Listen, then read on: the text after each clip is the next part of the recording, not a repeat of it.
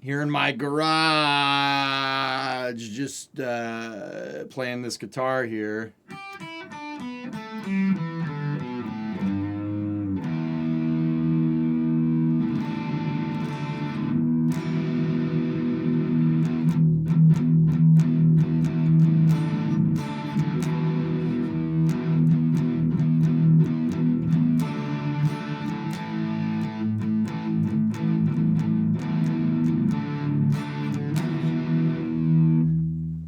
Hokey with 129-month resub. Why are you live? Go spend time with your family.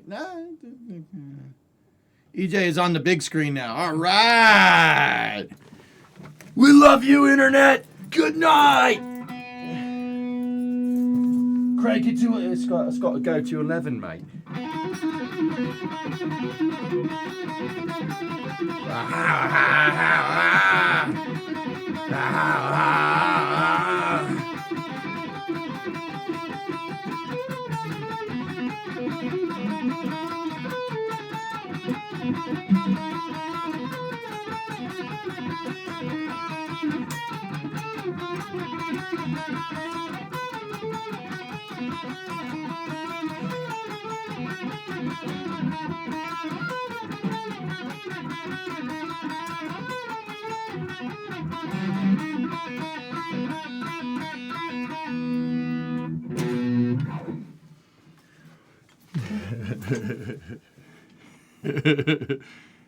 Happy Christmas Eve, everybody.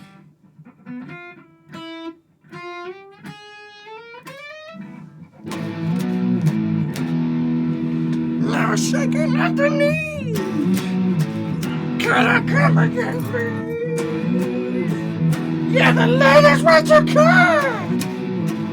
You've been thunderstruck. Thunderstruck.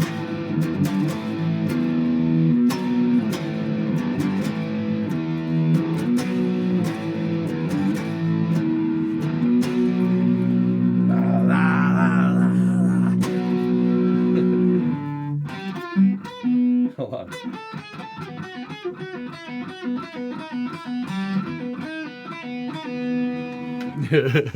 That singing is terrible.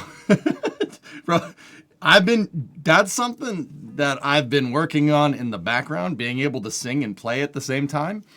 As you can see, still a work in progress, but you know. Oh, don't step on the cord.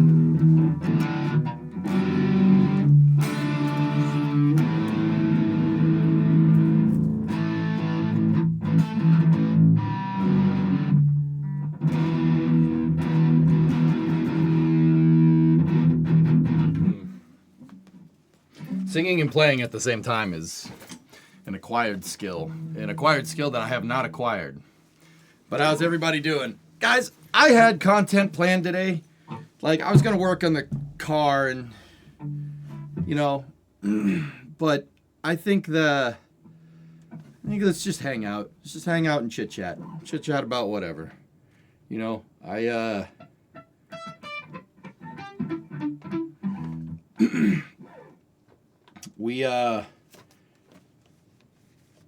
don't think I need to say. This is space. I'm in space. Oh my goodness. Jeez. See? No, I think I don't. I was saying, okay, thank you so much, man. I appreciate it. I was saying I understand what it's like to have a terrible Christmas. Discovery, go at throttle up. Yeah. I think yes. Have a awful, absolutely awful holidays. It's needless to say, mine haven't been that great, but you know what? It's okay. It's okay. It's all right. Merry Chrysler. I have a Chrysler in the garage. We should go work on that. Hey, Word Thomas. Doing good. Do anything you want. I like hanging out. Yep. So I figure I'd do this stream so we can hang out, man. We can hang out. I know what it's like to have a sucky Christmas, you know? And I don't want to have a sucky Christmas no more, okay? I want it to be better, so it's going to be better. Only Jew on Christmas checking in. And man, you can halfway celebrate Christmas. Only half, though. Only half. You get 4 candles, not 8, okay? On Christmas. Just because we're bros. You can have extra candles as a treat. And also, happy Chinese Food Day. Or Chinese Food Day Eve. There you go. Gaslight yourself with holiday cheer. Yeah!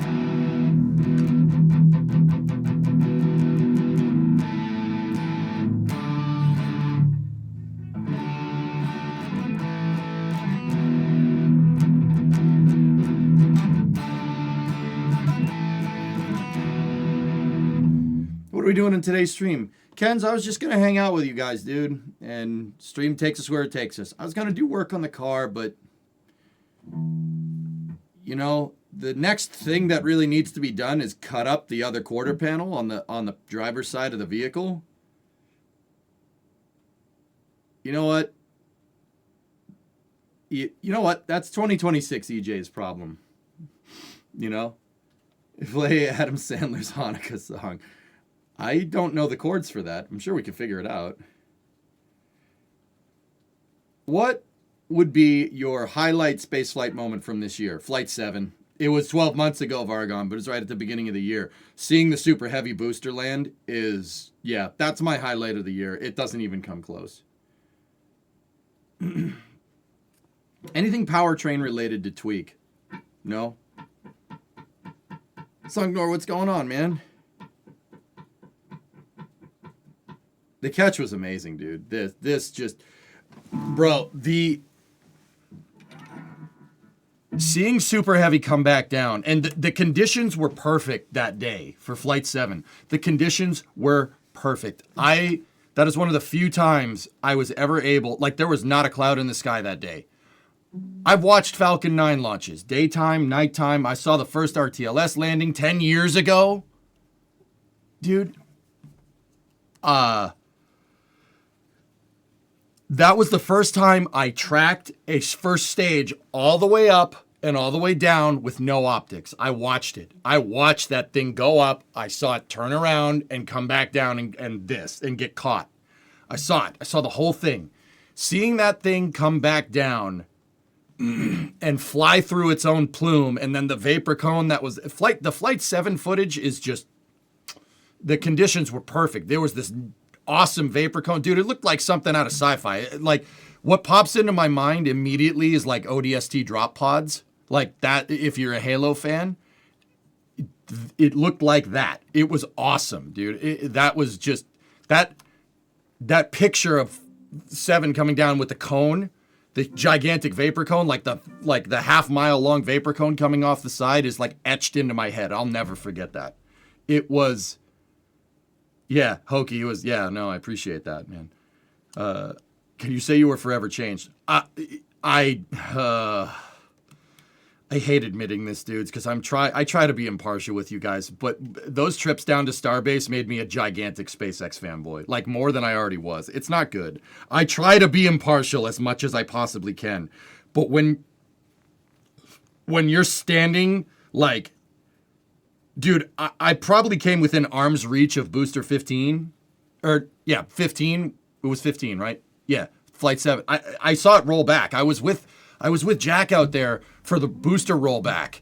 And I could have reached out and touched the thing. Being that close, you're just like... I'm sorry. Yeah. I was blinded by its majesty. Oh, dumbstruck. You know, it was... Yeah, crazy. Sorry, you passed 3 out of 4 of your orals and practices yesterday. Sucks I failed one, but I'll go back and do better. Appreciate all the support this year. I got you, man. You can be partially impartial. I love SpaceX, man. They make me so damn happy. Like,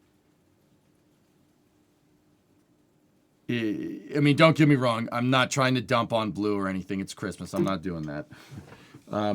I have a ton of friends that actually work at Blue. A ton of like older viewers that don't have time to watch the stream. I really figured out just how many of you guys actually work over there, like there's a significant portion of you guys. I'm not trying to dump on your work, dude. Especially not on Christmas. That new Glen Landing was ace, dude. It was ace. The it corrected call that I did was I think that was one of my best commentaries, dude. Merry Christmas Eve. Hey, Nacho Hawks, Merry Christmas Eve. Have a Merry Christmas and a good New Year if I don't see you till then. All right, Sawyer. Thank you. You staring up at the booster. Dude, somewhere out there, Das and Erebors Shaw have pictures of me looking like... So one time we were out there, we got stuck at NSF River because they were rolling a booster or a ship to Massey's, and I think it was ship 28 or something. We got stuck and we said, all right, might as well just chill here at River and watch the thing roll by. And I saw, dude, once again, arm's reach. I could have touched the damn thing. I'm not going to. You don't want to do that because FOD and stuff, right? But I could have reached out and touched the damn thing. And somewhere out there, Das and Erebors have pictures of me making that, like, dude, the Willem Dafoe meme, like, it looks like that. I'm just like that. Dude, the only thing that popped into my head, like, my brain was not working. I went full tilt. I'm just like, that's pretty neat. That's kind of cool. The only thing that popped in my head was just, damn, that's big. That thing goes into space. Holy crap, that thing is huge. Like, dude, yeah, no, it doesn't do it justice at all. Now, a lot of you guys, are newer viewers, and this, I actually, that reminds me, I wanted to show you guys this. I posted about the 10-year anniversary of the Falcon 9 landing. I posted about that, on the 21st. I didn't have some time, but I didn't have a lot of time, but to come on here and stream at the time because there was so much crap going on. But look, 10 years ago today was the first Falcon 9 landing. What an awesome day that was. Das and I got to meet Booster 1019 sometime later, and this picture always puts it into perspective every time I show people this. That's just Falcon 9, okay? That's just Falcon 9. If this was super heavy, the outsides of super heavy, if you look at the rungs on the landing legs, the outsides of super heavy would be here and here. Super heavy would be taking up a vast majority of the picture.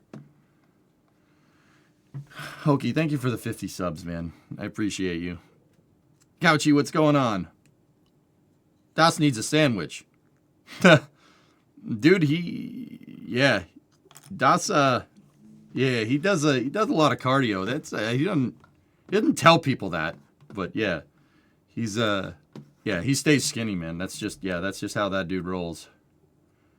That's just the downcomer for super heavy. Exactly, Dingleberg. The downcomer is as big as a Falcon 9. How's that for a picture, dude? Now keep in mind, this picture was probably 2017. This was like 8 years ago. But yeah, that puts it into perspective, dude. That's even a Falcon 9. When the Falcon 9 lands, dude, I'm almost 2 meters tall. I can walk underneath it. I can walk underneath that bad boy.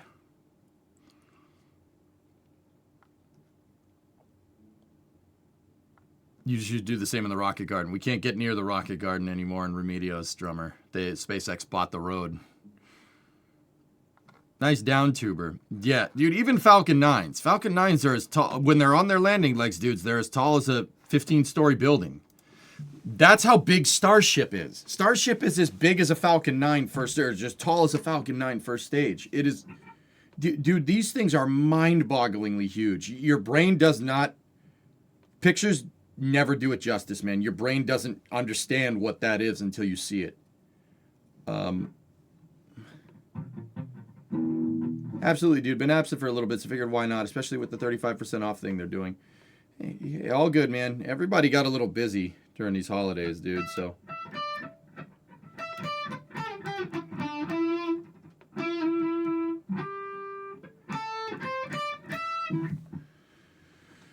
Oh, so yeah, I mean, dude, these things are massive, man. It's just the scale of rockets is unbelievable. New Glenn is just as tall as that thing too. The New Glenn first stage actually probably a little bit taller than a Falcon 9 first stage. The scale is just unheard of. You won't know it until you see it, and then you're just like, huh. Even if you're in the States, go, or if you live here, go to one of the shuttle museums. Even if it's Intrepid with Enterprise, excuse me. Intrepid with Enterprise on it, that's a real shuttle. That's the same size. Even when I see shuttles to this day, like, I understand how most of the systems on that stupid thing work. Could I fly one? Probably not. But, like, I understand what it's doing. I know where it goes. I understand how the thermal protection systems work. I get it. Like, at least the general concept of it.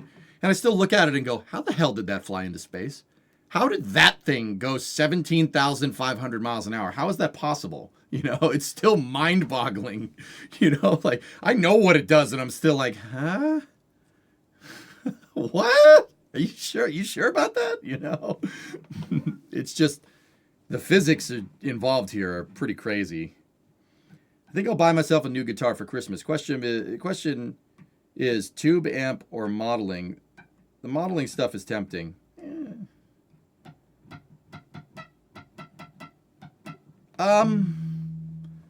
I would say tubes, but it depends on what you're doing, Bob, I guess. If you just want to play guitar, dude, just buy the cheapest thing, right? But if you're a sound snob, and guys, I'm really not. Like, I understand being a sound snob, like, and that's, I get it. I can definitely see the, audiotism. That's definitely a thing. And it's got to be right. Like, and I can hear the difference and stuff, but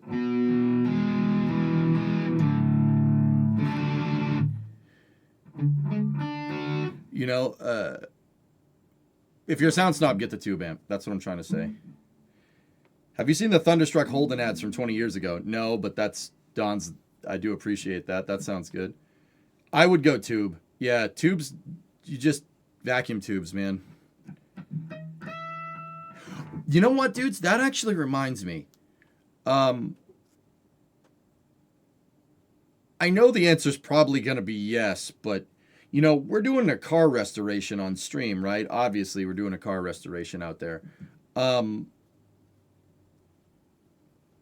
I saw an Instagram reel the other day of a dude that restored a 1940s, 1950s television and played Fallout on it. And it looks like the TVs in Fallout, which is super cool. I don't know. I was thinking like maybe equipment restoration could be kind of cool too to do on stream. Would that be something you guys are interested in,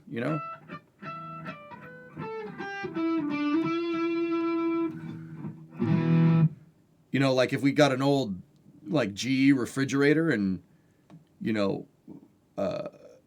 put like a modern compressor in it or something. All right, cool. Like just restoring old equipment. Like, don't get me wrong, it won't be on the scale that we do the car, right? The car is like a full-on resto at this point, but how's that tweet reaction doing? Oh, I don't know. Let me check. Build furniture out of old car parts. I mean, like I said, we got a welder, and you should probably send it, Probably, that thing wasn't cheap. Should probably put that thing to work.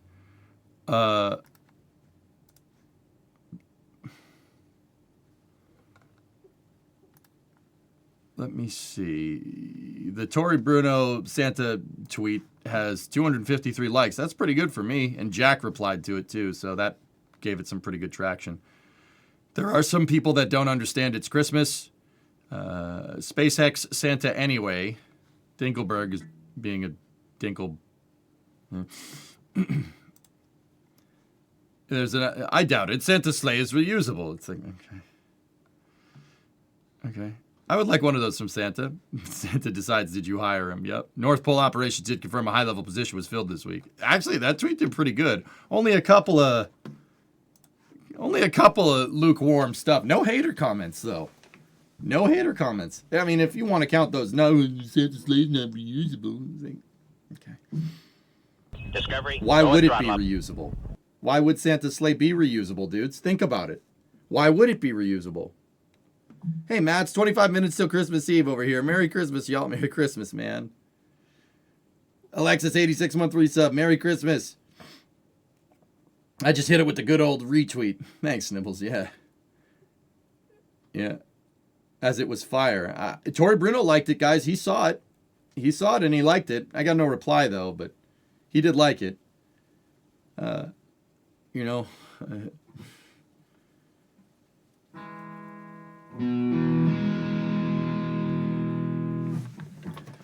Reusable Santa sleigh. I don't think Santa sleigh is reusable. Infrequency of flight makes it really a one-time use job. Think about it. You're only flying once a year. Why would it be reusable? That makes no sense. Like, I'm just saying, dudes, that doesn't make any sense. I used to be a sound snob. Now I'm deaf. Push a button, sound like any amp. Very tempting. That's what I have, Bob. I have a Vox 8015 VT. You can make it sound like whatever. And that with the Squier Stratocaster with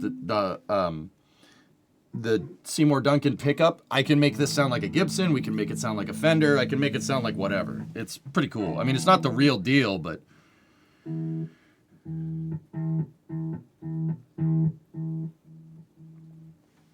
It's plenty of sense. No, you should post it. How do you know he's not going on fun rides? I mean, maybe a couple of static fires of the sleigh a couple of times, maybe. But guys, infrequency of flight makes it really not worth it. Like, dude, even Elon will tell you that. Elon would say that. He would say, like, look, if you're flying once a year, that's not enough to sustain human civilization on Mars. So expendability makes sense. Even he would say that. That, like, the guy that's been the biggest advocate of reusable spacecraft for a long time. What, you don't have a Fender jerk-off caster from 1881 that's worth $50,000 dues? No, I don't. I have this is an Indonesian Squier Stratocaster. It's really kind of garden variety stuff. This is what makes it cool, though. I understand the joke, Chrome. Dude, people like that. Although, have I ever told you guys the story of when I worked at Best Buy and somebody was trying to throw away a Gibson GAR VT amp? It's a tube amp from the 50s.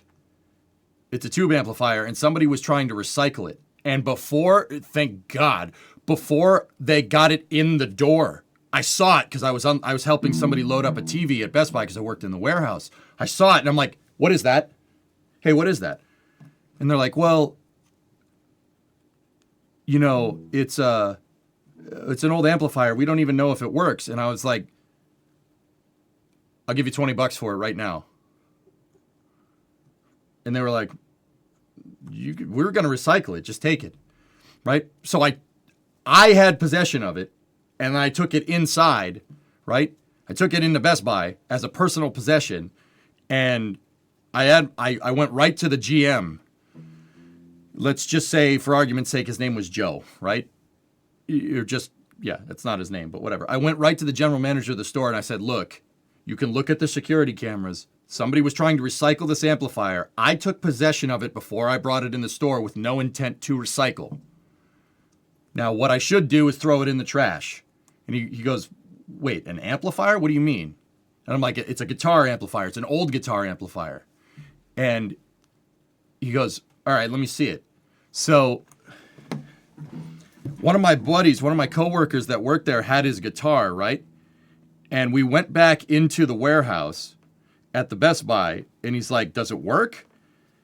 And I was like, I don't know, let's hook it up. And my buddy's like, I have a guitar, we could make sure that it works, right? And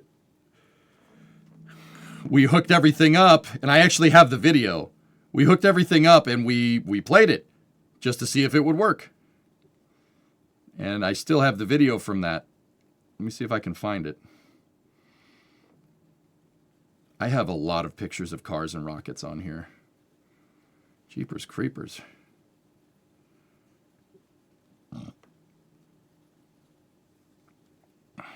There's pictures of launch pads, pictures of rockets, more pictures of rockets.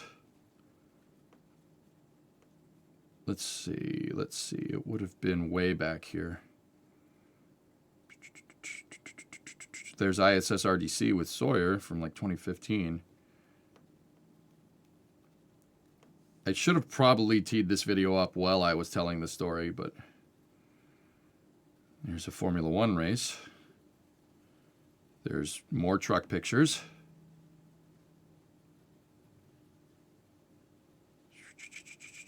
There's pictures of when I bought the Coronet. Okay. That was a long time ago. That was not recent. There's pictures of me and Shu, another Twitch streamer from a long time ago. All right, here we go. I got it.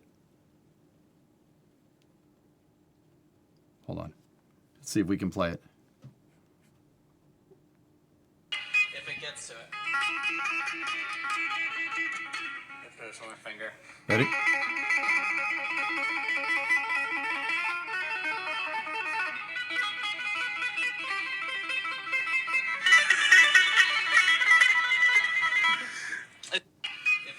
How's that? So it worked. And then I took it home. I gave it to my dad. We still have it.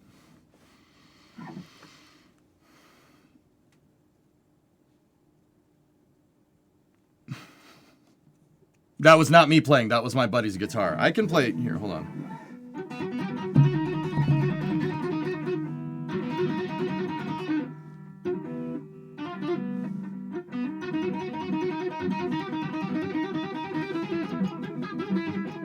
I forget how to play the rest of Eruption, but whatever.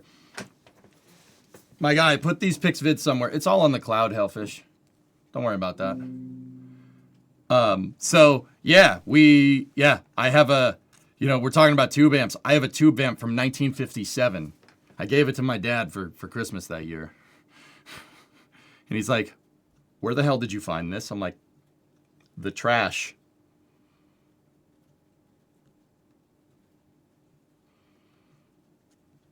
In vintage audio forums, anytime a new radio amp is bought up, they say to run it through some tests and recap it right away. I think my dad did that, dude. I don't know. Maybe. That backup's only good if you keep paying for it.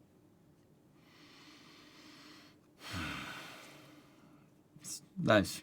Appreciate that. Appreciate that comment, drummer. On Christmas Eve? Nice. Thanks, man. Real tube amps from back then are like gold bars. Don't forget gold dust. Dang bars, yeah, right. What amp was it? It's a GA19 RVT, a Gibson. It's a Gibson amplifier. I could show you a picture. Dude, it is loud. It has and that one has the pedal. It has the pedals on it, dude. It is the GA19 RVT. That's it right there. That's the amplifier. Dude, it works. It still works to this day. I mean, dude, that thing is not going to break. It was in pretty good condition. It still is. Like, made in Kalamazoo. Yeah, baby. A Gibson Falcon. That's what it is. Yep, it's a Falcon, man. And dude, the sound that this thing makes, oh my goodness. Like, dude, this sound from the guitar, real good. Real good. It's not like that, dude. That thing makes a sound I've never heard from a newer amplifier.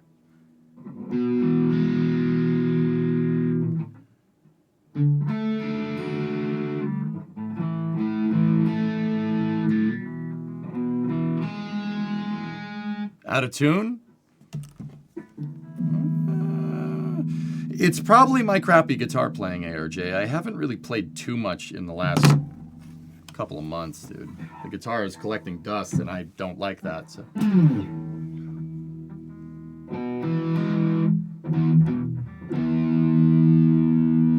Oh yeah. Yeah, she is. Hold on, let's tune it up.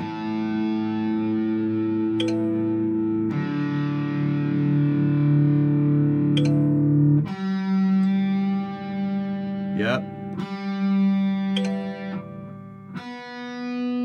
Still not cool enough to be able to hear the tune on the guitar.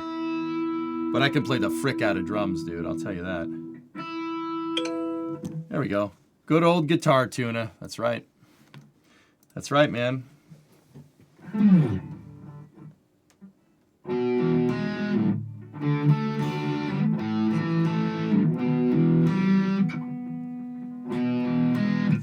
But you can tune a drum. I know how to tune percussion and resonance heads, dude, but yeah, the guitar is another thing.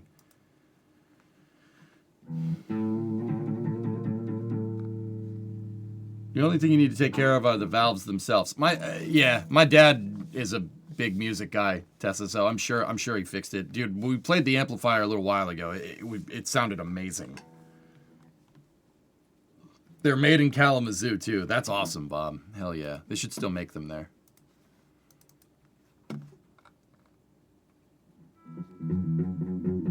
Wish we could jam virtually. I got my rig right here. Yeah, damn latency, right?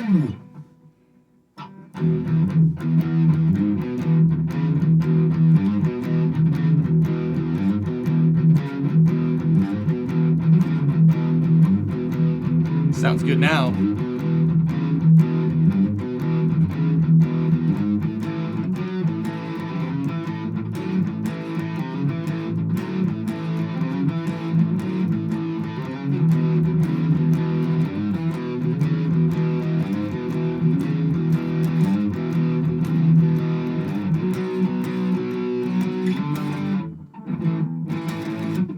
A, it's B.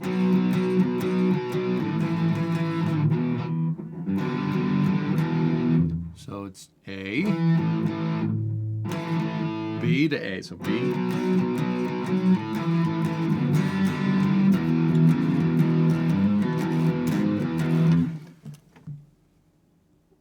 Still out of tune. I mean, dude, I hadn't tuned it in a little while. The strings probably got to stretch a little bit. Hold on. Yep. Strings are stretching, ARJ. That's why. At least I think.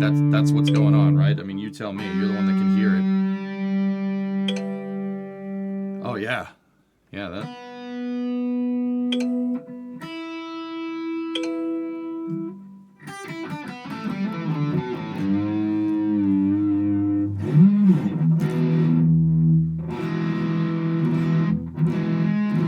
No, Nick, I took enough days off. Guys, I figure I just want to sit here and chill. Let's just chill. Strings may need to be replaced. These strings are pretty new, dude, which kind of sucks, but they may have gotten a little rusty out here in the garage. You know? When's the last time we replaced them? Probably last year.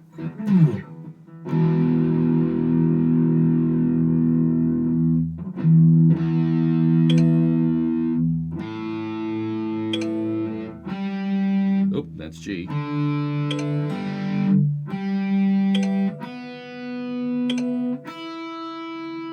You're good now. Nah, ARJ, I hadn't tuned this thing in a long time.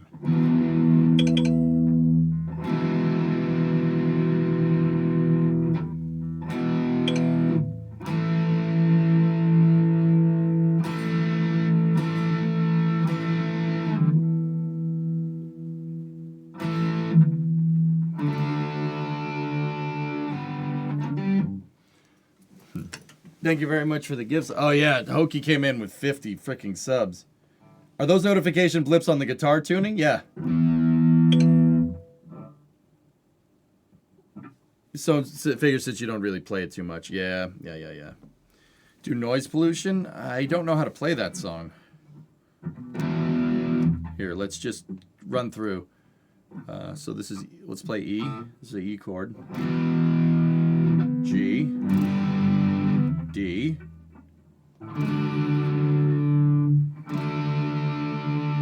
Now we're cooking with propane. Merry Christmas, George. A. B. Let's try. Ooh, hear that? Very nice. Are you the real Santa? No, I'm just a helper. Yeah, it sounds way better now, dude. Thank you, fellas. Yeah, I'm just...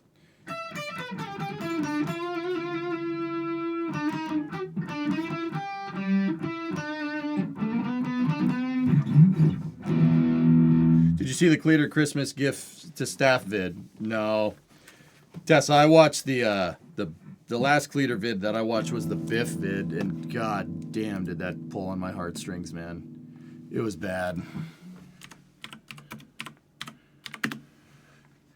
It was, yeah, not great.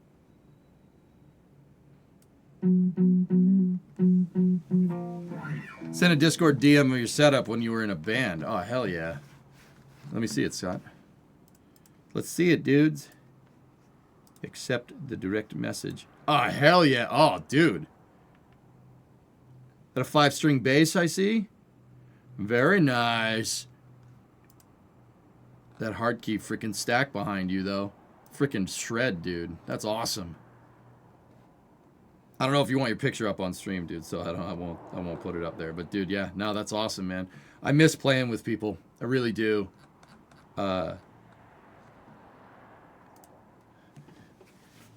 to you. Nah, I wouldn't do that to you. I wasn't even that much of a NASCAR fan. It tugged on the old heartstrings. Yeah, dude, it yeah. It is what it is, man. It's a Spectre Euro 5 LX. Nice, dude. Spectre's good, man. They're real good. F chord? Oh, how do you play F? I forgot.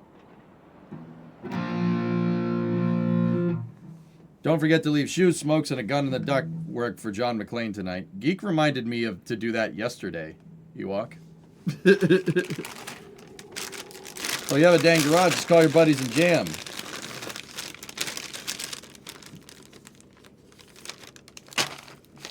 I mean, the problem is that, you know, and this is the duality of streaming. When you stream, you put yourself out there and you make friends with people that have similar interests, right? You make a ton of good friends. The problem is they're all like 300 miles away, 400 miles away, 500 miles away. They're all not where I am. Oops.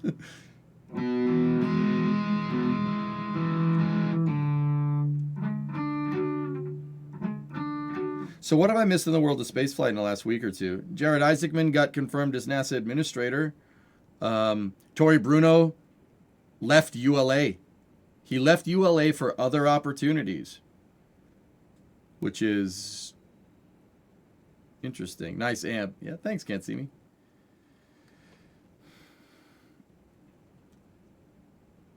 You didn't say to the YouTube people in the Indian government this stream is for educational purposes only. It's not, though, Outdoorsman. That's a lie. I stream for money. If we're going to reduce it to its base element, I stream for cash. Like, this is a for-profit endeavor. I just don't believe in squeezing every single nickel and dime out of you guys. Because that's a dick thing to do. You know? Like, just go pick up buskers in Boston. I don't want to go into Boston Farm. Do you want to go to Boston? Do you want to go to Boston and socialize with people? I do not want to do that. I do not want to do that at all. I don't want to do that. Why would I want to do that? I forgot I signed up for a gift exchange tomorrow and I need a consumable item. Have any good ideas? Okay. This is going to sound ridiculous coming from me, Shaw. Marshalls, Home Goods, or TJ Maxx. Okay? I in no way endorse any of those stores or anything like that. Just go to one of those stores. This time of year, dude, they have all kinds of just odd knickknacks, like a Brookstone, but it's not like $100 for a $50 blender. You know what I'm saying? Go into one of those stores. They have Christmas gifts everywhere. You cannot miss with one of those stores. They will have a Christmas gift for whatever you're trying to do. I'm serious. That's where I do my Christmas shopping. I'm not even, dude, I buy my pants from there. I don't care. Because where else can you get Levi's 501s for like $15? I'm just saying. Like, I in no way endorse any of these stores. I'm in no way like, I don't endorse it. That's not an endorsement. I'm not sponsored by them. You know, it just trust me on this one, dude. Go it. I know it seems like, well, these Marshalls are close to it. No. So like the thing about those stores is that they buy whatever. They buy whatever, dude. Think about it like an eBay seller that's not going to pinch your pocket or something. Their business model is to just go buy excess stock from like big stores and just put it in their store. But the inventory changes all the time. And around Christmas, they always buy a bunch of crazy weird stuff, dude. I do my Christmas shopping there all the time.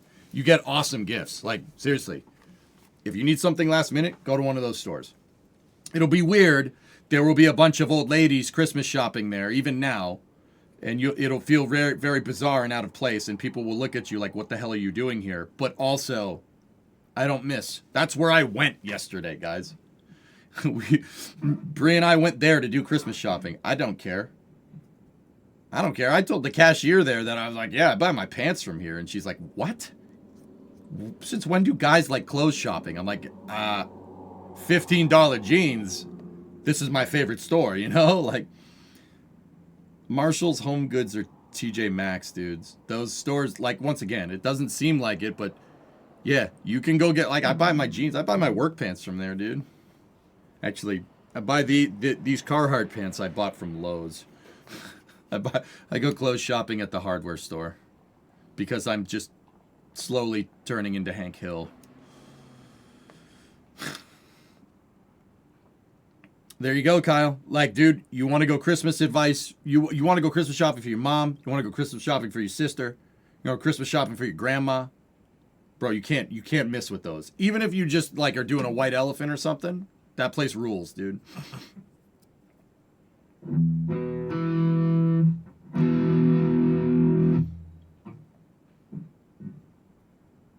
I'm slowly turning into Hank Hill, boy. Yeah, they are, Creeper. And, okay, so I have a little bit of a bias. They're a Boston-based company. TJX World Headquarters is in Framingham. It's down the street from where I worked at Best Buy. That's why I know about it, dude, because I worked retail right next to their corporate headquarters, you know? Trust me, Shaw, you can't miss. I'm serious. They always have, like, dude, you'll walk in and there's a bunch of fold-out tables with just all kinds of stuff on it, dude. Like, the pickings are usually good right up till Christmas Eve. Like, dude, the freaking life pro tip, man. You want to do Christmas shopping? That's the way to do it. You can't miss.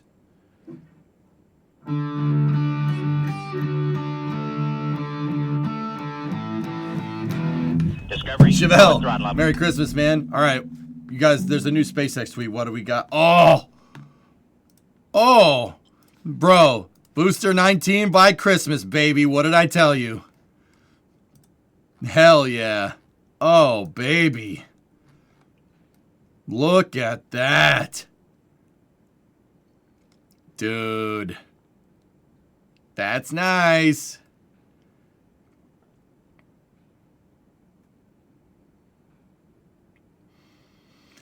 Launch before New Year's? No, not a chance. This thing is nowhere near that point, Tessa, but it's close. This thing will probably roll out for proofing probably after New Year's, if I had to guess. Please don't rupture this time. COPVs, dude. Look, they got the FOD covers on the COPVs. That's weird. Is the tower even ready? No, Mutter, we're not. Dude, we're 2 months out from a launch at least. I'd say end of February because Booster 18 popped. I would have told you end of January because, yeah, but I do believe everything is scaling around the, it's scaling around the pad.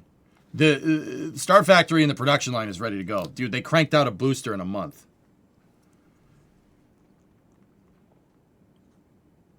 Yeah. I have a sneaking suspicion that the way this is going to pan out is that there's going to be a Starship launch during Artemis 2. It's going to happen, dude. The COPVs are stored in the chines. I'm not sure if you're making a joke or not, but yes. But look, they got the covers on them. That ain't no secret. I'm pretty sure they included those COPVs in the shot for a damn good reason. You better be at Artemis 2. I don't know. Is that the part you said it's going to be welded? The hot ring or something? Brun, this is all TIG welded. That you got to when you're dealing with 4 mil thick stainless steel. You have to TIG weld everything. And they are pretty damn good TIG welds. All of this is all welded together. Yeah, it's all one piece.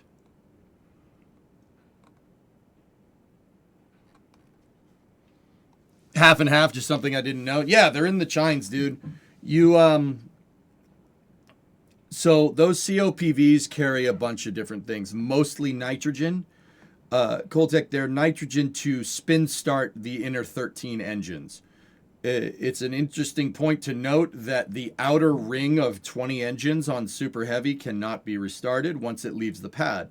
Those are only one time use. There's no starter motor on those things. Think like a dragster, dude. Same idea. The inner ring of 13, so the 3 engines in the center, right, and then the ring of 10, the inner ring of 10, those can be restarted, and they're all spin started from compressed nitrogen in the COPVs. I meant the space part between the booster and the second part. I'm having a mind blank. Oh, the hot staging ring. This is all integral now, Brun. Yeah. Dude, some mechanical engineering trickery is going on up here, dude. Before, they had the top of the dome of the booster, and then they had a forward skirt, and then they put the staging ring on top. That's the old design. So I can use this 3D model here, and I can show you. Right? They used to have the dome, and then they used to have the skirt. See this skirt right here? So there was a steel skirt with stringers, and then they would put the hot staging ring on top of that, and then Super Heavy would eject it because it was really just a one-time use thing. The goals at that point was just to get this thing up into space so you can get some data on how it works. So that's the old design, dude. The new design integrates the ring, the skirt, and the grid fins into the dome of the vehicle, which is, once again, that's some trickery going on here, dude. Because the grid fins, there's 3 of them. So there's one here, there's one over there, and then there's one on the opposite side of this. There's only 3, because you only need 3 grid fins to control yaw, pitch, and roll with the booster, right? You only need 3, you don't need 4, and SpaceX is trying to save mass with this damn thing because it's made out of steel. It's heavy, really freaking heavy. Well, it's high mass, weight has nothing to do with it, right? So what they did was they got rid of the hot staging ring, and they basically combined the dome, the grid fins, the forward skirt, and the ring into one subassembly, which is freaking bananas to me, dude. Yeah, that's some trickery right there. Think about this for a second, dude. Your grid fin actuators are inside the freaking tank. Now, if I had to guess, the actual actuation system is probably not fully submerged in the tank. There's probably a bulkhead here from all this. See all the welds right there? There's probably a bulkhead there to prevent like the actuators from getting submerged in the methane tank, because that's what this is. Dude, this all right here is fuel tank. That's not like a false dome on the top of this. That is the fuel tank. i.e., when this thing is fully fueled, you see the vents right there? Those are the autogenous pressurization check valves. Dude, when this thing is full, it's full of fuel, like up to here, which is bananas to me. That's absolutely insane. What? Wait, what? Weight got nothing to do with it. What about the weight of the vehicle? What weight? It was the best mass around. What about the weights? What weights?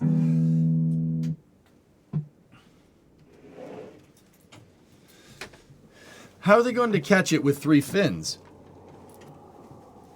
That'll have weight hanging off the center of mass. It's not a lot, Caveman. It really isn't, comparatively to the whole mass of the booster.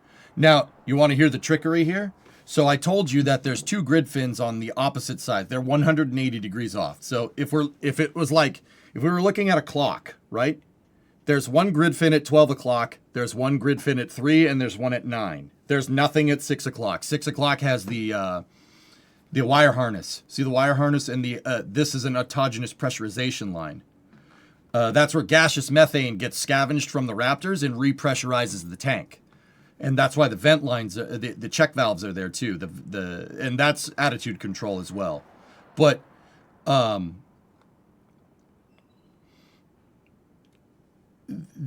they catch them on the grid fins at 3 and 9 o'clock. The grid fins are now integral. They combined the catch pid into the grid fin, which is, once again, that's probably why you see so much beef right here. like on the backside of this tank, there is a big structural piece. See all these welds? Now, what's the difference between like this weld right here with the white lines, the bulkhead welds, right, and this stuff? This stuff was welded on the back. This was welded from inside of the tank. These were welded on the outside, the white line. How can you tell? Well, what these are burn marks from heat penetration from the TIG weld. Okay? So what does that mean? It means on the backside of any weld, and we know this from working on the car, on the backside of the weld, you want the heat to penetrate all the way through the surface that you're trying to weld something to. The reason why is so you get good adhesion, right? And it usually leaves a burn mark on the backside of whatever you're welding because it got hot, right? You got good penetration on the weld, right? These burn marks are something beefy structurally that's welded on the backside of this tank wall, or on the inside of the tank wall. Now, these white lines here, those are the outsides of the tank wall. On the inside of the tank, you'd probably see a circumferential burn mark, just like these, but going all the way around the ring. With 3 fins, my brain didn't go to the 3 and 9 positions. Yeah, you'd think they'd be in tri-symmetry, right? So 1 here and 2 here. No. Yaw, pitch, and roll, dude. With 3 fins, you can control YPR. You don't need a 4th fin. It's actually super freaking smart. Think about all the complexity you cut out from not having another grid fin. The 2 fins at 3 and 9 o'clock, right? If they do this, right? If they move in unison, you're controlling pitch. If they move opposite of each other, you're controlling roll. Right? And then the booster, the one that's at the 12 o'clock position, that's yaw. Crazy, right? Yeah, it controls yaw. That's it. You could probably get some roll with the 3rd fin as well. If you turned it enough, you could probably roll the booster as well. Man, SpaceX giving us a bunch of Christmas presents, dude. Yeah, there's the fin, dude. See this big beefy piece on the new grid fins? That solid block of billet stainless? That's what they catch the thing on. It's like a plane. Yeah, think of the tail stabilizer on the plane. But Mutter, the crazy thing is per like orientation of the booster, the rudder is on the bottom. Yeah, so think of like if you look at like a MiG-21 or an F-16, I mean, pick your poison, right? A MiG-21 has fins, has a vertical stabilizer on the bottom. See it down there? The F-16 has 2. It's just a small vertical stabilization element to prevent side slip, right? And the reason why I say MiG-21 or like F-16 or something, or even F-104, F-104 has something like this, because these are basically a tube with little winglings on the side, and it's a MiG-21 and like an F-104, not so much an F-16, are basically just a jet engine with a seat and some tiny freaking wings. It's designed to go fast. It's not designed to really be maneuverable, per se. Right? How heavy duty is billet stainless? Billet stainless is about as strong as you can make. Like, out of all the ways to make blocks of stainless, that's probably the strongest. So... the reason why I know it's billet, guys, is because see the machining marks? See all the little lines right there? This was machined. So they probably started off with a cast block of stainless, which is... alright. And then they put it in a CNC machine and milled all this. See, you could see the machining marks on all this stuff. Even all these pieces. See the lines? That looks like television interlacing? Those are all machine marks for where whatever was machining this. Probably an end mill, if I had to guess. Probably just going back and forth there. That, dude, this thing... that thing could survive a nuclear blast. No joke. You could, like, strap this thing down and, like, explode a nuke over it. It'd probably be okay. Probably be fine. It probably would fly a long way, but if you found it, it'd probably be relatively intact. I mean, it would ablate a little bit, but that's not going to happen with Super Heavy. Yeah, it's an underside stabilizer on the design. Yep. Yeah, maybe, Brandon. I don't know. Actually, yeah, an MQ-9... an MQ-9... no. Yeah, it does. It has a bottom stabilizer. Yeah, Super Heavy is like that, minus the V-tail. It would just be a stabilizer here. on the sides and one going down the bottom. That's why Super Heavy's like that. There's a good reason for that, though, dudes. It's because of the way the chines are set up. On the bottom of Super Heavy, right? And keep in mind, this is an extremely old model. There's chines, right? On the bottom, so if this is the bottom, this is the side with the grid fin, this bottom line. There is chines that are clocked wide. They're out here and out here. Now on the top, they're actually kind of close together. And then you have the grid fin right here on the back, right? The chines are designed to create body lift down on the bottom of the booster and then shoot air up the backside of the booster right into the grid fin. That's what they're designed to do. That's why they're clocked so far apart, because when the booster's coming back, they're trying to create compression underneath it so they can funnel air into the back grid fin. That's on the bottom of the vehicle. It's basically an airplane. They're trying to make it an airplane. The reason why you would want to do this, and New Glenn is probably a good example.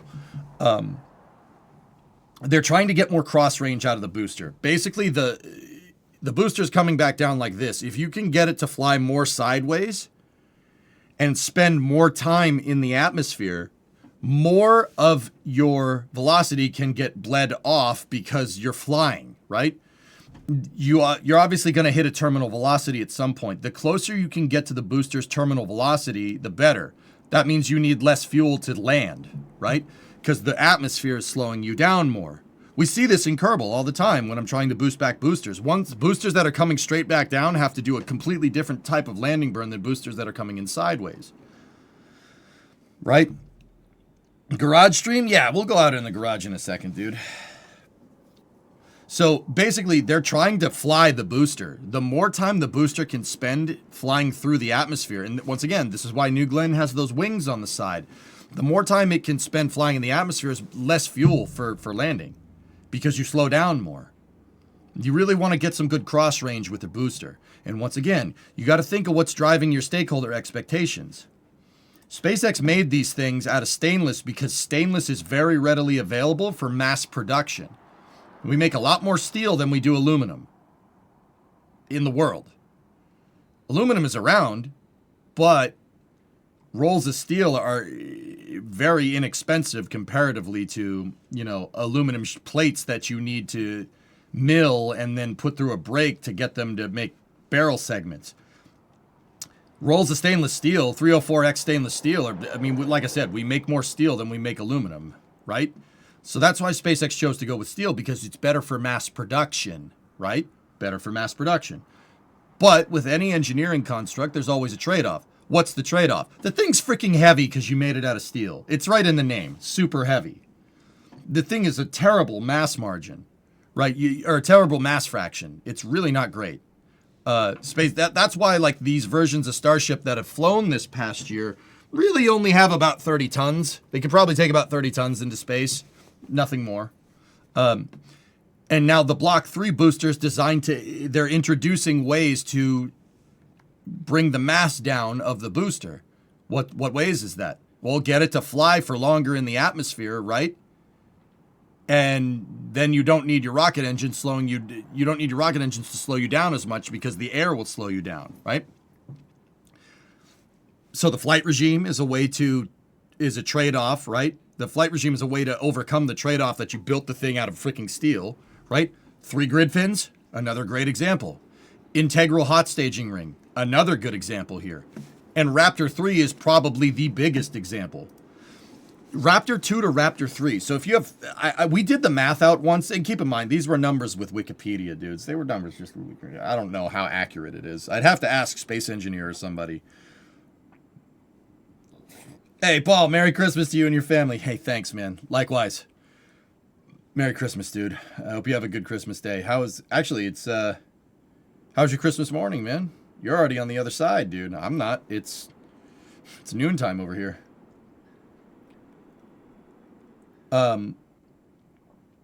Better for mass production, terrible for mass reduction. That's a good way to say that, Pantsa. It's 4 a.m. Why are you guys awake, dudes? Oh, Heavy Metal Rain. Speaking of Australian viewers, if you're out there, he's probably not because it's 4 a.m. Over there. Heavy, I got your package, dude. Heavy Metal Rain sent me an Australian care package, and it's full of Tim Tams.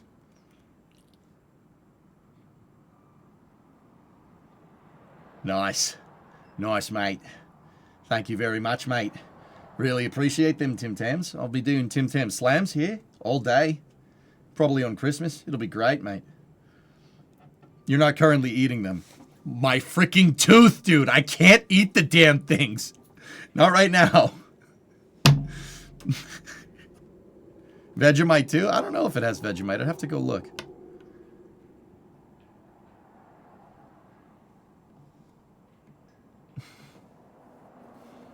Never bet against EJ's booster stacking predictions. I did get it right. No good. The reason why I said that, guys, wasn't why I said booster 19 by Christmas. The reason why I said it wasn't because I had somebody telling me this. I'm thinking about where SpaceX's mind is at. Look, it really comes down to you have to build more of these and you have to build them fast. Now, once again, like I said, SpaceX is set up to mass produce these things because it's made out of steel. You can make a bunch of them pretty quickly. We've seen this with Booster 19, right? You can make a bunch of them pretty fast. But you still need to make them. So that tells me that, you know, their production lines are set up to crank these things out very, very quickly. The other thing is that they need to, because the Artemis program, you have till 2028, baby, to get that thing out there. That's not a lot of time. So urgency is very important. Urgency is key here. And SpaceX is set up to do it. They're set up to do mass production, guys. The reason why I knew Booster 19 was going to get stacked by Christmas is because even if Booster 18 didn't blow up, it still would have been stacked by Christmas. That was already a goal. Because, once again, mass production. You got to think about it like that. They need to make a lot of boosters. You have to. You need at least four or five to do the Artemis program and have the Artemis program send HLS out there with the refuelers and stuff. Why do I say at least 5? Well, pad at 39A, pad at Boca Chica. Go at throttle up. Right? Maybe the first pad at Boca Chica comes back up by 2027, maybe. Right? So that's 3 pads operational. Slick 37 probably is not going to be ready by then, but if it is, well, guess what? That's 2 more pads. 5 boosters, baby. By 2027, 2028, you're going to need at least 5 super heavies that work. Right? Now, if you think about it, they already have, they have a half of one right now. So, making good progress. I would say by the end of next year, they'll probably have 5 ready to go. Because you got to remember, SpaceX is setting up an assembly line here, guys. They're setting up an assembly line. It's the pads that are probably going to take a while to make. Hey, Mank, 105-month resub. EJ has dirt on his hoodie. Oh, Ewok, I have something in my pocket for you. It's right here. Anyway, so we're at the end of the year. In your opinion, what is the best and worst thing that has happened this year? In rockets or in my life? Because there's been a lot of bad things that happened in my life. A lot of bad things. Guys, there are things that are so bad, I don't even want to share them with you. Like, I don't even want, it's just, yeah. Rocket stuff, okay. Should we send you Margaritaville cheesecakes? You do not need to do that.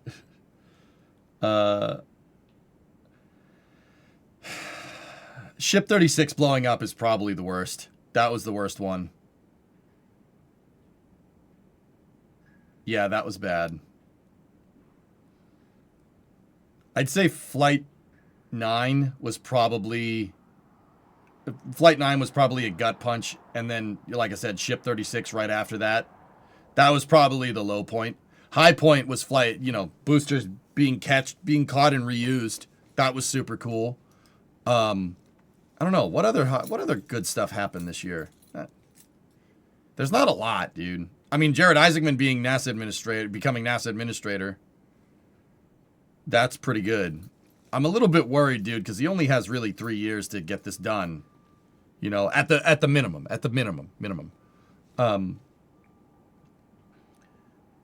Have you seen the new structure going up at Massey's?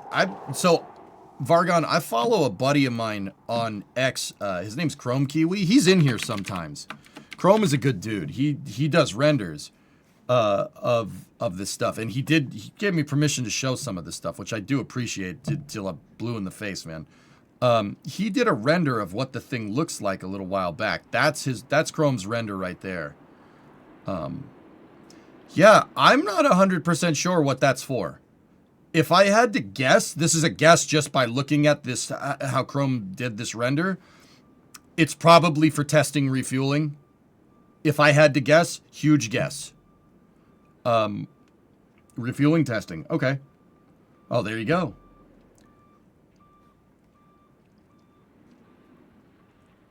I think a booster would look great next to EJ's garage.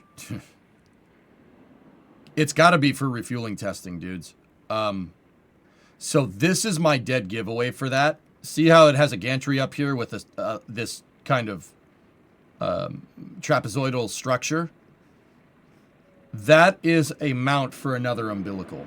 So my guess is that they're going to run... So you see that there's the tray down here for the bottom umbilicals for filling, right?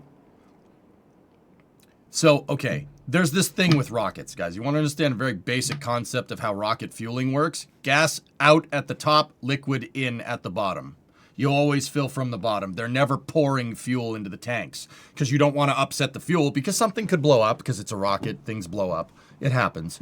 You always fill from the bottom and you fill from the bottom. And so liquid in the bottom, gas out the top. If that reverses itself, you're either refueling or your rocket's exploding. There's really no in between there. So look, you have this basically at the top, you know, a reasonable estimation would be that this is the top of the methane tank. So like you have your aft fins right here, right? This is the top of the methane tank and the payload bay is up off the screen here. Yeah, gas is going in. My one thing here though is, look, where's your LOX vents? Because when you're refueling, you're not going to have an open vent. So there's probably going to be an umbilical or something right here for the gas vent for the LOX. That's my guess. Either that or they have lines that go down and out here to simplify the umbilicals. But my question here, if that's the case, is why are you venting from the top of the methane tank and you have your oxygen, gaseous oxygen vent go back down into the umbilical? Why? Why would you do that? Why not just have the methane go down into the umbilical instead and simplify everything?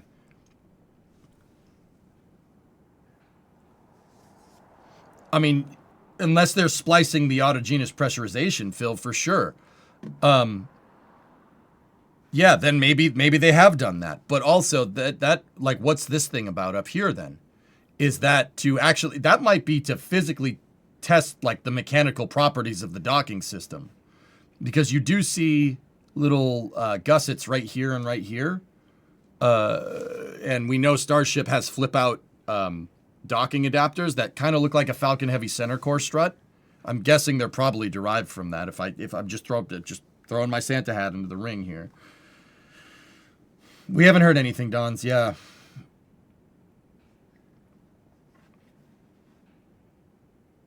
Yeah, so I don't know, man. It's definitely for refilling testing. I'm not sure what this gantry up here is for because, yeah, if you're using the AP lines, you'd integrate the AP lines with a tap-off into the umbilical.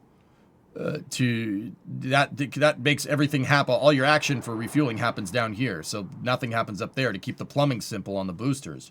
But once again, that begs the question, what the hell is that? And why would you build this if you weren't putting some type of umbilical up there? Just a thought. I don't know. But anyway, yeah, guys, give Chrome Kiwi a follow, dude. His renders are fantastic. We've shown his renders on stream many times. With permission. Yeah, he's good, man. Real good stuff. Geek, you were just talking to one of my customers about you and NSF. He lives by Johnson Space Center. He told me an interesting story that you may not know of. He's a recovering alcoholic and was friends with a retired NASA engineer from Johnson. He said the reason they changed the AA meeting time to 11:30 was to coincide with Johnson Space Center's lunchtime because there were so many alcoholics at NASA. I'd believe that. Dude, flight operations, geek, is no joke. The flight director's job, that is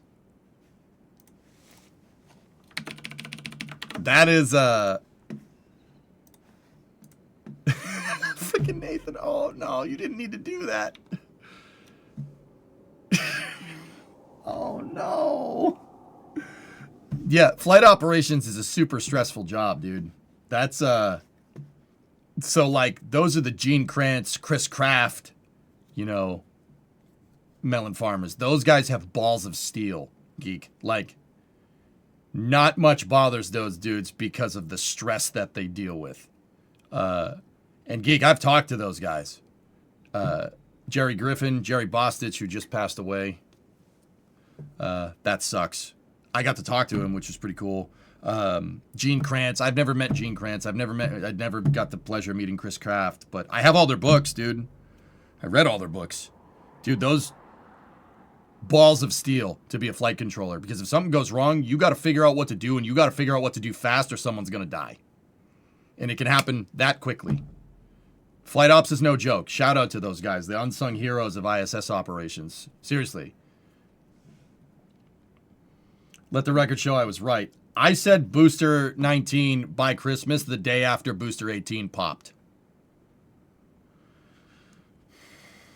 See Rudy's last. What's up, Rudy? How you doing? It's for testing, EJ, it's for testing HLS, mainly for the docking system to the tanker and to qualify the landing jets. Oh. Yeah, that makes way more sense, dude. Thanks, Rudy. Thanks for the clarification, man. I hope you have a good Christmas, dude. Brother, I said it, man. By Christmas, baby. And guess what? Booster 20 is probably going to be ready in January. Or at least stacked. Not ready. Not fully ready. It's going to be stacked. They already have the components teed up, dude. There's no way they don't. What were these production lines doing when these pieces were finished? Right? They didn't just crap out Booster 19 parts from the Aether here, man. But I bet you Booster 20 and Booster 21 and 22 are probably all in the pipe right now. They're probably coming down the assembly line, if I had to guess. Did you see the RGV Pixapad one with them digging up the pad? Yes, I did. But yeah, man, you know, they're not, you know, SpaceX will say that they did this, you know, to show, like, look, we can build fast. We can build that. They were going to build fast anyway, dudes. That was already happening. Booster 19's production did not change. Its production timelines didn't. Maybe it sped up just a tiny bit just to get it built in front of, like, before Christmas, right? But yeah, Booster 19 would be built anyway right now, even if 18 was getting ready to have, like, to fly. Just saying. Like I said, this is an assembly line. You got to think about it like you're playing Factorio, not like, you know, past programs where you get a first stage in 6 months.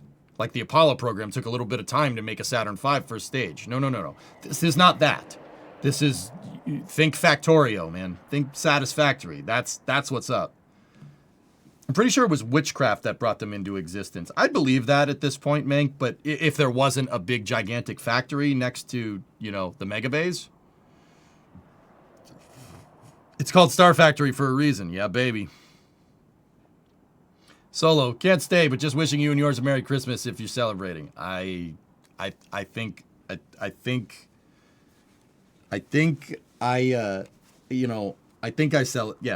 yes. Thank you, Solo. Yeah, pretty sure. I'm pretty sure I celebrate that. Anyway.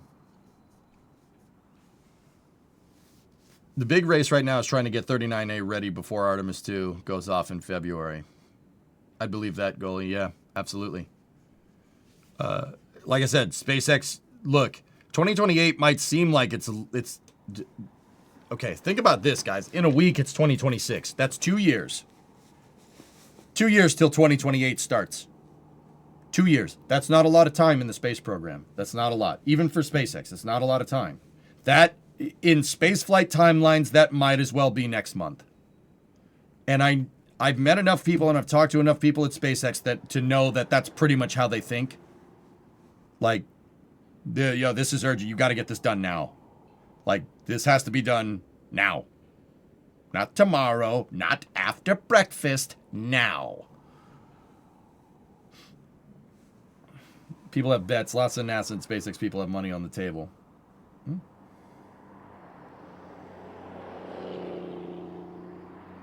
Would you take on building Boca Chica and Satisfactory? If you could manufacture rockets, Halingar, yeah, sure. What's the specific impulse of Santa's sleigh?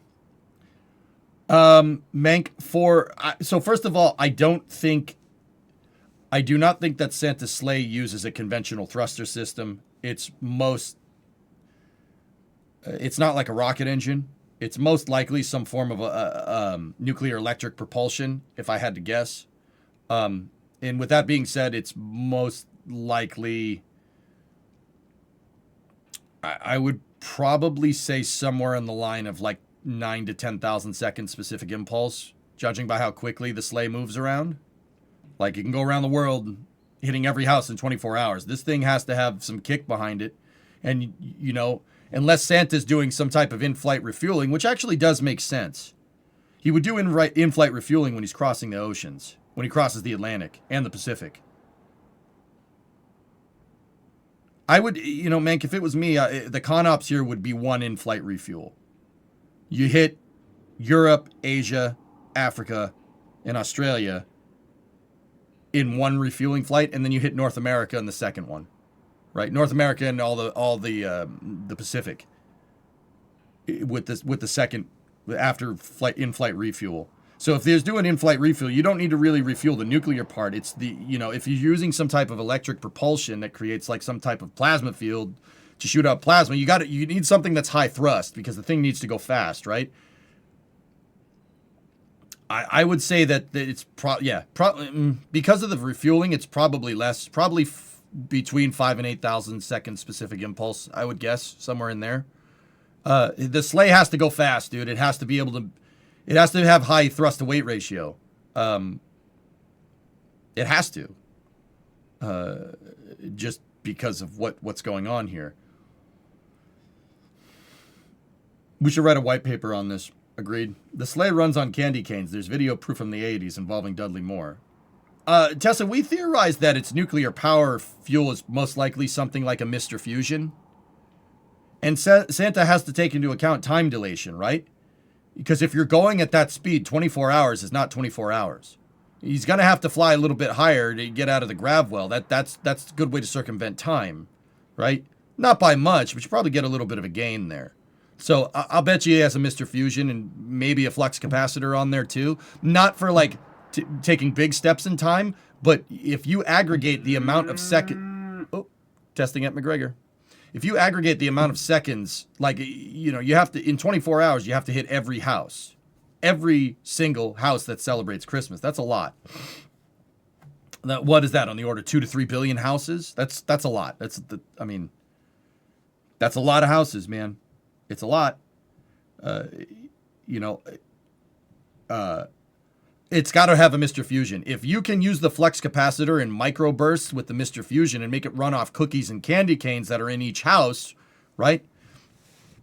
You're good. But that's just for electric power, dude. If we're using some type of nuclear electric propulsion here, like a Vasimir or an ion engine, right? You're still going to need the inert gas. That explains the in-flight refuel. With that type of in-flight refueling, yeah, when he's crossing the Atlantic, when he's crossing the pond, you have to refuel the xenon. You got to refuel the xenon gas, man. It's just that's what makes sense with the con ops.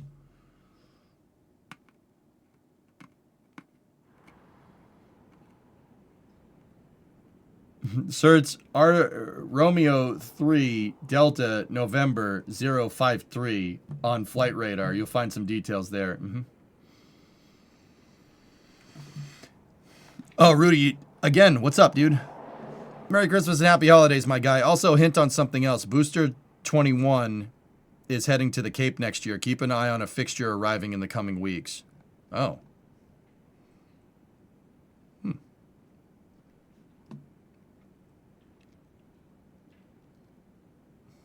Okay. All right, well.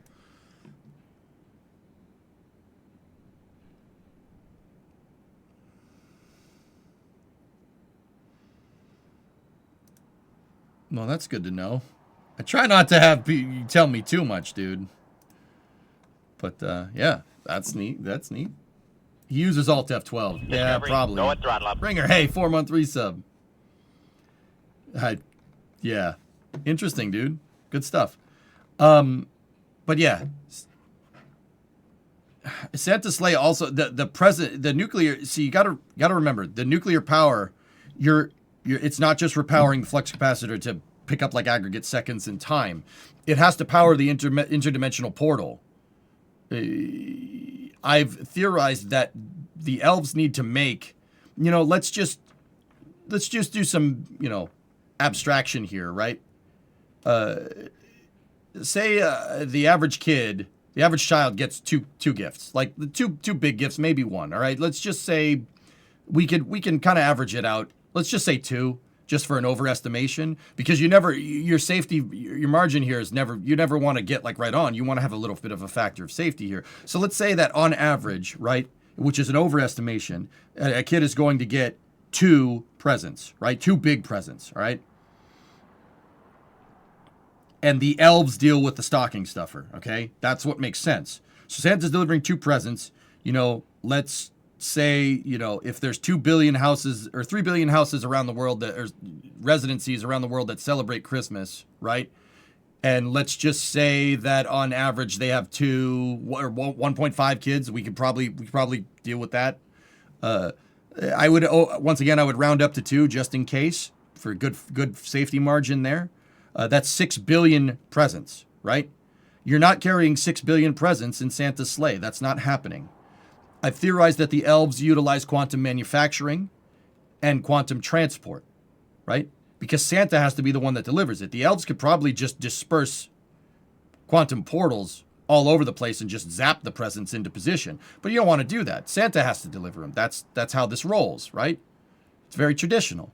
So, Tessa, I think that the Mr. Fusion, so to speak, is not just powering the flux capacitor in your thruster systems either.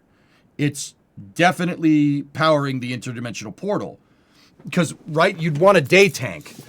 Even if Santa's like landing in a regional area and the elves are dispersing, right, to deliver all the presents, they got to deliver the presents, they got to get the cookies, and they got to bring the cookies to keep the nuclear reactor powered, right? You're going to want to tee up the next set for the next region, right? So you'd want kind of a buffer. Basically the equivalent of like a fluid buffer in terms of presence inside of Santa's bag, right? That's what makes sense. That's what makes sense, dude. You're gonna have to do that way. You wouldn't want to do just in time like Amazon, right? Just in time manufacturing. You could, but once again, they get the list. You get the naughty and nice list, and you get the wish list from every kid. So it's got to be. Yeah, they're not doing just in time manufacturing. They definitely tee them up. So that means your Mr. Fusion that's being powered by candy canes, cookies, and milk, probably milk for the cooling system, because you got to have cold milk. Who has warm milk? That's weird. All right, you could do that, but Santa's not a cat. You know what I mean? Yeah, you're gonna have to. The sleigh has an interdimensional portal from the North Pole that feeds the presents in for the next region that comes. So you have a buffer, because if he runs out of presents, you're screwed. You're screwed. You're losing time, and we're down to the second here. All right, this is a millisecond precise operation. It has to be that way to get all the presents down in one shot. Do I look like a cat to you, boy? Santa, probably. Santa does get some help from carrier strike groups. Yeah, their CSGs aren't fast enough, though, Victory. They're not fast enough. What are we using, a VLS to deliver presents? No. That's nothing compared to the interdimensional terminal high-altitude present delivery system that I talked about. That's why I thought that Tory Bruno was going to work for Santa, because that's why he left ULA. He was going to work for Santa. It makes sense, dudes. The con ops make sense. That's all I'm saying. My question is, are the Elves in Santa's workshop just a North Pole sweatshop? No. It's not a sweatshop. They're using quantum manufacturing. They think matter-antimatter replicators from Star Trek. They can just make the presents, and they tee up it's more of a gigantic distribution center, less of a sweatshop. And from what I've heard, Geek, elves have very good pensions. All right? Hey, Flip. Thanks for being a member for 4 months, man. 4 month resub. Thanks, dude. I mean, elves have good pensions, dude. I mean, Geek, it's most likely like SpaceX, right? A lot of younger kids work for SpaceX. They work there for 5, maybe 10 years, and then they move on to something else, right? Because, you know, you want to have a family, etc., etc. That just makes sense. Feliz Navidad, amigo. Tu espero año de felicidad. I want to wish you a Merry Christmas. Yeah, I just said the song, Ivan, but I know what it means. Brandon, 4-month resub. Thank you. What Christmas movies are on your list? Die Hard. Die Hard and, you know, Charlie Brown. Brimo likes Charlie Brown and Snoopy. I do too.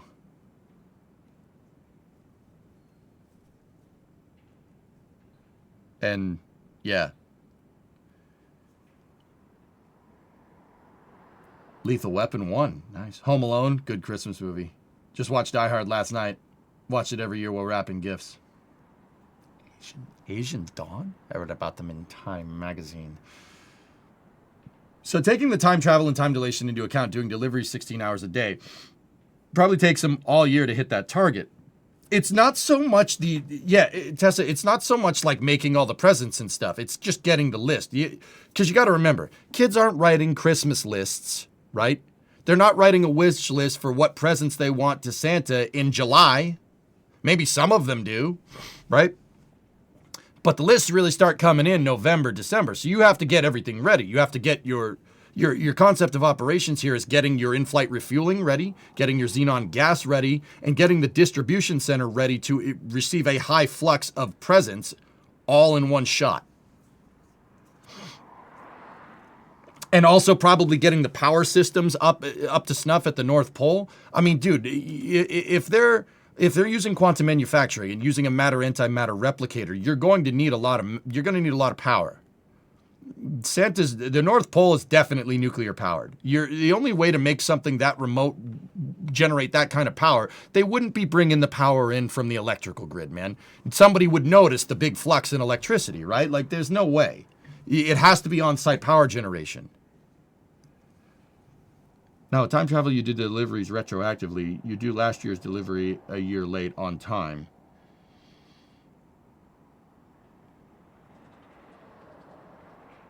I mean, that makes sense, but I'm not sure. I've talked to Santa before. Very traditional dude. They use the flux capacitor to aggregate time, so you could save seconds. Because saving a second is a big deal, right? But you still try to get it done in 24 hours, dude, because that's the way you do it. It's a tradition, man. Is that what causes the Northern Lights? Yes. Mm-hmm. Don't forget industrial espionage and copyright infringement. Oh, Star, dude. Santa trafficking arms regulations, dude. You think ITAR is bad? STAR is even worse.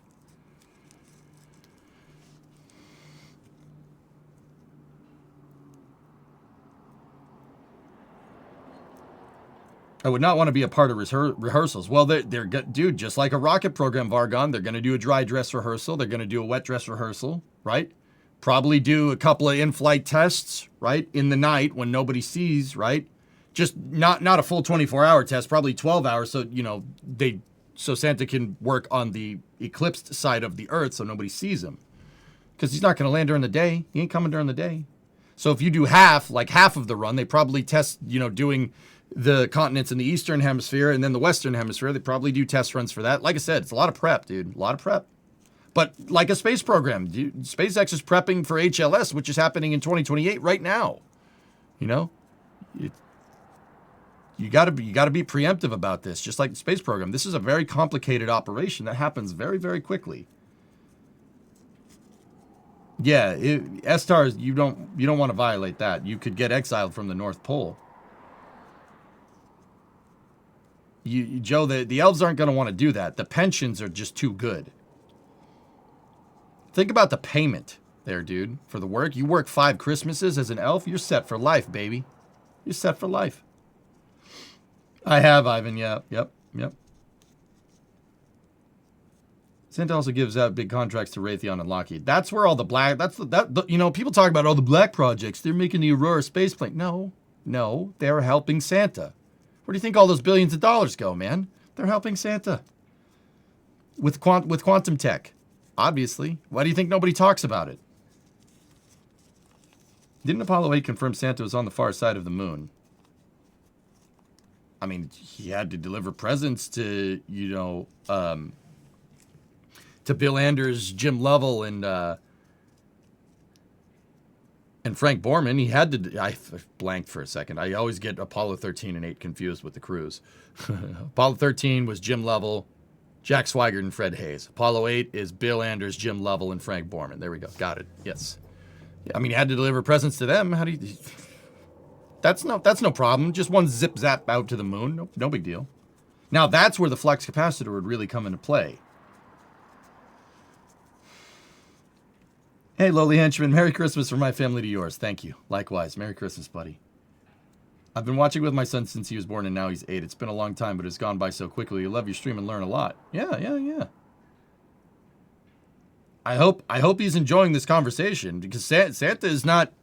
This is not a simple operation. It's not just a dude with a sleigh just flying around like dropping presents. This is a complicated, very logistically complex operation. This is very important. Got to get your presents, man. You got to get the kids the presents. You're like, what are you gonna miss one? Hell no. We don't do that.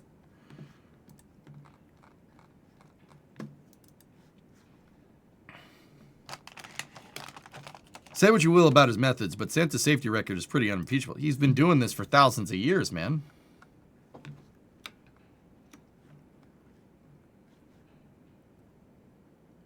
What makes the nose red? It's a guide light. Rudolph, with your nose so bright, won't you guide my sleigh tonight? It's nighttime. How the heck are you going to see the front of the reindeer, dude? You got to have nav and beacon lights. It's just like any other flying thing. Got to have a beacon. You don't have the beacon lights, the FAA is going to get really pissed. Just saying. Can you imagine if, the Rudolph, if his nose isn't working? If the nose isn't working, Santa's going to get a call from the FAA. Yeah, hi, Santa, we got a number for you to call. I'm busy. You don't want that call from the FAA. That's no good.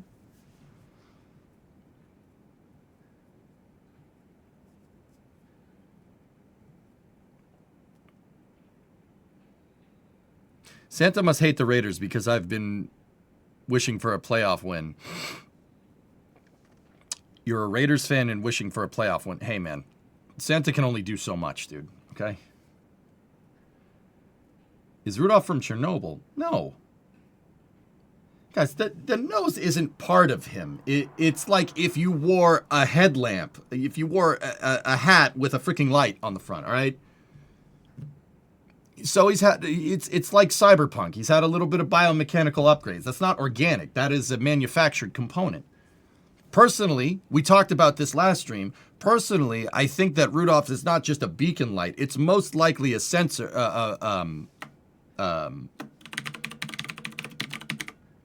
It's most likely the something similar to the component on the front of a Sidewinder missile. See this thing over here? That thing? It's probably the sensing component to a Sidewinder, if I had to guess. It's probably something derived from that. I mean, we already discerned here that Santa has contracts with Raytheon, who makes Sidewinder missiles. Raytheon makes Sidewinder missiles. I'm just saying. Rudolph is a missile. No, he's using off-the-shelf components, Ivan, because it's cheaper.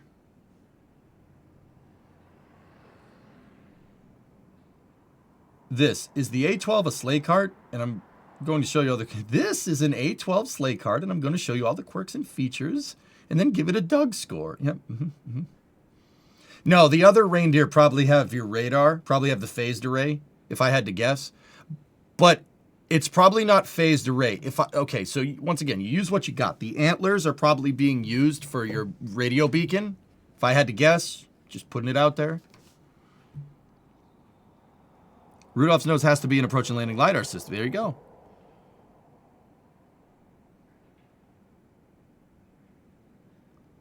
Rudolph is a synth. No, it's cyberpunk. It's a biomechanical upgrade.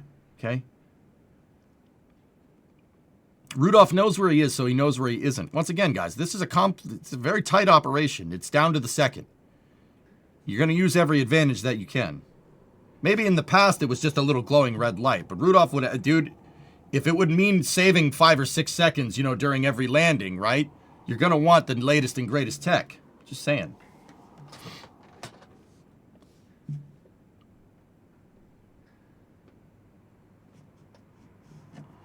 We're skirting S-Star here. We're just theorizing, dude. I don't know if this is true or not.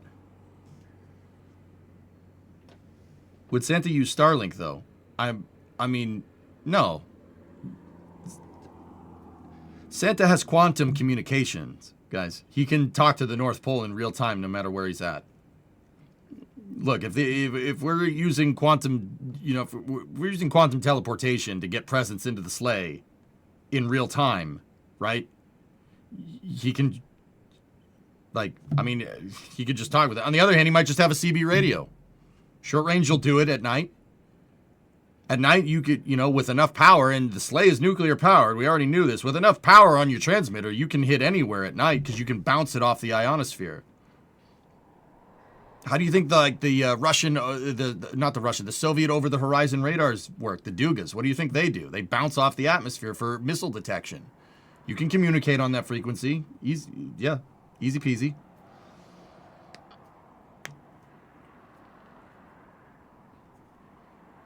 You can see why he does a lot of work with the defense contractors. The defense contractors are after the quantum technology.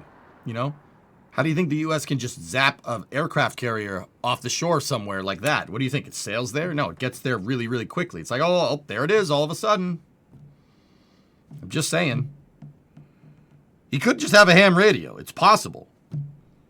And if you have a ham radio, you could just use the antlers on the reindeer. You could use the antlers, just, wrap the antlers in tinfoil and you're good to go. I mean, that might get a little hot, if you're transmitting a lot. No. Actually, you know what? That's not a bad idea. You know what I would use? The sleigh rails. Sleigh rails would be good. That would work. The sleigh has skates on it. You could use that. That's fine. That'd make great transmitters. It's made out of steel. It's fine.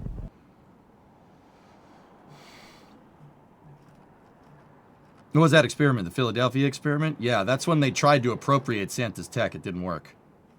We still have a lot to learn. They tried to. They tried to reverse engineer it. It didn't really work too well. Is Rudolph considered an RTG? No. Rudolph is a reindeer, dude. Rudolph's an animal. Waving and shushing. Yeah, Victory, I got this. We're all right. All this is public information. You just got to know where to look.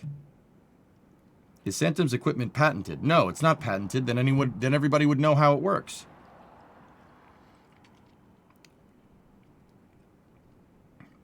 Does the sleigh have flares for war zones? It's coated. The sleigh is coated in RAM, dude. Don't worry about that. I mean, if it shows up on the radar, because the sleigh is coated in RAM, and the reindeer will have a radar signature, but the radar signature is going to look like a flock of birds on the radar, because reindeers don't bounce radar very well. Biological organisms don't do that. Metal does that, right? So you coat the sleigh in RAM, your radar signature is going to look like a flock of seagulls, dude. Just saying.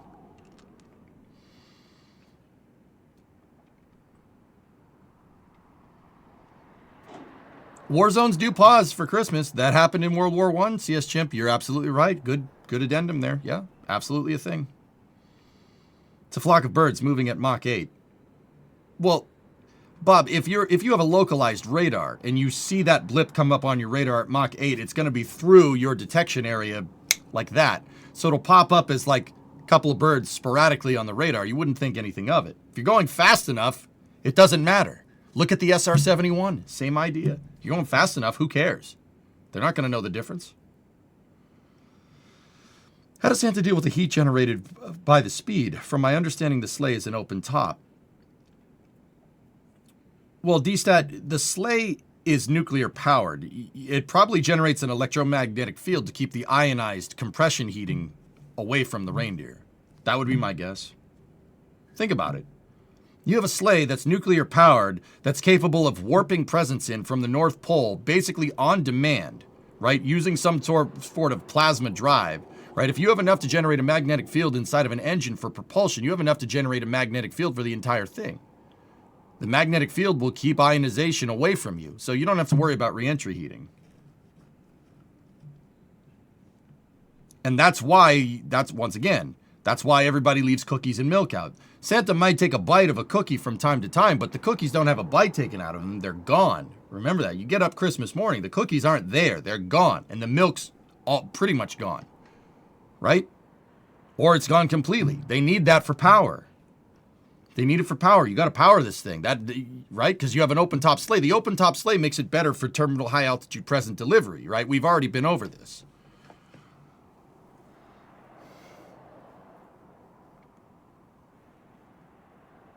What about the warm southern hemisphere? Temperature, fine. The sleigh has eclipse on it, guys. It's open top. It has environmental control systems on it. Santa has dimensional storage from Satisfactory. Yeah, where do you think Satisfactory got the idea, Ewok? How do you... what? Is he carrying 2 billion presents in that damn sleigh? Hell no. No. There is a interdimensional portal that goes to the North Pole.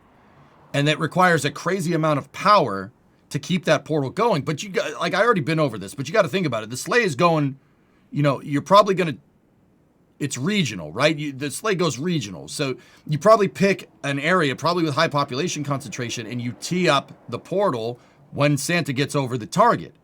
He probably delegates work to the elves, and the elves probably go on a package-to-package basis, but some bigger things might require Santa himself to deliver it.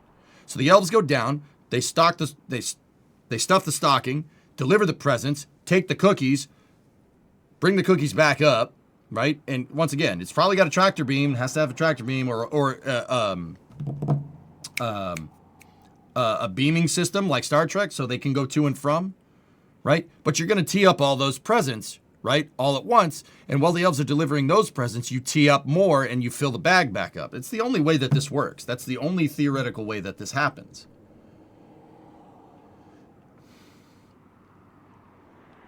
So Kelly Johnson borrowed Santa technology. Where do you think he got the idea, dude?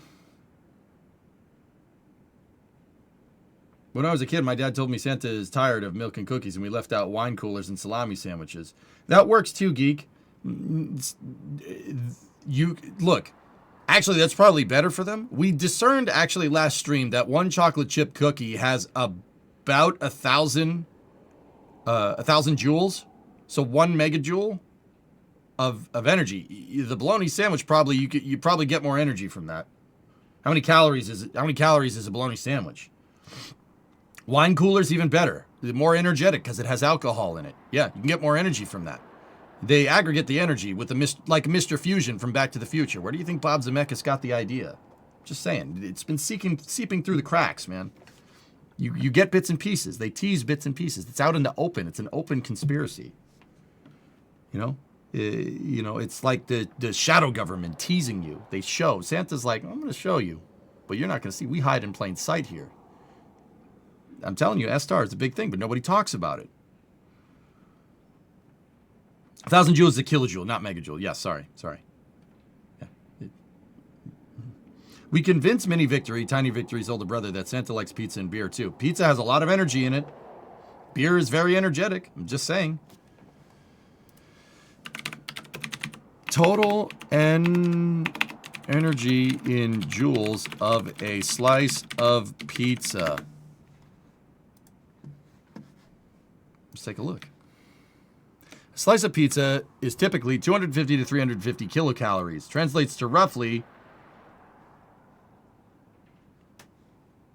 1,046,000 to 1.463 million joules, since 1 kcal equals 4181 joules. So you multiply the calories by 4184 to get the total joules, often expressed in kilojoules for convenience, i.e. 250 calories is 1,046 kilojoules. There you go. That's perfect. Right in line with a chocolate chip cookie. It'll work. That's plenty of energy, dude. You can use that. Once again, if he has a Mr. Fusion, that's enough. You have enough energy density there to keep the Mr. Fusion powered. I mean, are cookies, pizza, and beer the best thing to power the sleigh? No. You could probably use gasoline. Uranium would probably be good, but I'm sure in 1985, plutonium is available at every corner drugstore. But in 2025, it's a little hard to come by. It's not like people are leaving blocks of freaking uranium, right? Although, there might be one other supplementary power generation system. And the supplementary power generation system might be there to bridge the gap in case they don't get good, like, I don't know, maybe somebody leaves like water or something. Water is kind of energetic, but it's not like a slice of pizza or a cookie or something. I'll bet you there's a coal buffer on board too.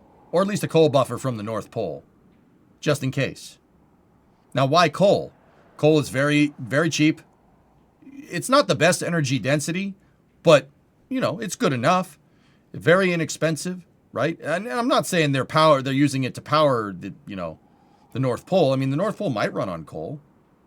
Maybe. I mean, that would explain why everything's getting hotter, you know, certainly, right? But they probably have coal as a supplemental just in case, right? And also, you gotta, if somebody's on the naughty list, that's why you get coal. Because it's supplementary power generation just in case they need more power coming out of the sleigh. Maybe there's some bigger presents that require transport from the dimensional depot. Like, makes sense, dude. LS swap. They do have a stockpile for coal for all the bad kids. That's what I'm saying. They probably don't have a present for a kid on the naughty list. They probably just give them some of the supplemental power. There's got to be. That's what makes the most sense.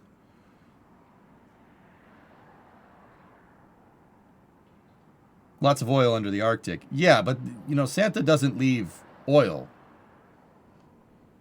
for kids. He leaves coal. I asked for coal for Christmas once, just to see what would happen when I was a lot younger. I got a present, but I also got coal. Just saying.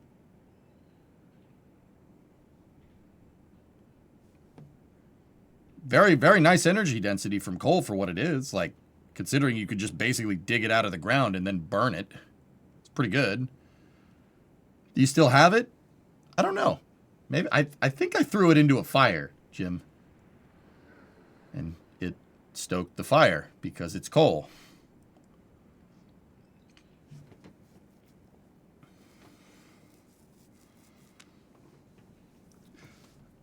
Why just use a beam to place the president home? It's a bit like a Focus 3D printer printing using atoms to build whatever needed. Well, Leah, they're not going to manufacture on the sled, right? You're not going to manufacture on the sled. And if, you know, kids are writing Santa's wish lists, right, you're not just going to tee up that data, right? Can you imagine the data center at the North Pole? It's got to be ridiculous. And actually, that makes a lot more sense why they would have coal there, too. You have coal to supplement your power generation because you're gonna get on-demand spikes from when more data is collected from Santa's wish lists.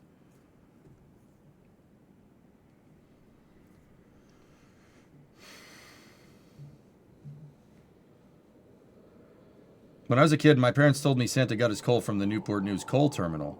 I mean, he probably buys some, probably aggregates some Lundprod for sure. But, yeah, I mean, he's going to go where the coal is the cheapest, right? They have a lot of coal down there.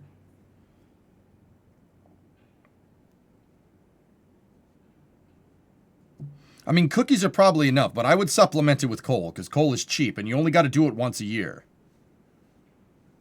Is Santa's real name Sam Altman then? No. Sam Altman wishes he could generate this much power. Okay? He wishes he could do that. He wishes he could mine that much data. You freaking wish, dude. Even Mark Zuckerberg. Mark Zuckerberg has been trying to. Where do you think he got the idea, guys? Santa's data center collection? Think about that. Every single kid makes a wish for a present, right? And writes that. That's a lot of data. That's a lot of storage.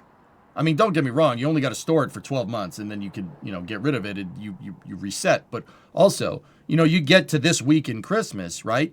You get to this week in Christmas. That's a lot of data being stored, man. That's a lot of wish lists. That's a lot. Mark Zuckerberg has been trying to emulate this type of data collection strategy for years. He can't he can't even come close to what Santa does. No way. Because once again, you got to remember, this data center isn't mining data from wish lists for children all freaking year. No kid writes a wish list for a Christmas present in March or February, right?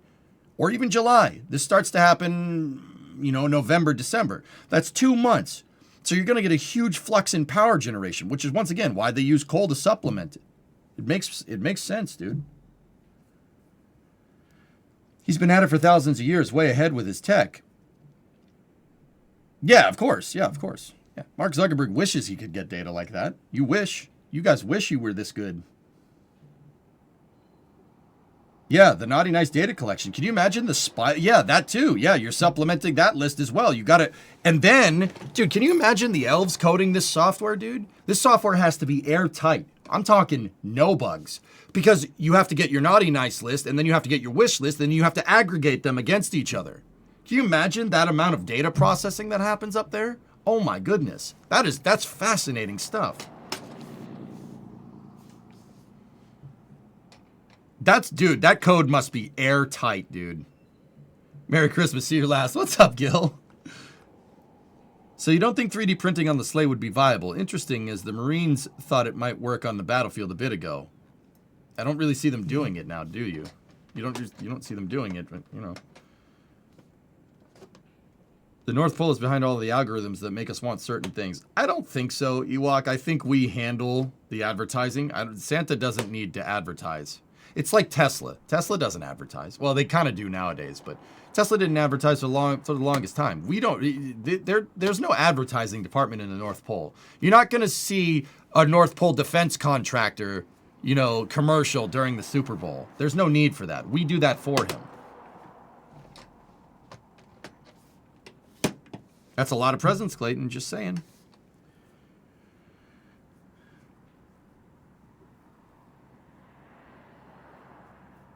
That's why it's located at the North Pole. Free cooling for your data center, Square. Yeah, absolutely. Where else are you going to exchange the heat?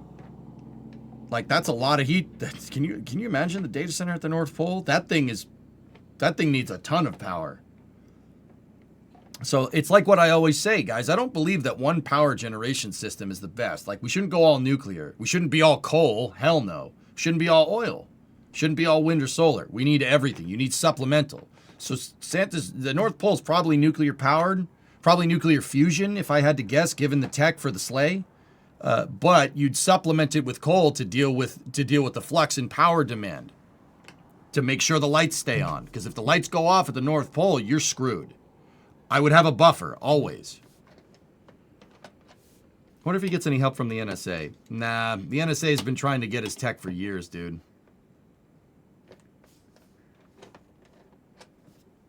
Santa advertises through strategic placement of likeness in advertisements. I think that we do that, Zeros. I don't think he pays for none of that. Yeah, why do you think... I mean, Goalie, why do you think the planet has natural cooling and heating cycles? The climate changes whether we're here or not, dudes. Like, if we weren't here, the climate would still be changing. But because there's more kids, it's going to get hotter faster. It makes perfect sense.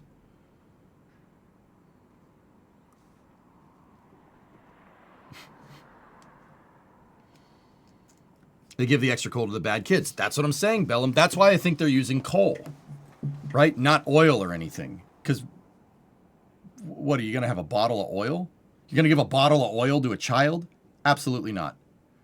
That's why coal, despite not having the highest energy density here, is the right move. This stream is like all those conspiracy theory streams, except factually correct. Yeah. That's what I mean. I'm not, this isn't a conspiracy. This happens every year, Vasi. It happens right in front of us all the time. Like, it happens every year, right? Like, where do the presents come from, dude? You gotta come from somewhere. How do they get there in 24 hours? Every single present. Clayton was saying in chat a second ago, it's 500 million presents. I estimated 3 billion. Just to be absolutely sure, that's a huge factor of safety because you can't screw this up, right? Like, this happens in front of us all the time. It's just like football. Like American football, there's a conspiracy that football is there to buy more food. It's the same idea. Don't good Italian kids get oil for Christmas? Oil? I don't need to get oil. I generate oil. Demo. Look at this. Look at this grease. Discovery, go at throttle up. Look at this greasiness right here. I generate oil, dude. I wipe my face here. You freaking get oil all over. I'm freaking greasy. Greasy melon farmers, dude. Do you think he has mastered energy to matter conversion? He has to. He has two rockets. How do you think they manufacture all those presents? He's got to be using matter-antimatter replication. Like, it has to be something similar. You know, if you generate enough power, you can make anything into anything. With enough energy, you can turn goat piss into gasoline.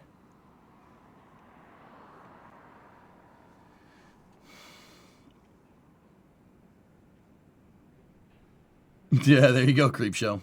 Hey, Crazy Brandon, 29-month resub. My monthly thank you for all you do. Happy holidays. Yeah, you as well, man. You as well. Sci-Fi Bradley, yippee-ki-yay, dude. Melon Farmer. And yeah, that's what I mean. Like, you know, Santa, like, that's the other thing you got to think about, guys. Coal, once again, with matter-antimatter replication, coal power generation makes no sense. But also at the same time, you're not, you know, what else are you going to give naughty kids? What else are you going to give naughty kids? You're not going to give them a vat of freaking oil. You're not going to give them a wind turbine. You're not going to give them a solar panel, all right? You're not giving them, you're definitely not giving them the power to generate antimatter replication. Yeah, I wouldn't give a kid antimatter. What are you, crazy? No, it has to be coal. Coal is the one that makes the most sense for supplemental power generation. It's not the best, but it works.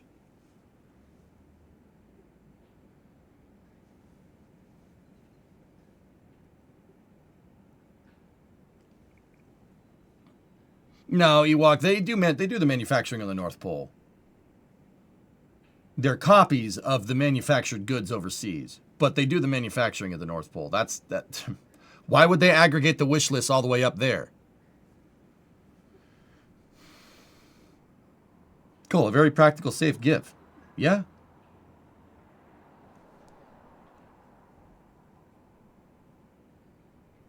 Yeah, most of the exactly, Crazy Horse. The other thing is that the North Pole is a great centralized location. Most of humanity lives in the northern hemisphere. Most of them.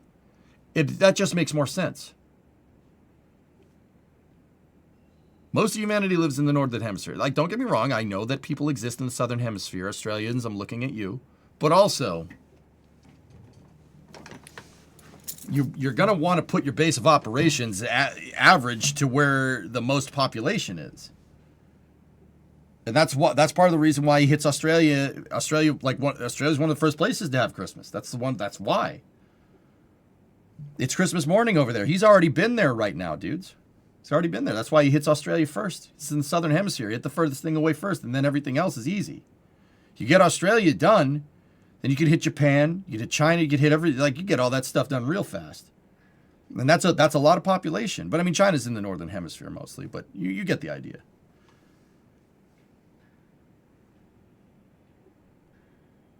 Yeah. Mm-hmm. Mm-hmm. Don't forget New Zealand. Oh, of course. Well, yeah, I actually would do New Zealand first.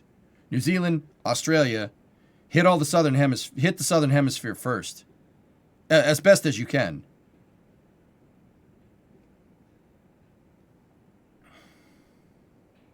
Yeah, Magnet, sure. He's over Victoria in the Seychelles. Yeah, okay. Asbestos? I wouldn't give children asbestos, Baz, to be honest with you. But, yeah, as best as you can. I guess it makes sense for people at the top are pushing for coal plants. Yeah, because coal is cheap. Coal is cheap because there's already a buyer, Demo. I'm just saying. It makes sense. Also, people may not like hearing this demo, but I still, this is more my opinion. I think coal is great supplemental power. I don't think we should use it to generate all our power, but I don't think we should use any one particular thing to generate all our power because I think that's stupid. Don't put all your eggs in one basket. Civilization depends on electrical power generation. Aggregating it into one thing permanently is not a good idea. That's not smart. We should be generating all kinds of power across the board. I'm just saying, like, space flight engineering has ruined how I think about these things. Freaking Demo, I'm getting engineering brain by osmosis, dude, and it's ridiculous. You just, yeah, it's gotten worse in the past couple of years.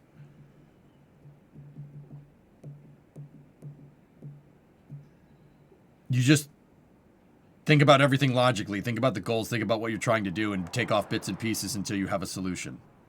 It literally works with anything. Nuclear baseload natural gas for peak.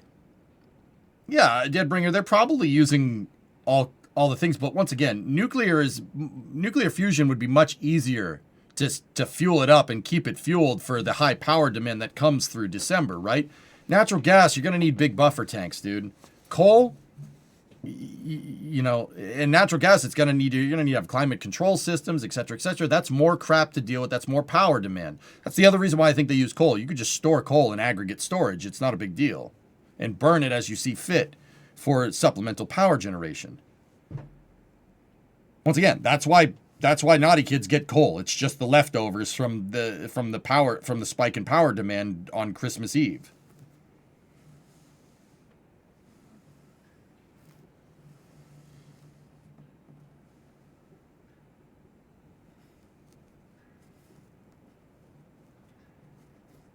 Australia has all three, but it wants to rely on being windy 24/7, 365.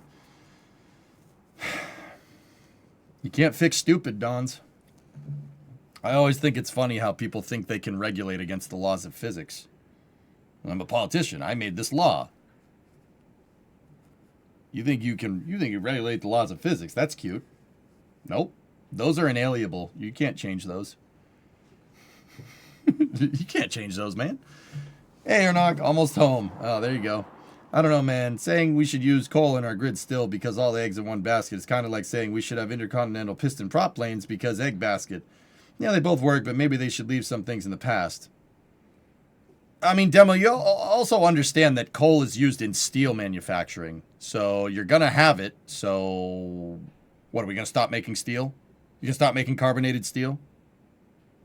Nah, I'm not doing that. Just don't store the coal too densely or end up with a bunker fire. Tessa, I don't think they do. I mean, once again, you're up at the North Pole. It's cold storage. You should be okay. And that's why, like I said, that's why elves make hazard pay, dude. The pension for an elf is amazing. You do 5 or 6 Christmases, you're good to go for life. You're set for life, baby. 5 or 6 Christmases, that's it. Because you get some hazard pay with that job. All right? Carbonated steel, like a soft drink. No. No, most steel is used. Carbonated steel is like most mild steels use coal for manufacture. It's iron and coal.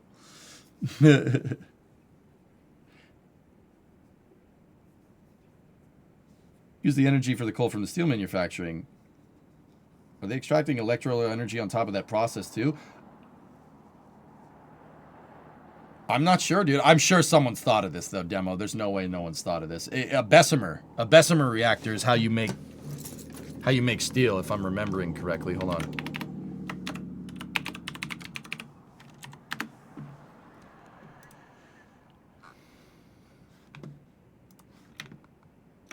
The Bessemer process was the first inexpensive large-scale method for mass-producing steel from molten pig iron by blowing air through it to oxidize it and remove impurities. Yeah, it's a blast furnace. That's what a Bessemer is. I mean, dude, you could scavenge the waste heat from this. You're not going to get much back, but you could scavenge the waste heat. Remove impurities like carbon, silicon, and manganese. Revolutionizing industry by making strong, cheap steel widely available for railroads, construction, and machinery. Mentored by Henry Bessemer, patented in 1856, and independently discovered by William Kelly. This 20-minute process transformed the Industrial Revolution by enabling faster, more efficient infrastructure development and manufacturing. All I'm saying is leave the coal out of the steam turbine. Use something cleaner to turn the turbine, please. Demo, I'm sure older does. Yeah, I mean, I agree with you. Coal soot on the turbine is not fun. I'm pretty sure, well, more modern coal power plants just heat water, and they just use water on a loop, and steam goes through the turbines.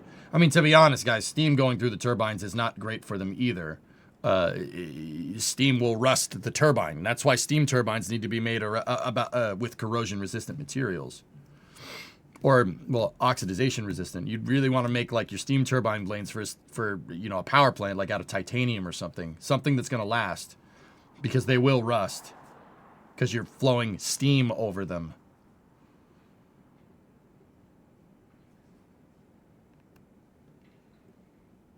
Don't you ever take a day off?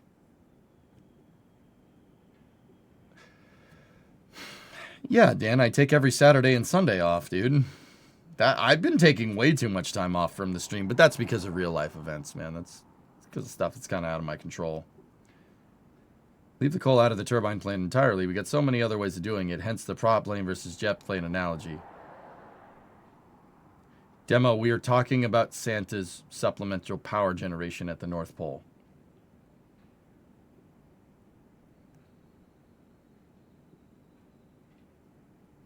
Santa's supplemental power generation at the North Pole.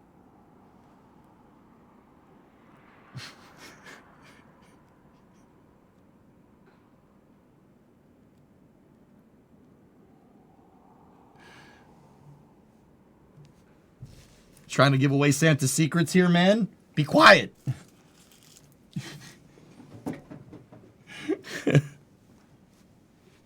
Can't give away the secret?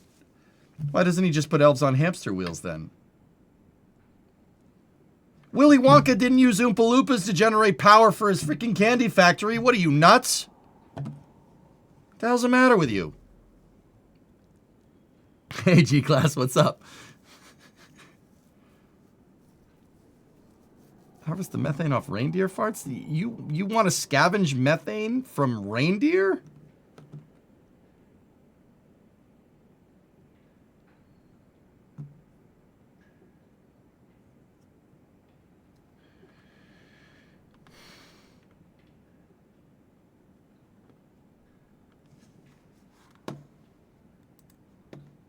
Talking about energy, have you seen this tweet?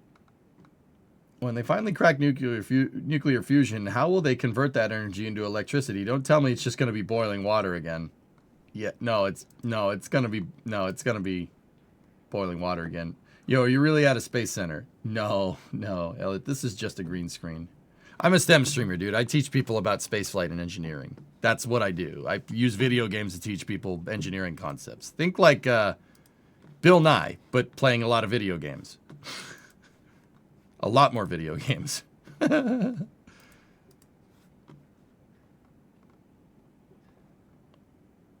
have a Santa hat on, though. Yeah, he gave it to me. How do you think I know so much about the process? I still think Rudolph is a Chernobyl deer. Reindeer are not native to that part of Ukraine.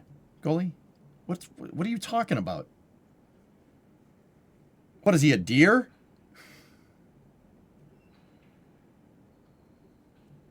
No, it doesn't, Maz. I don't have my... The desk is out of frame, which sucks, but... Discovery, go at throttle up. So you're saying Santa is real? Yeah. Where do those presents come from, Hank? Where do you think those presents come from? The sky? Who told you to stop cutting?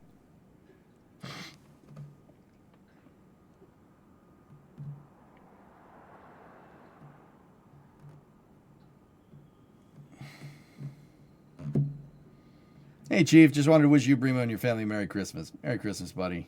Well, not for you yet. Or is it the same? It's the same for you, is it not? Or no, it's a little bit later. It's in a couple of weeks. Or is it? No, I don't remember. Absolutely the same. Okay. Discovery, It's Easter that's up. different, right? Yeah, I got you. Yanix. Merry Christmas, buddy. 25-month resub. Thank you. What are you talking about? The phone lines are over there. What are you talking about, buddy? The phone lines are over there. The phone lines are over there. Who told you to stop? I got 30 lines of cable here. Where do you think this is coming from? The sky? Hey, Captain Q, what's up? Merry Christmas to my favorite NSF host. I hope you have a good one. Thanks, Captain. Thank you for the bits. I appreciate it, man. Thank you. Orthodox Christmas is January 7th. I was going to say, it's in 2 weeks. Yeah, there you go, Vasia. Yeah. It's in the North Pole. It's cold fusion. I agree, Andrew. With supplemental coal power generation. Should I get a 6-pound jar of pasta sauce for this white elephant? Dude, just get like a wine glass or something. Pasta? You're gonna white elephant food? No. No, don't do that. Don't white elephant food. Especially something with a shelf life. Don't do that, bro.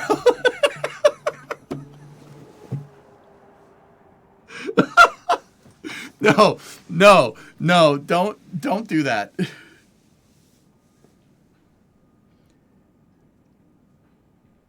How do they move steam with cold fusion? They got to heat the water.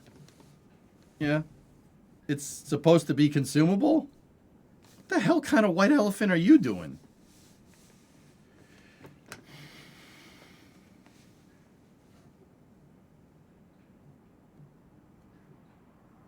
The NSF Yule log stream starts soon. We'll be having that on while everybody's over for Christmas. All right. The theme is consumable. Oh, all right, then yeah, do it. Dude, in that food section, Shaw, you should go see if there's like stroopwafels or something. They usually have stroopwafels. They have all kinds of good stuff.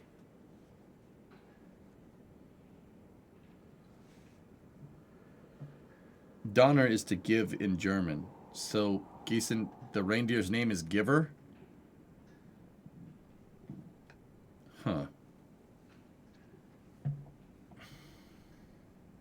Man, it's weird. Sorry for a bit of delay. No, whatever. That's fine. Yeah, no. Sauce is fine.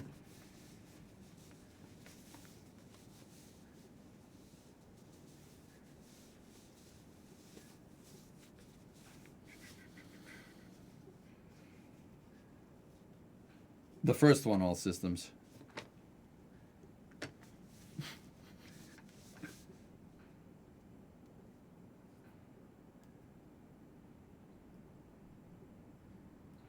It's plenty of good stuff like that, but I think pasta sauce is so out of pocket and hilarious.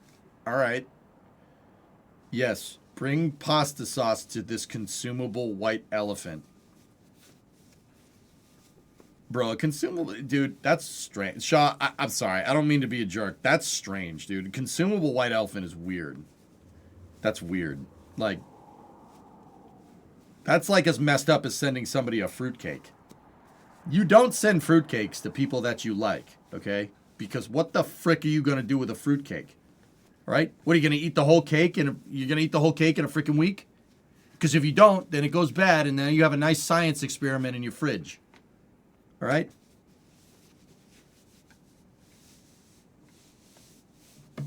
I like fruitcake. This isn't about liking or not liking fruitcake. Did you get my fruitcake? No, I didn't. To throw it in the trash. You freeze it and use it as a hammer. What do you do with a fruitcake? No wrong answers.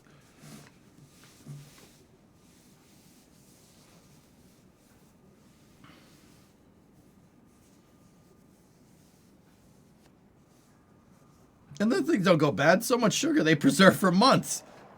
I'm not eating month-old fruitcake, man. Yeah, Enco. Well, I won't be getting the gear vendor's service this trip. Airlines don't like transmissions in your luggage. Where is it then, Ernok? Oh, it is, yeah. My aunt's weird. No one's too excited about it. Okay.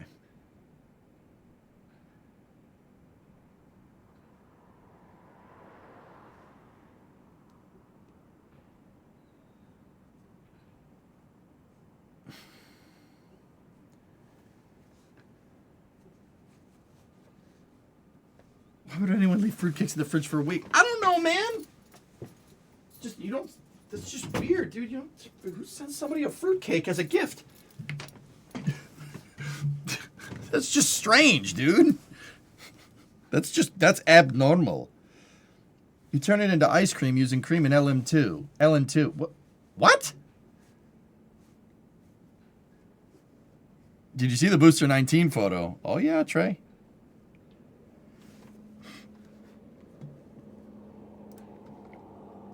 Oh, yeah. Discovery, go at throttle up.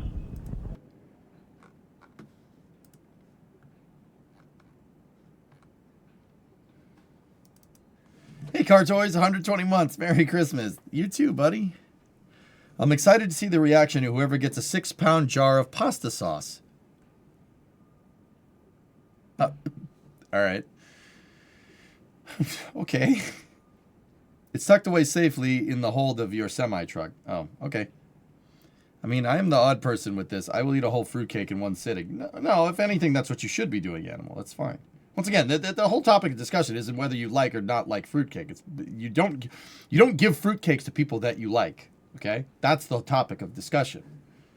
Right, but we've hashed that out enough. Yeah, there you go, Bob. Mm-hmm. Leave the fruitcake for Santa as a power boost. Fruitcakes will carry a lot of energy, Renee. That's a good idea. That's why people give people fruitcakes on Christmas. That makes a lot of sense. That makes a lot of sense. Santa has delivered 2.6 billion gifts. Shogun, I estimated in my original calculations for the amount of gifts that Santa probably goes through, you know, how many houses celebrate Christmas, average child per household, right? And then a little bit of a factor of safety on top of that. I would say that Santa probably has to deliver probably somewhere in the ballpark, you know, taking into account factor of safety, probably 6 billion. If I had to guess, 6 billion gifts. You know, 2 gifts per child, 2 childs per household, 3 billion households. See what I'm saying? It's a lot. Actually, it's more than 6 billion.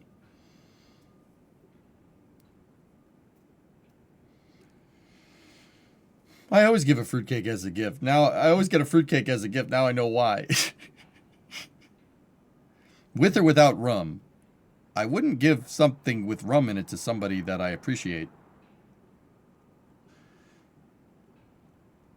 Yeah, exactly, Crown. It's got to be 12 billion just taking into account factor of safety here. Because, you know, some households might have more kids. Some households might have 1 kid. Some might have none, you know?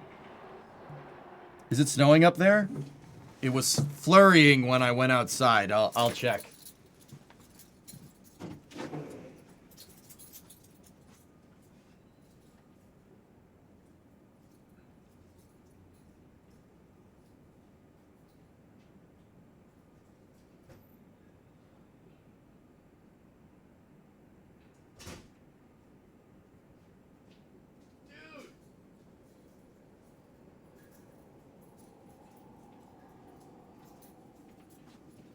Dude, it's White Christmas. All right. Yeah, we got about an inch of snow outside. Holy cow, freaking White Christmas. That's cool. This is the one time. Today and tomorrow are the, well, 2 times, I guess, because it's 2 days. Those are the only times I am cool with snow. It can snow as much as it needs to over the next 2 days. That's fine. White Christmas, dude. That's awesome. Paul, shut the hell up, man. Be quiet, dude. That's not what I'm talking about. Also, 1914 Christmas truce. Yeah, there you go. Oh, I'm so happy. It was flurrying when I came out to work today. Discovery, go at throttle Hey, up. Bandit, 84-month resub.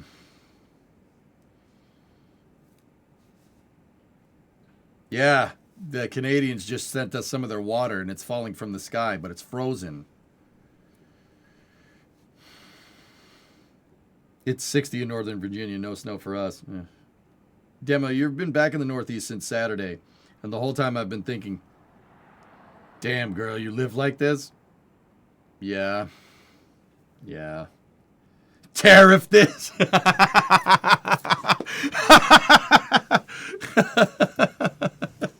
I mean, do we? I don't think we tariff snow, but also, yeah, it's all right.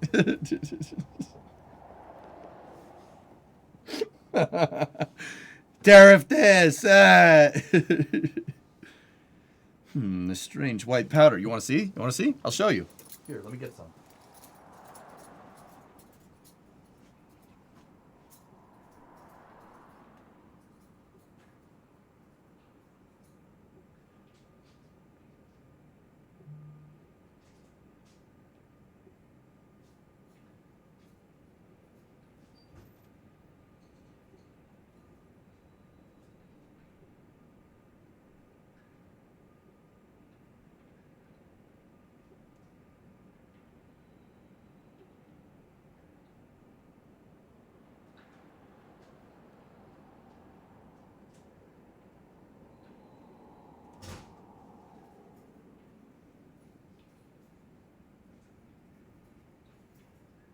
Look at it. Look at it. Chat, look at it. I have it contained inside of this special Canadian water storage device. Hmm.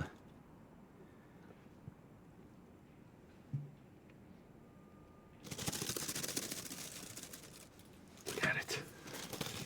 Read it and weep, fools. This damn Canadian water. Eat it? It's not yellow. I'm good.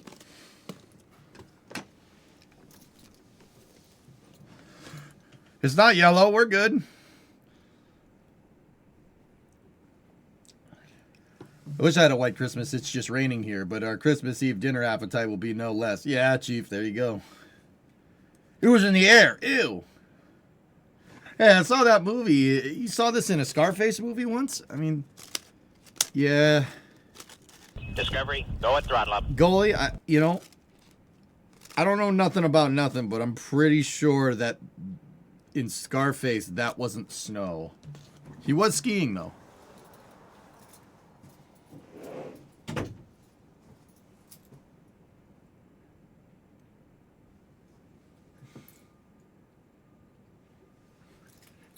Hey, Patos, Merry Christmas.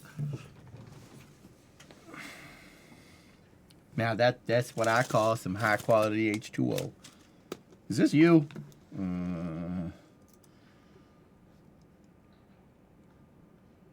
No. Yeah, that is me. Yeah. Central American snow. Yeah, it's from the Andes.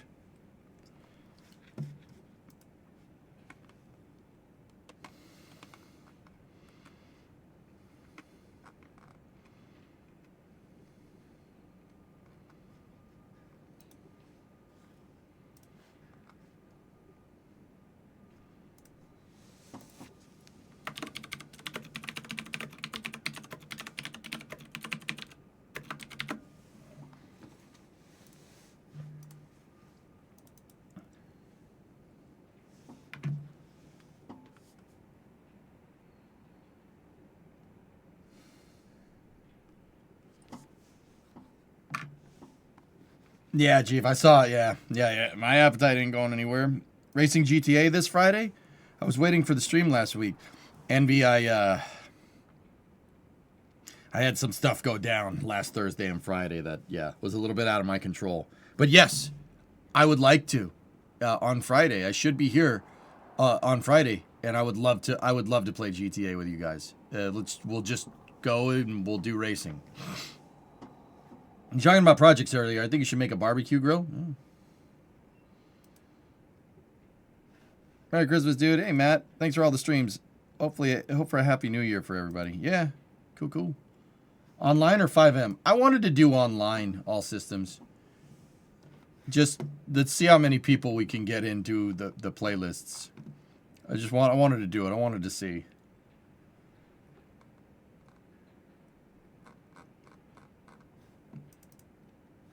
Online, I'll have to update it. I would like to. Actually, that reminds me, I should probably do that too.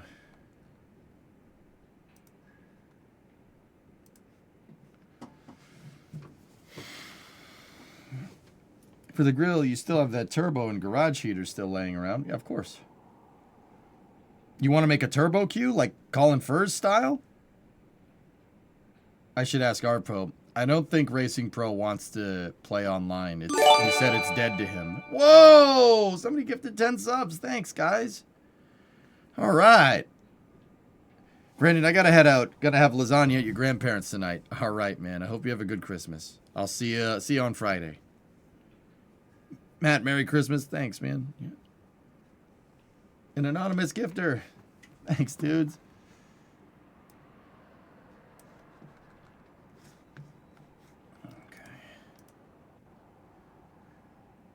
Did it snow?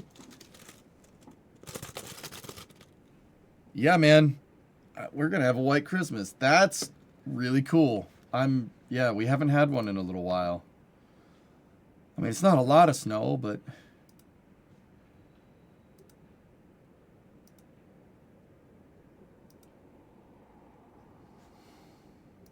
Discovery, go at throttle Holy up. Henchman, 24-month resub. Thanks, man. Merry Christmas, Darth. Darth.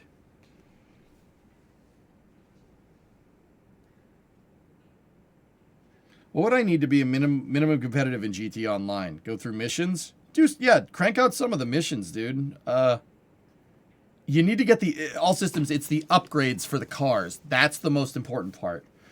So, like, get a car and bring it into the modifications, so the mod shop, Los Santos Customs or whatever.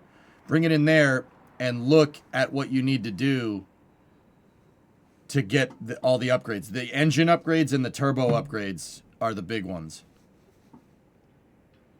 Yeah, Legacy, I think, Geeson, yeah. Does Titan like snow? Actually, no, not really. Cool. Yeah, it's the car upgrades that are the really important ones. The turbocharger upgrade, the transmission upgrade, and the engine upgrade. Those are the big ones. Everything else is just cosmetic. But that might be a lot, all systems. I don't think you're going to get it. We're going to get it done in time. That's why we play 5M, so people don't have to grind out freaking that crap. What's your favorite car in GTA? Yours is the Sabre.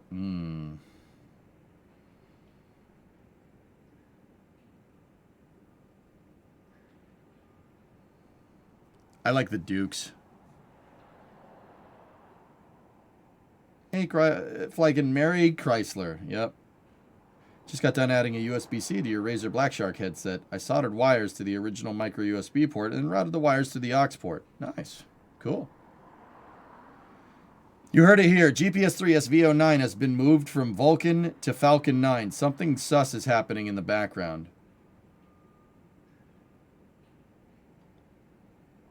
Baron, if I had to guess, the con ops for using a twin rocket single pad architecture is coming back to bite them. ULA should have bought another pad for Vulcan. There, I said it.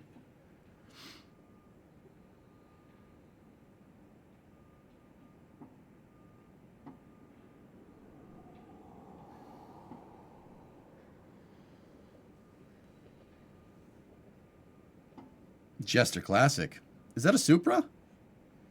Merry Christmas, Cryo.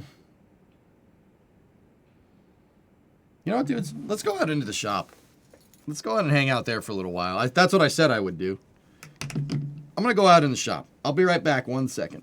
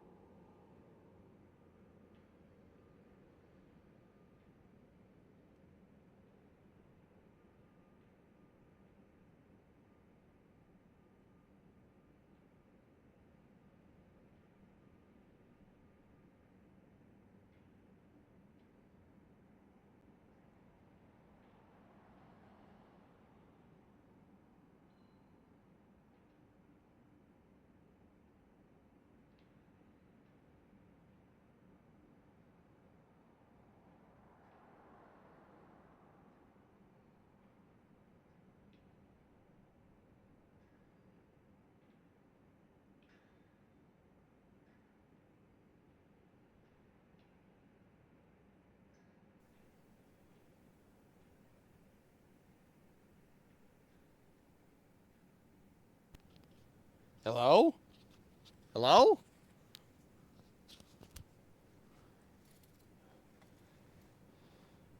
Here, let me just get the chats popped out and on the big screen right here. Makes it easier to read when it's on the bigger screen.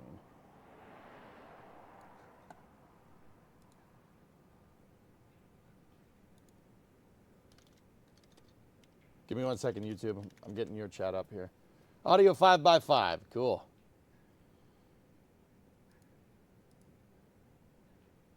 The wheelhouse is just clamped in right now, Flecken. Yeah. I don't want to put it in until I get the quarter panel.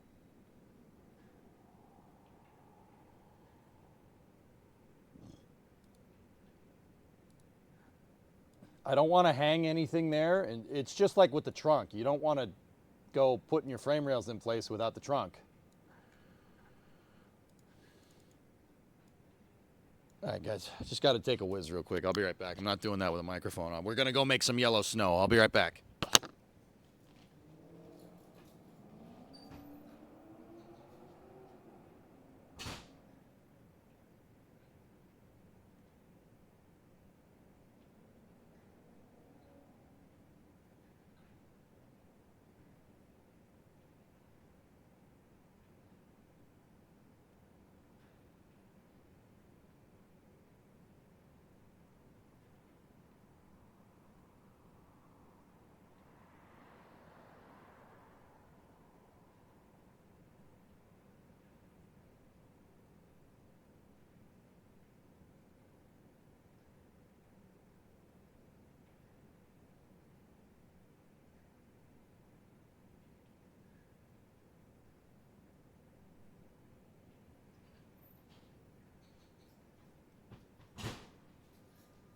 Guys, we have made yellow snow. It's official.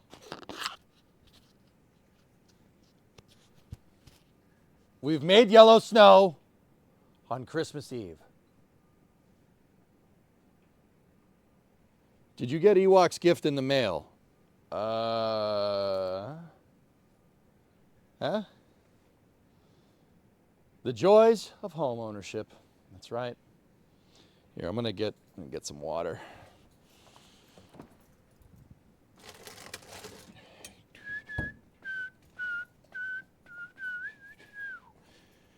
It's cold water time again. Burnout, you know it always wins. Got to take some ibuprofen. I stayed up way too late playing Battlefield last night. That was, but you know, whatever. We did it for Vince. Do it for Vince and be like the Biff. You know how it is.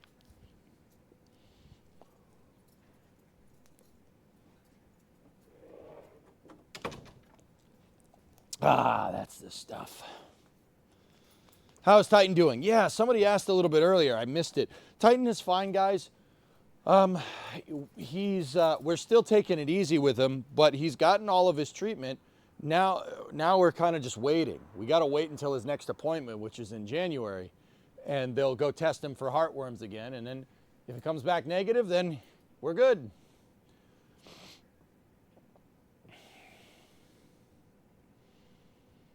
If only EJ knew a truckie that could get his quarter panels delivered.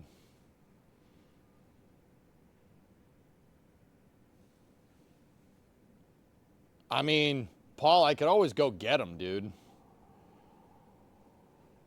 I actually weighed the cost of doing that. To be honest, I weighed it in my head. So here's the thing. The quarter panel manufacturer that I buy from is in Gainesville, Georgia. It's Auto Metal Direct. I call it Auto Metal Direct because if I called it AMD like everybody else, this is a tech crowd here, you guys would get very confused, right? How far are they away? Gainesville, Georgia.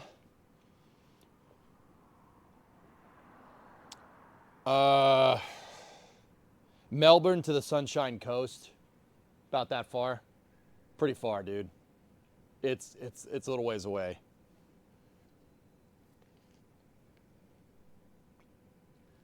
Did you write your name in the snow? No, I made an infinity symbol if you really want to know. Yeah, there's also a mountain range in the way, Paul. So I would say that's probably a 16-hour drive, something like that. It's probably like 1,700 kilometers, something like that, somewhere in there. It's a long way away. So the freight charge is about $1,000. Well, it's not $1,000. It's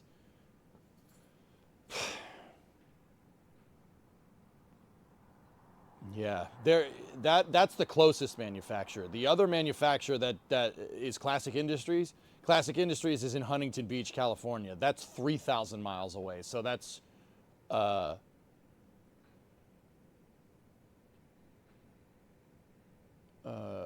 5,000 Ks. It's a long way, dude. That's Route 154 just to get quarter panels. So I'd probably go to the ones in Georgia. The thing is, the one in Georgia, are the highest quality stuff. The Auto Metal Direct stuff is the best. That's the best stamping. And those are the most expensive. So, like, here's the thing. The ones that are closer are more expensive. And their freight charge is not that much, but because they're more expensive than the quarter panels in California, the cost basically pushes if I get them shipped via freight. No matter if it's coming, the cheaper ones are in California. No matter if it's coming from there or there, the cost is about the same. Cheaper ones in California, you get hit with a freight cost across the entire damn country. The ones that are more expensive but better quality are closer. They're about a third of the distance, right? But those ones don't have a high freight charge, but they're more expensive. So I teed this up in my head, like, okay, what's the best way to do this then? Like, driving to Gainesville, Georgia is probably the cheapest way to do it. You're going to get boned on gas, though, right? And that takes time. But that would be fun content to go and pick them up. That'd be pretty cool. Blue can do the Georgia run if you want. Just wash her up when you're done. Ernock, I don't... We'd have to full radiator flush that thing, dude. And honestly, the right thing to do would be to tank the block because there's rust in there, dude. But, yeah, I mean, if you want to come out and drive with me, dude, we could do that. It's not like we're towing anything. Right? But, yeah, either way, like, the quarter panels, if I went and picked them up without the freight shipping charge, the quarter panels in California would be about $500. But they're 3 times the distance away. The quarter panels that are from AMD in Georgia, those are $500 a pop. So it'd be 500 compared to 1,000, but they're closer, and you wouldn't have to. The freight charge is pretty much incorporated into the cost already. Fly to Georgia, find a project truck, drive it back with parts in the bed. Brimo would kill me if I did that. I have enough trucks. I have enough project cars. I'm well in the clear for right now. We have 9 cars here, Maslin. I have 9 cars on my property. That's, I mean, granted, some of them aren't mine, but yeah, we got enough.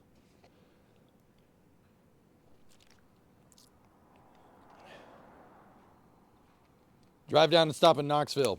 We can show you the lab. All right. 9, you're just getting started. Oh, jeez. Sean, happy holidays. I appreciate your existence. Thanks, man. I appreciate you guys watching. Thank you very much. I hope you have a good Christmas. Or Chinese food day. Whatever. Whatever. It's all good.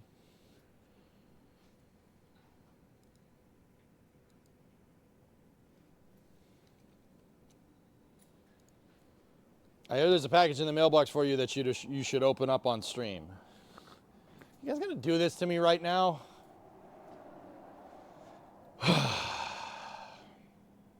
I don't know.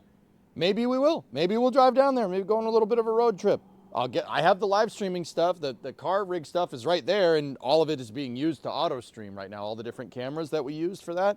That's what I use for the different cams. Like, I'm off Friday till next Tuesday.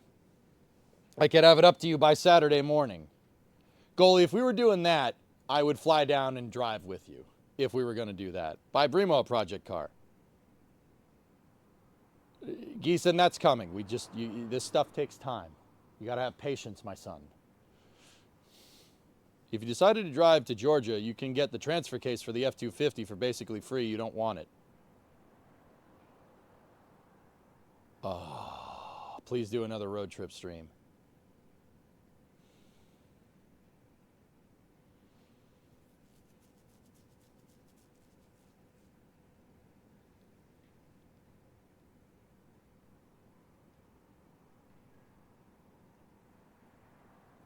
Guys, if I was going to do that, if we were going to drive down to Gainesville and we were, okay, so 2 things. This is not scope creep. 1, if we were going to drive down to Gainesville, I would just drive to Florida too, because I'm not going to not get near Florida and not drive to the Cape. It's not that much further. It's probably 4 or 5 hours further. Second of all, if we were going to do that, I would need a long box. You need a pickup truck with a long bed. I have 2 trucks with long beds. We have Bluefist and we have Tough, the 97. Now, Or not, blue is, I'm not sure if it'll make it that far. Just because of the radiator, I'm not sure. It probably would be fine. We really should flush that radiator again because the water pump moves all the crap out of the engine and it gets stuck in the radiator. We'd need to flush it probably 4 or 5 more times, which blows, but we'd have to do that. There's still poo-poo in the radiator. So we could do that. That would work. That'd be fine. The other thing that we could do, because it's got the long box, I can put the quarter panels in there. That's not a big deal. At least I think I can. Here, let me measure. The quarter panel would go from here to about, oh yeah, they would fit easily. They would easily fit. Okay, cool. If they're 7 feet long, they'd fit in an 8-foot box. That's no problem. Try 7 to 9 hours from Gainesville to the Cape. Oy. Yeah, maybe not. Let's go. I got a different truck. I mean, goalie, if you want to do it, we'll talk. But I can't do it next week. I'm going to be in Michigan. But I'll bring all the streaming stuff. That's actually, I mean, we could do it, dudes. It's not a bad idea. 540 miles from Gainesville is kind of northern Georgia, isn't it? Bree, you're leaving again. Okay, bye. Michigan, we walking the 8-mile road. I would not walk down 8 Mile in Michigan, Alucard. That's not a good idea. The road trip was super fun to watch. Yeah, guys. And so the other thing is, dudes, if we're going to do that, I'm going to go on a shopping spree because what makes buying the parts for this so freaking expensive is that they have to be delivered on a semi. You're not putting a 7-foot long quarter panel inside of a UPS truck. That's they incur freight charges. So if we're going to do it, we'd go and buy pretty much everything that we need. I'd have to budget that out. I'd have to budget out how much all those parts are going to cost, and then we'd have to budget out how much gas it's going to cost. Now, don't get me wrong, we could write it all off. That's not a big deal, but you can't write off what you don't have. So I got to build up some funds before we do this. No, I'm not asking. I want to give you guys good content, and I want to get paid for it so I can give you better content. That's how this works. Okay? Room for a 7-foot Starship? Maybe. Like, I work in Morocco. We got 8 feet of snow this week. How in the heck did the snow follow you all the way to Africa? It snowed in Morocco, Blake? It snows there?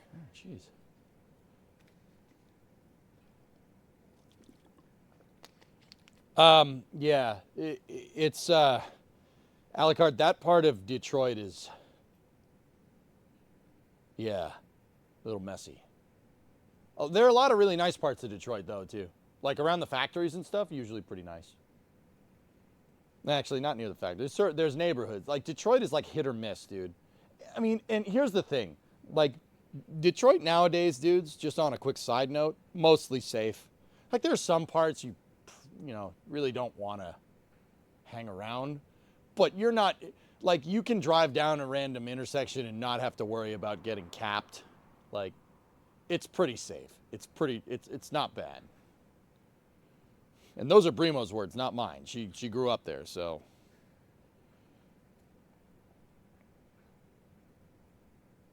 Atlas Mountains, it snows all the time. I lived there for 6 years. Really?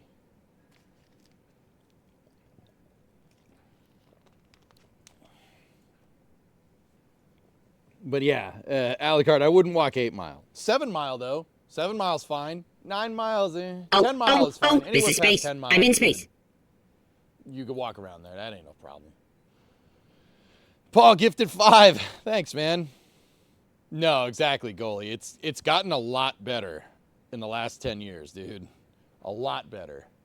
Like, it's really not that bad. There were neighborhoods where you just wouldn't go. What did one gingerbread For the man road say trip. to the other Thanks, when he man. hurt his leg?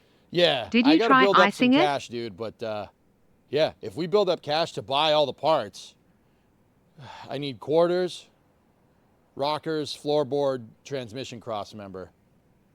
If we do that, yeah, and we road trip it, that's not a bad idea, so we get around that damn freight charge, you know? I can't hear text to speech. No, it's just delayed, dude, so you don't get the double alerter.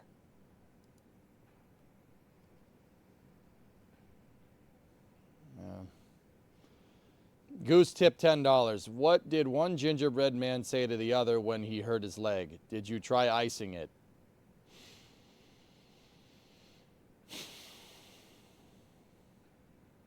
That's Geeson's way of contributing to the project. Okay.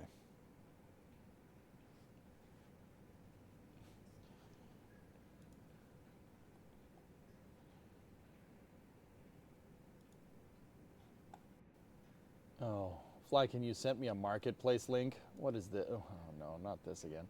What do we got? I say not this again because I got to look at it now. The guy wants $7,500 for a 72 F350 stake bed that is in decent condition. $7,500 for a 72 F350. Times changed, brother. Jeepers creepers.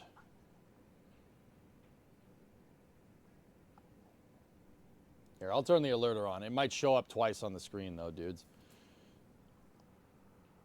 It's probably twice what it sold for new. That's what I'm saying, man. A 72 F350 is appreciating in price. Oh, my God. All right, whatever. I know what I have, no low ballers. To be fair, a guy says you could drive it home, so, yeah. It's probably in pretty decent condition, but...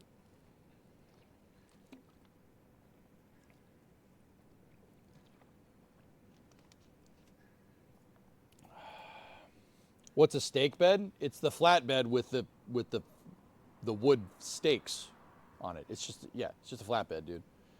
You should hear it run. It actually sounds not bad. That's fine, dude, but that's a $5,000 truck. I'm sorry. It's a $5,000. Heck, dude, it's a $4,000 truck. COVID inflated the prices on classic vehicles, and nobody wants to admit that these vehicles are all very overpriced.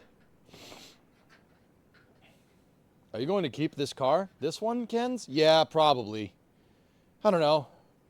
If somebody likes it and they're willing to give me, cash for more money than I'm into it, maybe.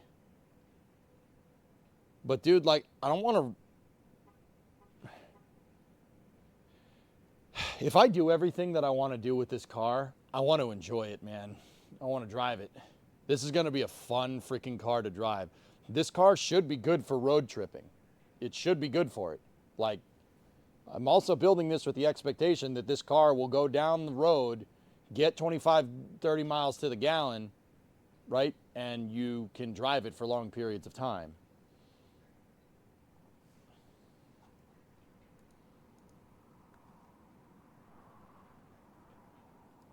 Nice, Selfish.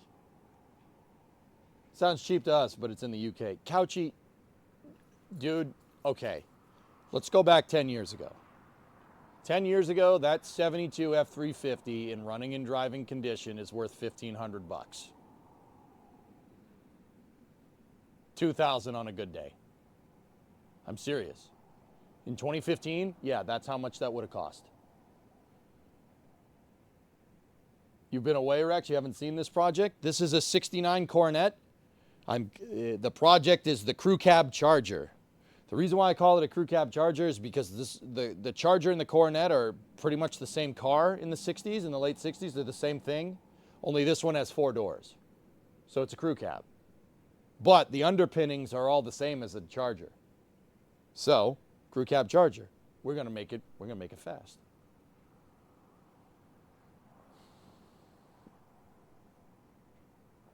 Now we're talking streamer worker donation cash put in or original cash you put in. What?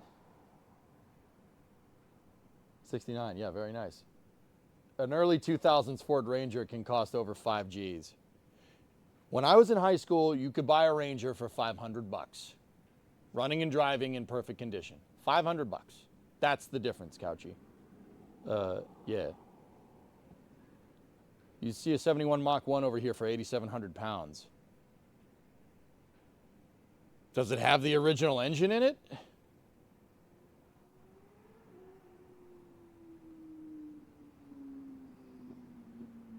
It's total cost involved, goalie. So how much basically the price of the car and then how much I'm in with the car already. I'm probably at this point about 6,000 in, somewhere in there. I'd have to go look.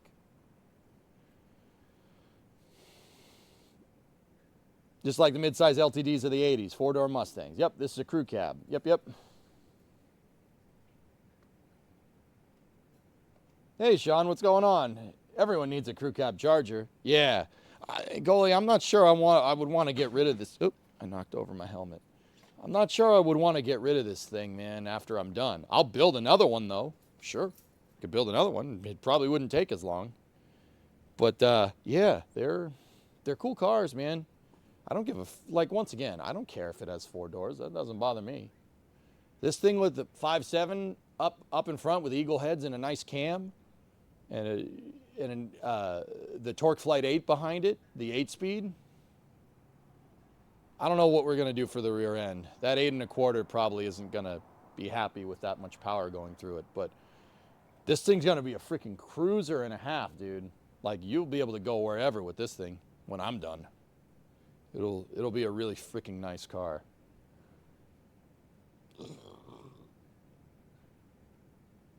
No, somebody else, Flykin. A Dana 44 373. That 373 is too tall for what I'm trying to do here, man. Oh, actually, you know what? It's not. Now that I just thought about that, or too short of a gear. That's a 370s would probably be what I want to end up with, dude. Even a 320 would be fine because remember, we've got an 8-speed transmission. You don't need a short gear in the back with an 8-speed, dude. Like, unless we're like, once again, it ain't a dragster.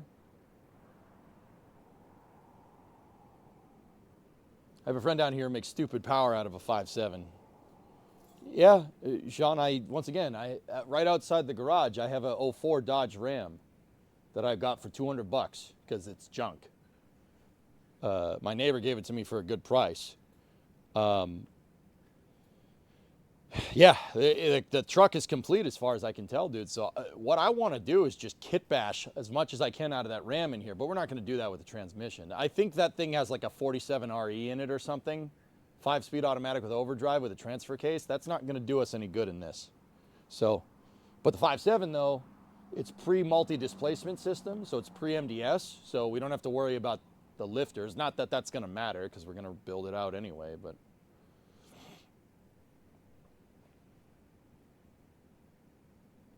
yeah, with the 8-speed Hellfish, like 350 is probably, yeah, 355s is probably good. That's what I'd really want. 355s with a limited slip. That would make this thing real good, man. And then eventually, like way down the road, dude, we get the 4-link kit for the back. This thing will be excellent. Hey, Sea Kraken, what's going on? Yeah, this is just a chill stream, dude. I'm just hanging out with you guys. That's all. We're just chilling. We're not just chilling, enjoying. It's like a Christmas party. So yeah, Sean, I'm thinking with that 5.7, you know, eagle heads, not hard to find. Shouldn't be too expensive. Get some eagle heads, get a cam for it. Probably a little bit better injectors. That's about it. That's all. With overdrive automatics. But yeah, Hellfish, I mean, with the 8R, what is it, an 8 HP 70? I don't know if we need that. But yeah, I'm aiming for this car to have about 400 horse. 400 is fine. You go above 400 horse with this chassis, you're going to need to reinforce it a lot more. 500 horse, 600 horse, it'll start bending the damn thing. Had a 355 when my Mustang was stock. Went to a 373 when I T56 swapped it and supercharged it. Yeah, Stoner, that's a good idea.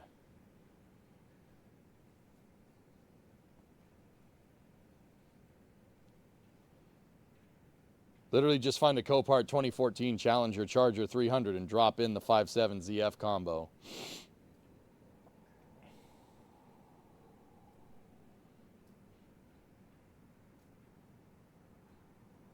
I mean, I already have the Ram, dude. I already have the Ram out there. I already bought it. kind of past that point, dude. You just got to go find the transmission. I mean, maybe if the transmission and engine combination is there for a good price, I will. But I'm still going to harvest that 5.7 out of there.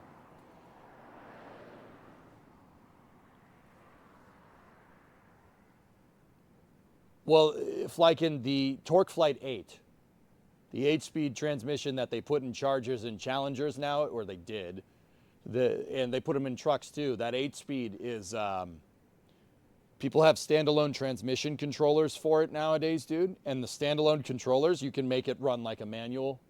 Not like, you know, the stupid paddles. Like you can get a sequential shifter and just bang shift the damn thing if you really want to. So, yeah, that transmission that I want to put in this thing, what is it, an 8HP70 or 8R70, something like that? You can do that, yeah. Or I could do flappy paddles, but I'm not disgracing this dashboard by putting flappy paddles on that steering column, guys. I'm not doing that.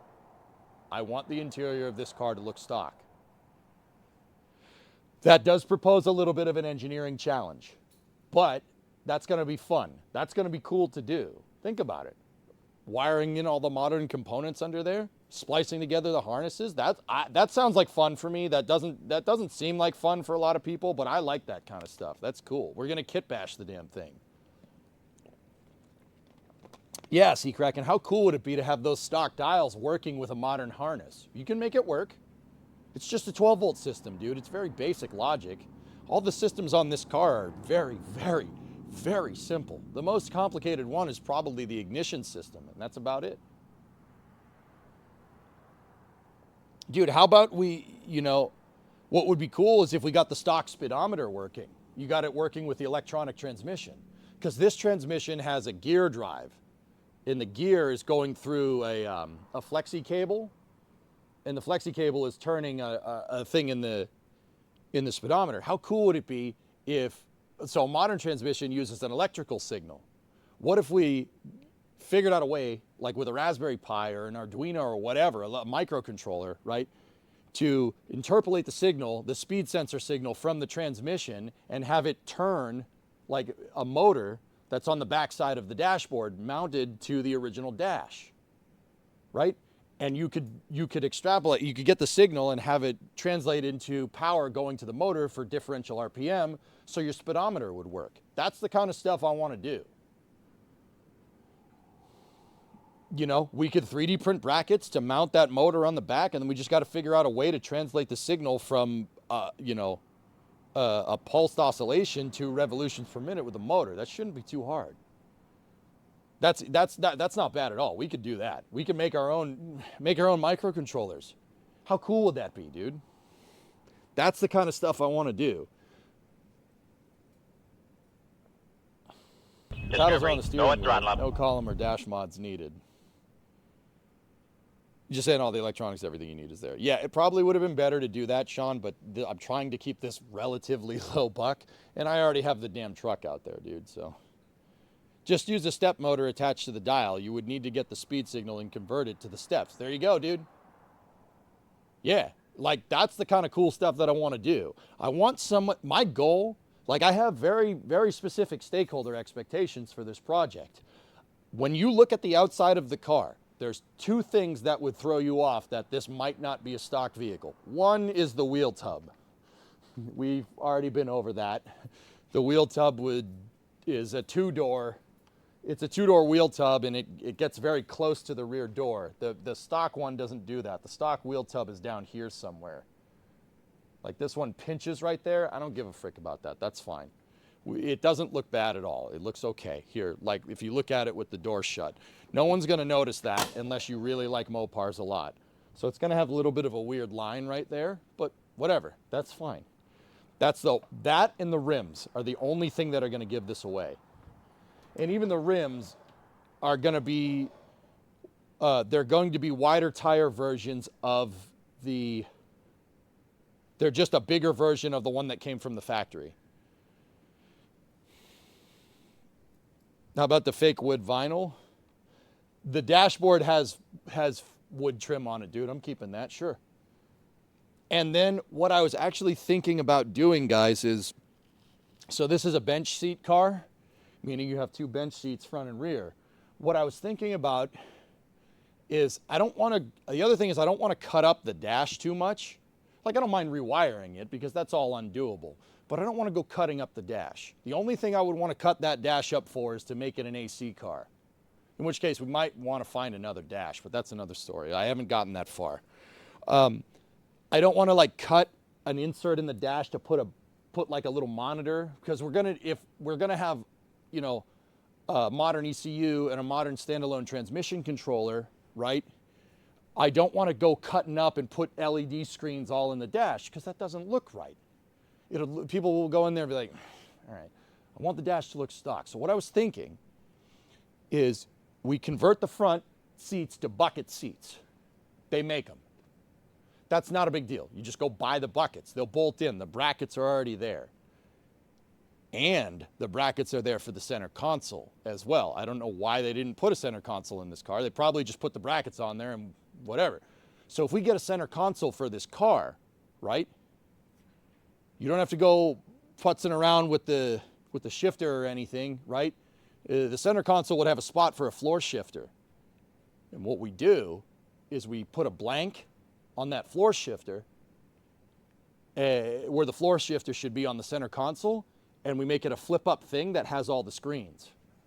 So somebody would look at it in there and they'd be like, there's no shifter there. The shifter's on the column. Oh, all right, it's just, maybe you wanted a center console, which is not something that came from the factory. There's no column shifter with a center console that came from the factory from Mopar. But once again, you can buy the center consoles, you can buy the bucket seats. So in the spot where the shifter should be, we 3D print out a little bracket, and the bracket will fold up and it'll have your transmission controller screen and your engine controller screen diagnostics right there. You don't necessarily need those on. You just flip it down when the car is parked, flip it up when the car is going. They do make the center console. Yeah, you can get them from Classic Industries. Yeah, and Sean, either we'd modify this dash to, because this isn't a factory AC car, I want air conditioning. If you're going to take this thing on long trips, dude, believe me, we've done long road trips with no air conditioning. That wasn't fun at all. I thought it was like putting a hairdryer on the hottest setting in your face for like 6 hours straight. It was not fun. Yes, we have. No, it wasn't. Yes, exactly. So I want this thing to have air conditioning. So if they make vintage air kits too. The vintage air kit will fit. Got plenty of space. Cruise control? With the modern systems, dude, we should be able to put cruise control in it. Yeah, I'd have to find a place to put all the buttons, zeros. And once again, I don't want to put it on the wheel and I don't want to put it on the dash. So maybe we cut an insert on the center console with a trim piece to put the cruise control like down on the center console.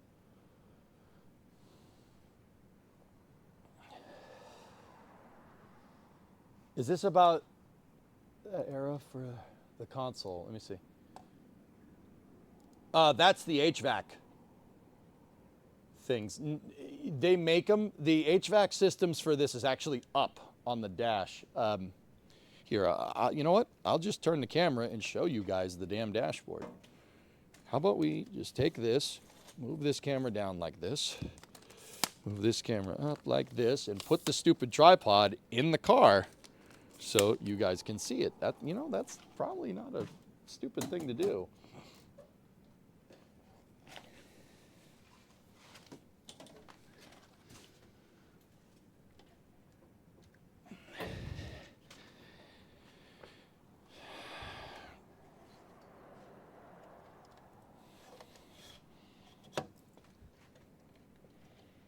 Now, I'm also using the floorboards to store parts right now, so just ignore the big crate that's in there.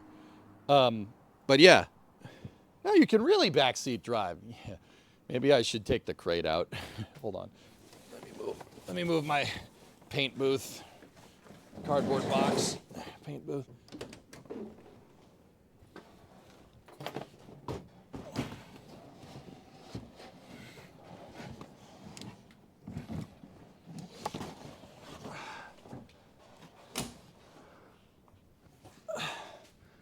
There we go.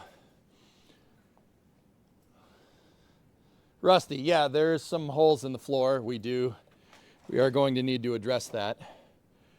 But yeah, so I would like to put the center console in. If you guys see at the bottom right there, there's that bracket on the transmission tunnel for the. There's the bracket on the trans tunnel for the center console. It's right here.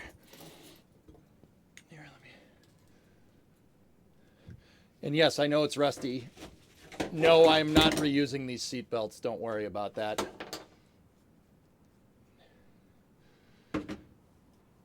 So here's the dash. Once again, it's just a little dusty, but it's okay. The dash is in good condition except for the crack up here and a couple cracks on the wheel. But yeah, other than that, it's mint. That's the original radio. The HVAC system is up here. Yeah, we can make that all work. We'd need to replace it because this has no AC, so it's just heater and defroster. Your fan control speed is over there. And it did work at one point. I doubt it works anymore, but so there's some stuff we can remove. This thing down here is the manual choke. We don't need that. We could do something with the ashtray. What I like to do is put an inverter in there, in the ashtray. Get rid of the cigarette lighter, or we could fix the cigarette lighter. And put run another circuit up there for USB. So if you want to charge your phone, just bring this down. Instead of your ashtray, you have a phone charger right there. Now, with the center console here, there would be room for a floor shifter right here. That's where I'd want the screens to flip up, and they'd be basically right here. It would basically like flip up to about here. And then, you know, when you're driving, you can see all the diagnostics, and also you have a center console to put things. But yeah, the other thing is that this is the B-Body Chryslers came with two kinds of dashboards, dudes. This is the standard one, and then there's the Rally Dash. The Rally Dash has all different circular gauges on it. This one doesn't have that, but you could get a factory tack from Mopar, a factory tachometer, like my summer car style. You could get a factory tack that fits where the clock should go, just like my summer car. Same idea. And they do make those. And I would love to take that, put the tack in there, and have it, you know, splice it with the modern harness.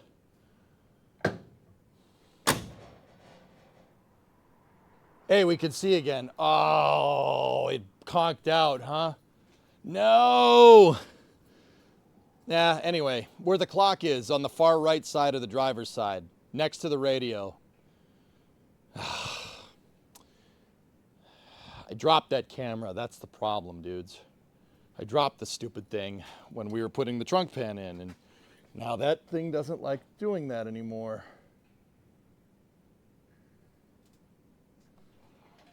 Now, sometimes it zonks out. I apologize. Anyway, there's spots for the center console down at the bottom. If you see that bracket right there, the ashtray is that rusty thing in the center. And yeah, I'd want the screens to flip up right below the ashtray.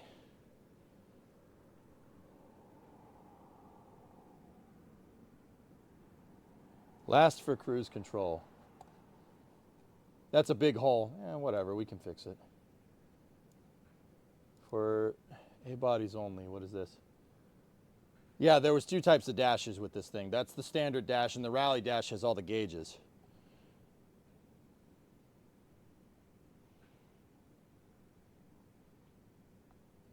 Oh. I'll find a way to splice modern cruise control into this thing, Hellfish. I'll probably use the cruise control from the Dodge, from the Ram, or something else. I don't know. Yeah, Trix. Yeah, it's leg cooling. Damn, son, where'd you find this? Craigslist. You can find anything on there.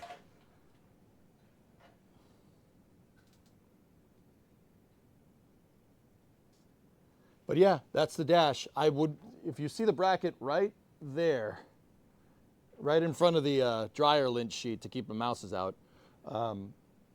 yeah, I'd put the center console in, and then where the mouse, where the dryer sheet is up there, that's here. I'm gonna do I'll just do what I did a second ago.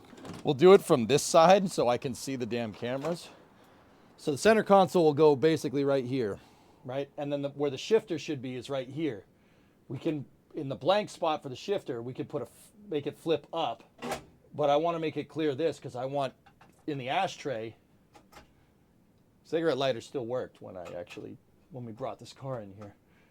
The ashtray, I'll put a phone charger in, so you can bring this down and you can charge your phone. I'll wire a USB-C hub in there, and so you could charge your phone and stuff. But when this thing flips up, I want to basically make it so it clears. So we could have it flip up so you could have your engine controller here and your transmission controller right there. And then we run the wires through the center console back up into the dash. The center console will have it has a center console, and then we'd need bucket seats, but there's already brackets for that in this thing. And yeah, then this thing will be sick, dude. The glove compartment's over here. I was thinking about putting stuff in the glove compartment, but I don't want to drive the car around with this thing open. That's just weird.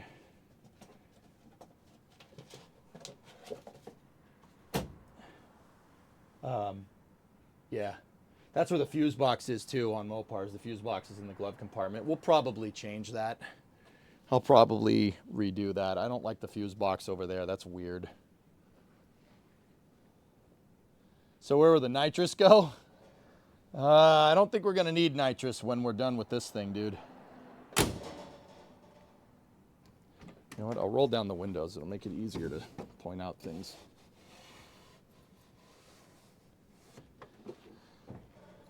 What a lot of people do is they keep the factory radio up there. I don't know if that factory radio works, dudes. It worked when I first bought the car, but it's probably toast. We could try to take it apart and fix it. Or we could take apart that it's called the Chrysler solid state. We could take that radio apart and put, we could just splice it with a head unit and make it work so it looks stock. But I think you can buy those too. But it'd be cooler to do it ourselves. Other people just put the radio in the glove compartment and just keep that to make it look nice. But I don't want the dash to not be functional. Like, I don't want to have another head unit in here and have that one not do anything. That's wasted space on the dash, but we also got to make it look stock, But yeah, the factory tack should go where that clock is. That clock never worked. It didn't work. It hasn't worked since I got the damn thing. And then we're going to need a new dash pad. That one's cracked. But yeah, this thing will be sick, dude. It'll be sick. Yeah. And then the vintage air system should tuck up in behind the dash right there. So I ain't too worried about that. Not that this car doesn't have legroom. You have legroom for days. It's a freaking huge car. But yes, this should be nice. And then, guys, the other thing is that I'm worried with that 8-speed that we might need to clearance the trans tunnel. I don't think it's going to fit in here. Which, yeah, I don't know, man. And if it doesn't fit, it might be hard to put the center console in. But yeah, I mean, something to think about, I suppose.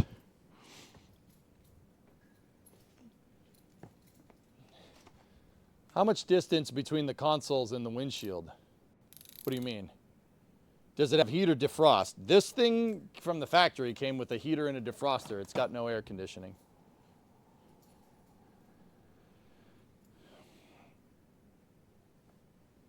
Leave the 904 in it, it'll handle the power. Yeah, but my fuel economy is going to go in the toilet, Paul. Where's the gas pedal? The gas pedal was bolted to the floor. Flykin'. And if you look over there, there ain't much floor there no more. I literally just pulled it up off. Yeah. When it's in the yellow crate. What are you talking about? A 60-mile-an-hour air conditioning? Oh, God. You got to remove those speakers. They're an absolute eyesore. That sucks, dude, because someone cut a hole in the freaking door cards. Those are not factory speakers. Somebody put that in there, and they cut a huge freaking 6-inch hole in my damn doors for a radio. Yeah, that sucks. I mean, then again, I had a welder. We could just weld it back, but. What car is this? Wooly, this is my project car. This is a 1969 Coronet. It's a Dodge. I'm fixing it because it's an old Dodge, and old Dodges are notorious for rusting. Are we going to keep the interior blue? Yeah, I would. I would like to do that. The interior colors, Seacracken in 1969 are black, blue, green, and white. White. They sold these cars with a damn white interior. Think about that for a second. Crew cab Charger. Yep. Yeah, green. Mint green. Yeah. Rare, see your last. You don't have to worry about any of the EFI kit screens. Any one of the big name one screens are only used for programming. Then you just disconnect them and sort it out. Yeah, sure, man. Yep. Did I talk too much? No.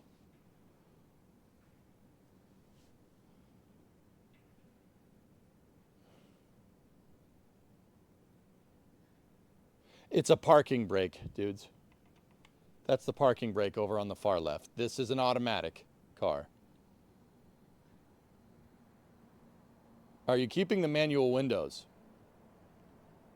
They make the power windows. They make power window switches for this not Flykin, Seacracken, and we can make it look, dude. We can make it look stock. We'd have to cut more into things, and then we'd have to cover up the holes where the manual cranks are. But yeah, we could do that. They make these cars. B bodies were okay. Just a little bit of word on cars in the 1960s. They were very a la carte. You didn't go to the dealership and buy something off the lot. You only did that if you were really in a pinch. You ordered the car, and the salesman at the dealership was about upselling you on certain features. That's how they made money. You know, they could just make the car, and you make some decent money off making a nice car, right? But seatbelts, yes, I know. Well, seatbelts were mandatory in 1968 on, but that's another story. So like seatbelts would be a thing. Air conditioning, option. Not every car comes with AC. You don't need to do that. Not everybody needs air conditioning. You could save some money doing that, but you know, you could get a bigger motor. You could get a better transmission. It's all basically, you'd go down the list with the salesman at the dealership, and he'd fill out a punch card, like the Scantron things, like if you're in school, like a multiple choice test. He'd fill that out, and then they would mail that to the factory. And then on the factory floor, or at the factory, they would take that scanner, put it in, right? And it would produce build sheets. It would print out a build sheet for you, and that would get distributed through the line, or it would get attached to the car.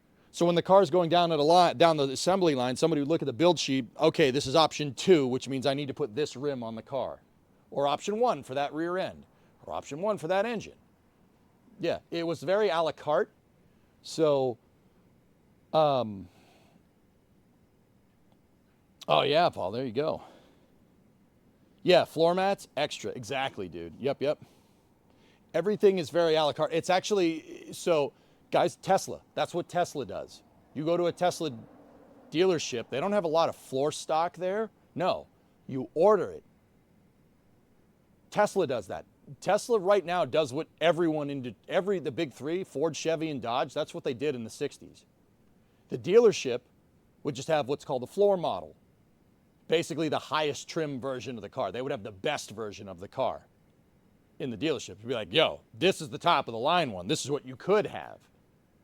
Oh, you don't want that feature? That's no problem. But you want the big engine? That's fine.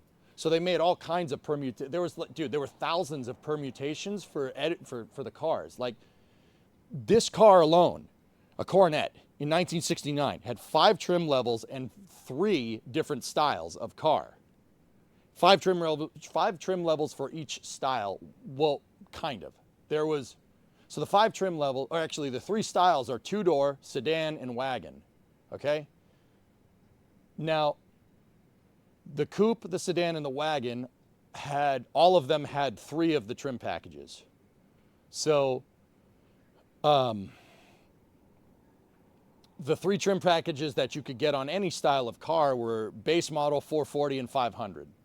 So those are 3, that's like, the base model's the low one, 440 is a little bit better, 500's mid-level trim, right? So that's more and more features as you go up. But once again, you can configure it however you want, right? So you could buy a 500 with no air conditioning, or you could buy a 500 with a bigger motor. Now, the 2 other trim levels are reserved for only the 2-door cars.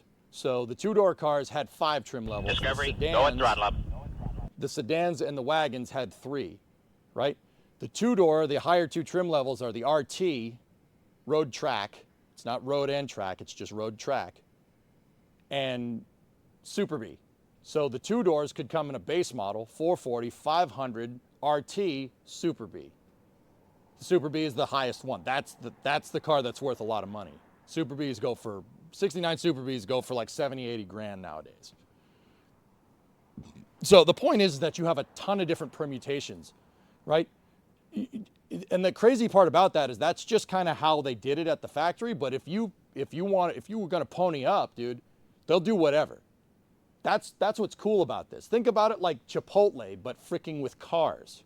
Like Chipotle, you go in, I want that, and that. Can you give a little bit extra that? Can you give it a little extra that? That with cars. You can get whatever the hell you want. They'll make you whatever you want if you pay. So you could special order one of these in RT trim. If you really, really wanted to pay, you would have had to pay more money because they would have to build it special, right? But you could do that. They also made police interceptor versions of the 4 doors. There were police interceptor versions and fleet vehicle versions of the wagons. Yeah. So the police interceptor one is like the Bluesmobile. It's got cop tires, cop suspension, cop shocks. You know, with that you get a bigger motor, you get a heavy duty transmission, you get bigger brakes. So how much to request a new Ford Focus? So, fellas, here's the thing. The dirty little secret is that you can do that nowadays. Yeah, that's the dirty little secret. They don't want you to do that, but you can do it if you pay. Remember, you go to the dealership. You know, everybody's like, oh, they're trying to screw me at the dealership. No. They're not trying. I mean, they are to an extent. They want to finance you because they make money off the financing, sure. That's why every automaker has their own bank or credit union, basically. But if you pony up, you go to the dealership and you know what you want, they'll do it. Hokey, Ford doesn't make Focuses anymore, but if say you wanted to go to the dealership and get an F-150, if you wanted to special order one from the factory, say I want to special order one from the factory, and they'll do it old school and they'll fill out exactly what you want. As long as you have the money and as long as you're willing to play ball, they'll do whatever you want. Seriously. And if you show up with cash at the dealership, they will bend over backwards for you. Just another side note. All right, Petrie. See you, buddy. I saw that we were streaming and I wanted to stop in and say Merry Christmas. Thanks, Dradis. Merry Christmas and Happy Holidays. Yep.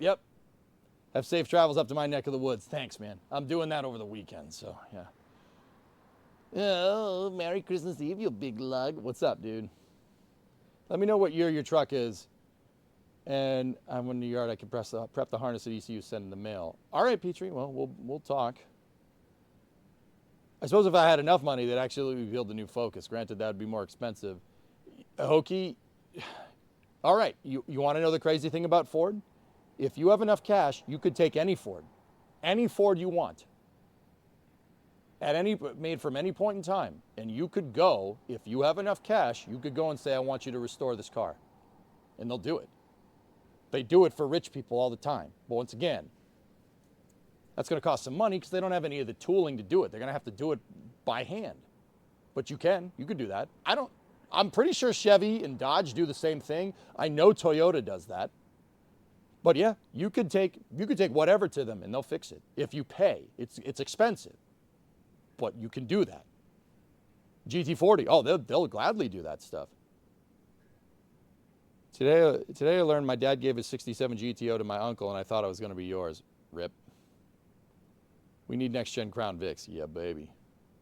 Cash is always king. Yeah, guys, don't ever forget that. If you like cars, you go into a dealership. They want you to buy something.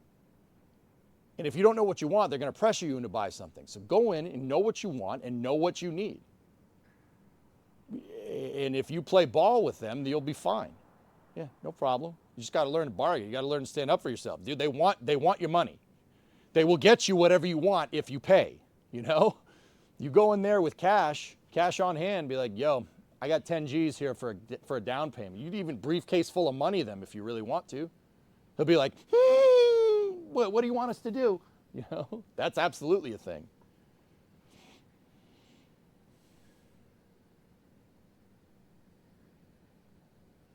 My uncle sold his 66 GTO to your dad. Loved that car. GTOs are sweet. Pontiacs are amazing. But yeah, dude.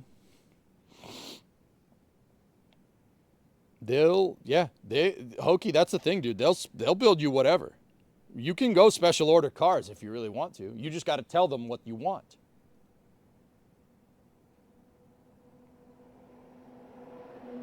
Yeah, that's how dealerships work, dude.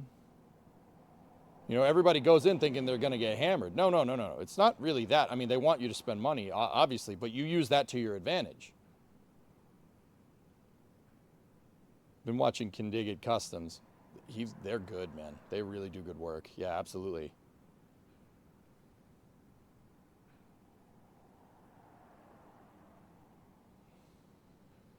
Veyron powered Focus ST. I'm not sure they'd do that, Sean, but yeah. Yeah, exactly. You could special order whatever the hell you want, dude. Yeah, you could special order whatever. That's the secret. They don't tell you that. But because it's easier for them if they move a car right off the lot. But yeah, you want to go in and say, hey, I want this F-150 with this drivetrain, with this transmission. Hell, dudes, you know, people say like, oh, you can't buy work trucks anymore. You can't buy simple trucks. If you special order an F-150 from a Ford dealership, you absolutely can. That's the dirty little secret. Everybody, and I didn't know this for the longest time. Everybody's like, well, everybody just buys a quad cab, short box truck, and you know, it's just basically an SUV. Yeah, that's fine because that's what they make the most of because that's the most popular. If you wanted to go to the dealership and you wanted to buy a work truck, a bare bones work truck, and they didn't have the right trim, they'll special order you one, no problem. Heck, dude, you could still buy those things with manual transmissions. If you want to special order a truck with a 5-speed in it, sure. They'll just take the 5-speed from whatever the transmission is from the Mustang, they'll throw it in there, no problem. They'll do that for you, absolutely. They could special order whatever. Any permutation of any trim that you want. You just got to know the trim levels.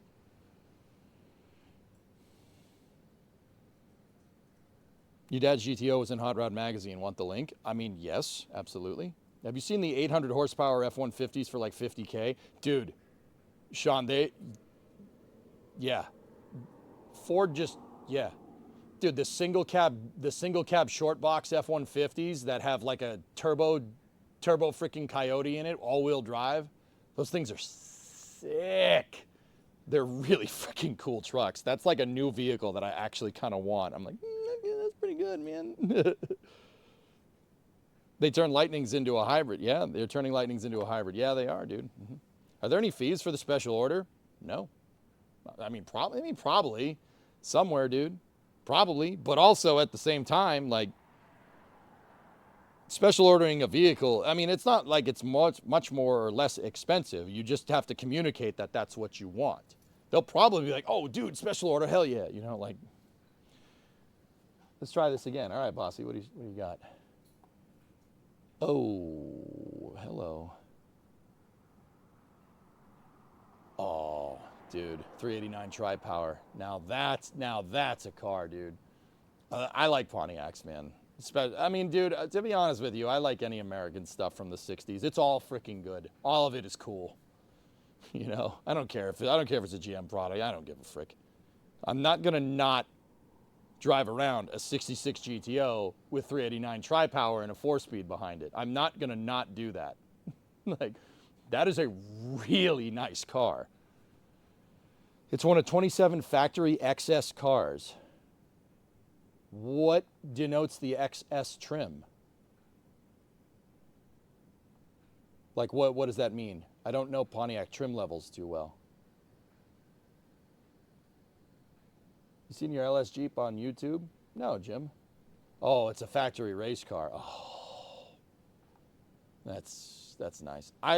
For what it's worth, I think the 66 GTO is the most beautiful GTO. 65 is okay with the square grille, but the 66 has the grille with the curves. Beautiful. Buy it and may the odds be ever in your favor. Yeah, the base model F-150 blower tune, no suspension or brake upgrade, right off the showroom floor. It's bananas, dude. Yeah, that's cool, man. An XS 66 GTO. That's sick. It's not something I could ever afford, but it's still cool.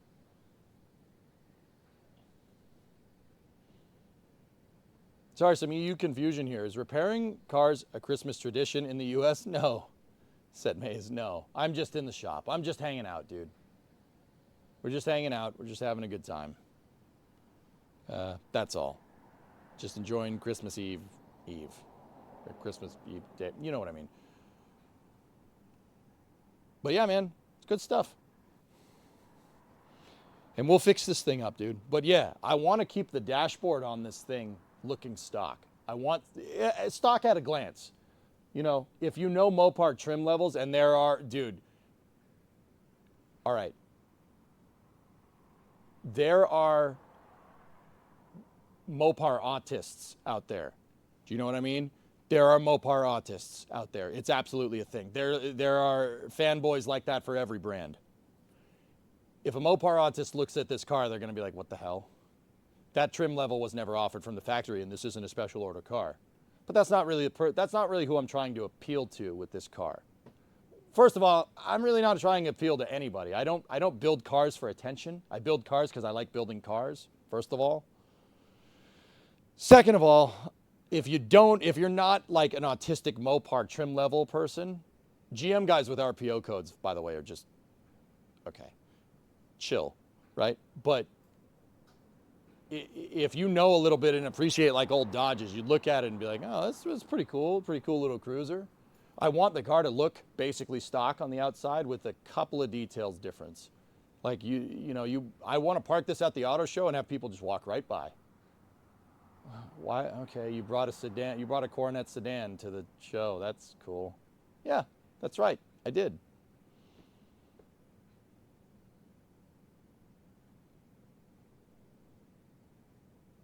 Oh, really, Celestial? AI is not the best with finding obscure facts about like hot rodding stuff, but it sometimes is right. It's not. It doesn't. AI doesn't understand old cars well enough yet. So if you're not the guy from Graveyard Cars, yeah. Are you going to lose that aluminum trim? The trim that's down here, the 500 trim, yeah. I don't think you can find the parts to put that back on. The clips for it are, I mean, I haven't really done much research into looking into it, but I haven't really found it either. So the 500 has this trim on the door, the trim that's down there with the black line on it. Dakota Digital. Oh, nice. People, yeah, there you go, dude. Somebody already makes it. Easy peasy. This stuff, the door guard trim, yeah, I'm getting rid of that. I don't want that. It makes it look like a freaking police car. I mean, that's kind of cool, but that's not really what I'm going for.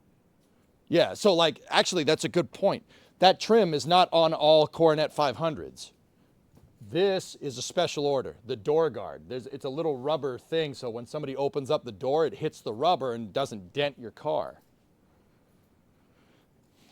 With that being said, the door and the front right quarter panel are the only parts of the car that still have that on it. All of the rest of it fell off.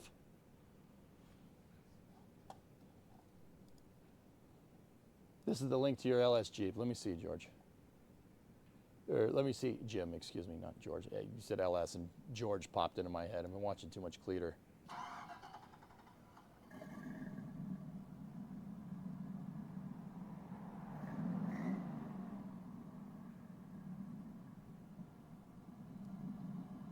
Very nice.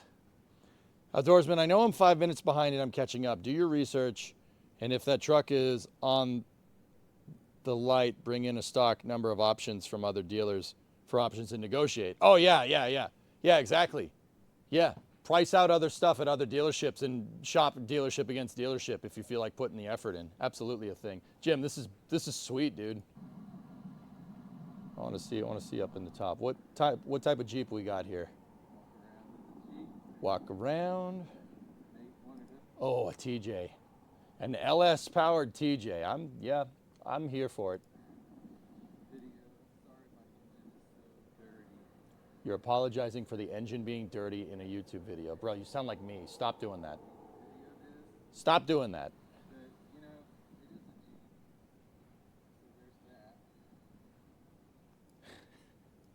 Oh, dude, that's awesome. That's a cool truck, man. Very cool. Read it. So, Outdoorsman, any chance of adding a HUD display? I don't know, man. A HUD display might get a little busy with the dashboard there. I want it to look like that, guys. Basically that with the center console, like what I'm telling you guys about. I don't want it to get any crazier. Yeah, I don't want the dash to have all these gauges and all this, like, I don't want all these gauges and fast and furious knobs and buttons and dials. I think that's dumb. It's just too busy.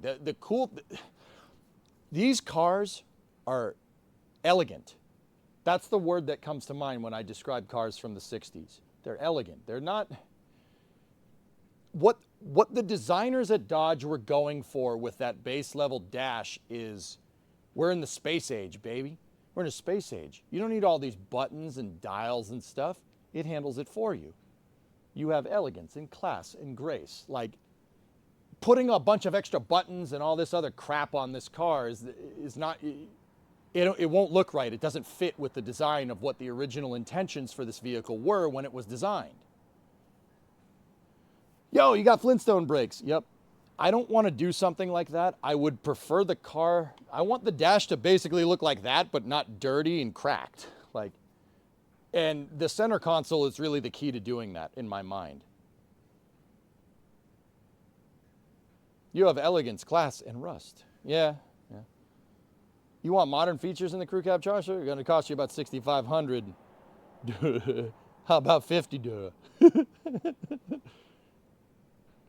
I made it to my destination, Outdoorsman. All right, cool. Have a Merry Christmas. I'll see you on Friday. Go spend time with your family. All right, Outdoorsman. Good night. But that's what I want it to look like, dudes. I want the dash to look like that. I'm just going to clean up the buttons and make it look nice. That's all. But we'll have all the cool electronic stuff, like with the flip-out screen on the center console. And then we just flip it down. So when the car is parked, if things flip down, no one's gonna know. I mean, they'll know because it doesn't have a floor shifter on it, but whatever. Doesn't want the pimp my ride options. Hell no, Jim. I don't roll like that, dude. I want someone to, like, my whole purpose with this car is to bring it to an auto show and not attract attention at all. If you guys go to auto shows, you see that, people have all this flashy stuff. They put lights under their car. They want people to come and see it, blah, blah, blah, blah, blah. That's like the old man way of, like, look at me. Look at my car. My car is awesome. Look at how much power I have under the hood. Like, nah, I'm good. I don't need to do that. I want people to walk right past this thing. Think nothing of it.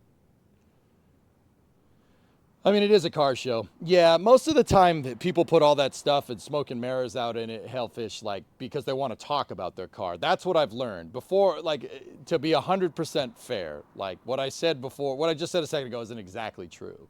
But it's because they want to talk about their car. That's why. If the people with all the flashy stuff, if you go to a car show, people love talking about their cars. Go figure. Right? I went looking for a factory floor console for your Galaxy. I found them, but at $1,000. They repop them, Maz. They repop them for Mopars, dude. Would you just look at it? Yeah, exactly. So, yeah, I want people to look at this and go, you restored a stock four-door Coronet? Yep. I want to take this thing to car shows, set up the folding chair right here, and just sit there. Just sit here and see what people say. People are going to come over and be like, what? What are you doing? Like, if I take this to a show and no one asks me a question about the car, that's how I know we did it right. You know, now granted, if we pop the hood on this thing, someone will know, but that's the whole point. What year is the car? This is a 69 Coronet. Subtle is quite cool. I like the builds that are just different enough to make me stop and try to figure out why it's catching my eye. Clean is king. Exactly. Exactly, Sean. And that yeah, see, you get it. I know you get it. We've talked. I know you get this. Like, I don't want this. I'm not going for a sloppy build. Like, I don't want stuff like hanging off the dash. Like one of this, I drive this stuff all the time. It just, this is not that. We're redoing the wheelhouses. This is not like a roadkill, right? That's not what we're doing here, okay? I want this build to kind of represent the expectations of the car, but in a modern way. You know, I went to design school, remember that? Like, went to art school, I know about this. Like, I want it to look right.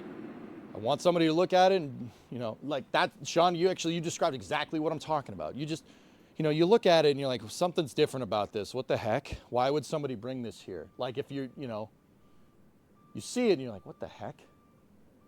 Right? But I want the vast majority of people to just walk right by. The point is that I don't want the attention. I want to try to make a car that looks so ridiculously obscure people would be wondering why the frick you bothered to restore it. That's the goal. Hey, Race Dragon, bonjour. EJ, check the mailbox. That's all the way down there. You know when you say check the mailbox, it's not like it's right outside my door. That's like a good ways away. It's like a quarter mile away. It has disc brakes in the rear? No, that's a drum brake. Blark, it will have four-wheel discs when I'm done. Yeah, I want discs all around. Yeah. This car is big. It's a big car. Fine, I'll go in the mailbox. Make me freaking do physical work, you dick. I'll be right back. Do physical freaking work. It's snowing on me.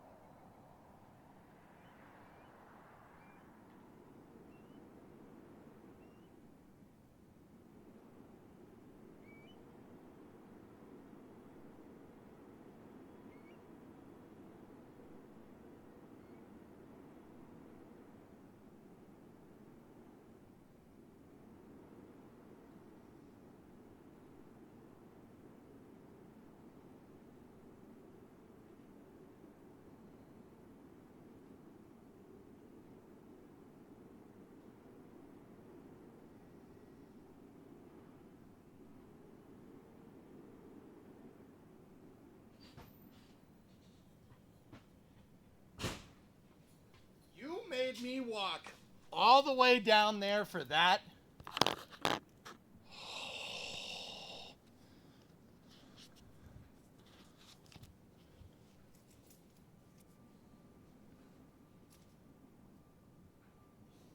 For Bucky's car odor spray.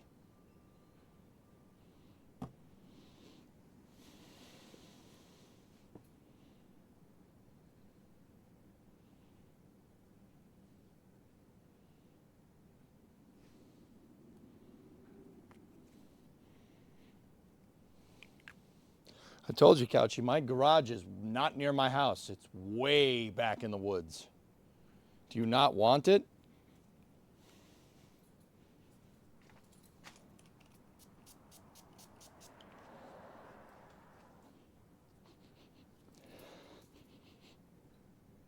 What is it supposed to smell like? Is that supposed to smell like beaver nuggets?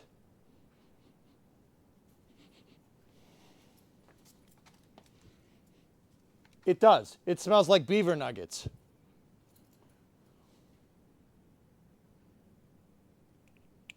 It smells like beaver nuggets. Oh boy. You had nothing to do with this. No, you're guilty by association, fool. Freaking beaver nuggets.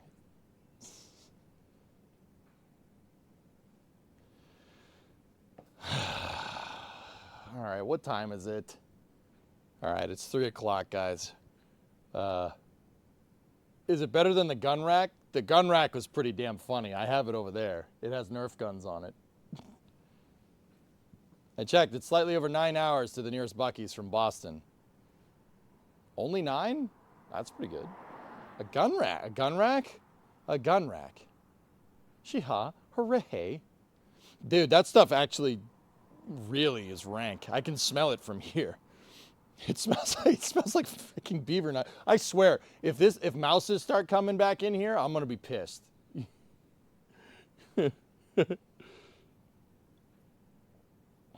Anyway.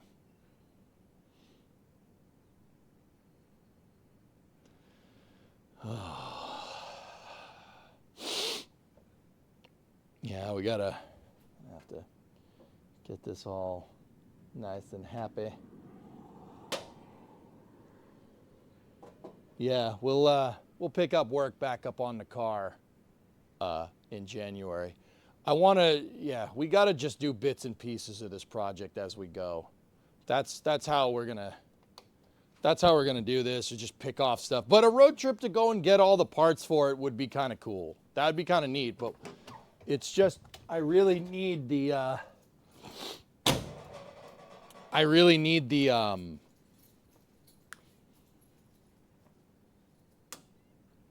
words. I just need to build up the cash for it, dudes. Is this the kind of thing you buy when you had a body in your car that has been in the ground for 5 months and you need to get rid of the smell? Yeah. I don't even own a gun, let alone many guns that would necessitate an entire rack. What am I going to do with a gun rack? Freaking Sean, that showed up in a gun rack showed up in my P.O. box last Christmas. It's over there. I have a Nerf gun and an airsoft gun on it. Just woke up, Mark. Merry Christmas to you and the family. Thank you. Likewise, man. Likewise. I lost you 2 months ago, Hotbox. Are you mental? You unsubbed. Get the net.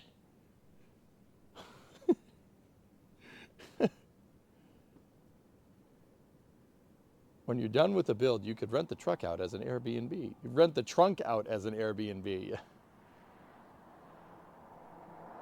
You're not working in it until next year. Yeah. I have a bug assault, yeah. Wait, you bought a house but no gun? What do you mean, Celestial? This garage doesn't have heat. I wouldn't keep my steel out here, if that's what you're asking.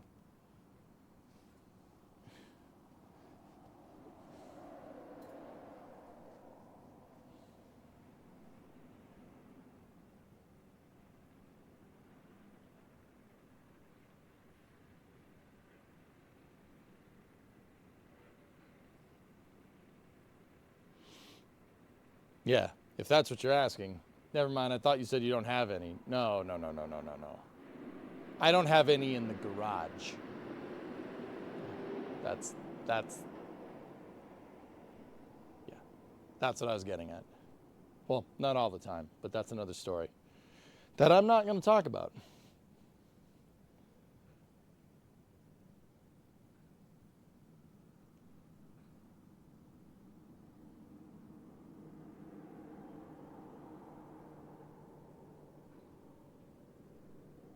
But yeah, this thing's going to be cool, man.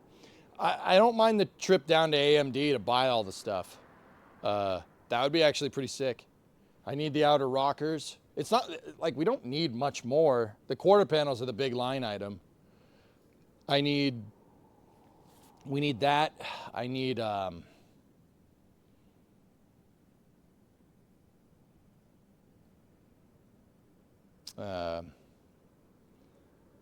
so we need left and right rear quarters, right? We're going to need the rockers basically on both sides, which is this stuff down here. The jury's still out on whether I need inner rockers or not. I actually think the inner rockers on this car, they're pretty shot right there in the wheelhouse, but that's okay. I can fix that. Like, yeah, so maybe inner rockers, definitely outer rockers on both sides, right? And then we need floorboards and a transmission torsion bar cross member. Yeah, there's a major structural component underneath the floor right there that ties everything together. It's called the torsion bar cross member. It ties the two frame rails together, keeps everything nice and square. Mine's gone. Don't worry, the car is supported correctly. It's supported and it's nice and straight. I know because the doors open and close. So I know it's in the right position. Definitely within tolerance. So we're gonna have to cut the old one out and put a new one in. How much floor pan do we need? I need left and right. I would just buy the whole big floor pan, Goalie, but we can't get it in there. How am I gonna get the damn thing in there? I can't fit it. On the two-door, you can open up the door and you can move the floor pan in left to right. I can't do any of that here. How's the firewall? The firewall's immaculate. Yeah, and that I talked about this last car stream. That's what I don't understand about this car. From the firewall forward, there's no rust. I showed you guys the wheel wells up front. There's no rust up there. There's a little bit of scale here and there. But structurally, the front of this car is immaculate. It's from about here back, it is atrocious, which is very strange. I don't really understand that, but your philosophy coincides with my idea, unpimp my ride. Yeah, there you go. It's unpimp the auto. Oh, snap. Have you looked at the amazing amount of floorboard material available by the side of most roads and highways? Yeah, Sean, but once again, I have.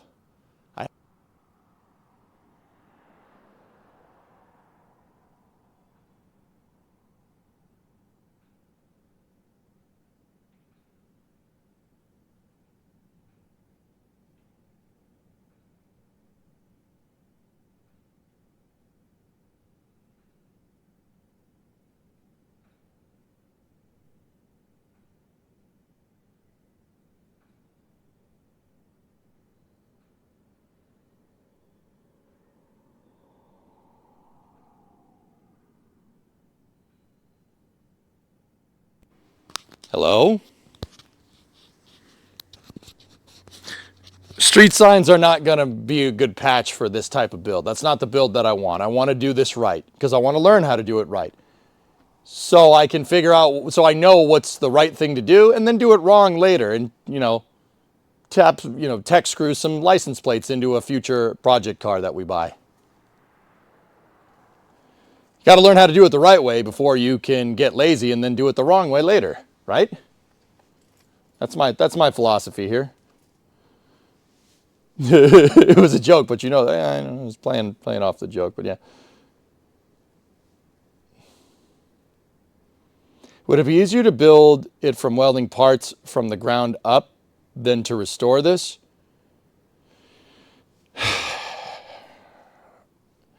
They don't make parts for the 4 doors, dude. If this was a 2-door, yeah, probably. If this was a 2-door, I probably would have just cut the roof off and then just built a new car underneath it. You can do that. They make all the parts to build a 2-door 69 Coronet. The only thing that's kind of a harder line item to find is doors, 2-door doors. But yeah, you could build one of these from scratch. In fact, I would really like to do that in the future. Yeah, I would really like to do that. Just build one. I mean, we wouldn't be able to put it on the road unless I have VIN tags for it, which means we'd need to buy one that's completely destroyed, figure out a way to get the right paperwork for it, right? Or find a car that's in worse condition than this, that's rotting into the ground with a clean title, buy that, and then just build a new car underneath it. The VIN tag on cars, guys, is the car. That's technically the car. That is how far you can go with Ship of Theseus. On paper, it varies by state law and country, et cetera, et cetera. In the United States, it's the VIN tag. The VIN tag is the car. Everything else is just metal that's attached to the VIN tag. If you take the VIN tag off and you put it on another car, not on another car. If you build a new car around this and take the VIN tag and put it on there, technically that's the car. Technically. Do not, okay. I realize what I was saying. Do not do that unless you really know what you're doing. Because if you don't know what you're doing, you basically just stole a car. Don't do that. Legally, you stole an automobile. Legally, that's Grand Theft Auto. Don't do that. But, if you have ownership of the VIN, et cetera, you go through the proper channels, you get the title, you get everything, right? You register the car, et cetera, then it's not that big of a deal. You could build a new car around it. That's Car of Theseus. I would love to do that as a project. Hey, Yuri, Merry Christmas, man. Detroit Muscle Technologies builds complete B-body shells. Yeah, people do, Sean. They're around. 4-door Coronet soft top. Let's do this right now. I will leave right now. I am not doing that with this car. With that being said, goalie, look, nobody wants 4 doors. No one. Not even now. Not even, this thing didn't survive COVID price appreciation, dude. You could buy one of these in decent condition, I mean, for like $4,000. And dude, it's basically the same thing as a 2-door. It's the same chassis. It just has more doors. Goalie, the point that I'm trying to make is that we could find another 4-door. We can find another 4-door and we could do fun things with other 4-doors, like make a soft top. That would be sick. That'd be really cool. You might run into some clearancing problems here because of the convertible. Oh yeah, that's the other trim level. I forgot. The convertible, the roof line is different. But like the roof line for the 2 doors and the convertible start like right here. So we'd have to do some real trickery. That stuff stinks, by the way. That Bucky spray, I can still smell it. It smells like beaver nuggets in the shop now. It's like rank.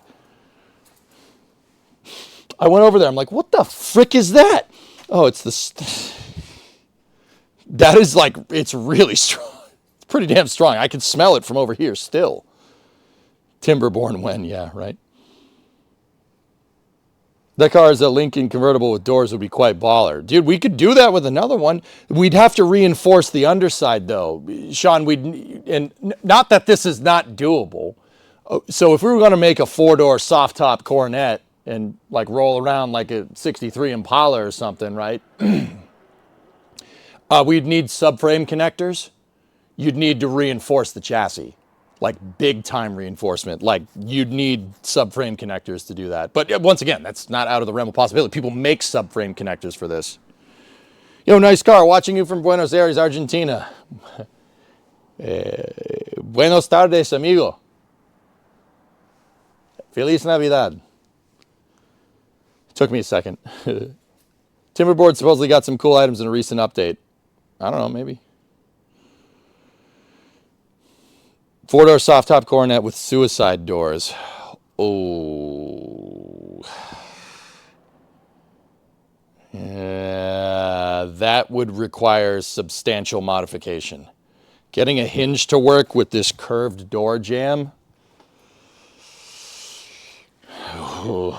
You could do it. That would be, you would really need to reinforce like right here, because that's the flat part is where I'd put the hinge. I don't know how you would do a lower hinge here. You'd need some kind of crazy cantilever down there. Or just reinforce the balls out of this enough so you have one hinge that opens and closes.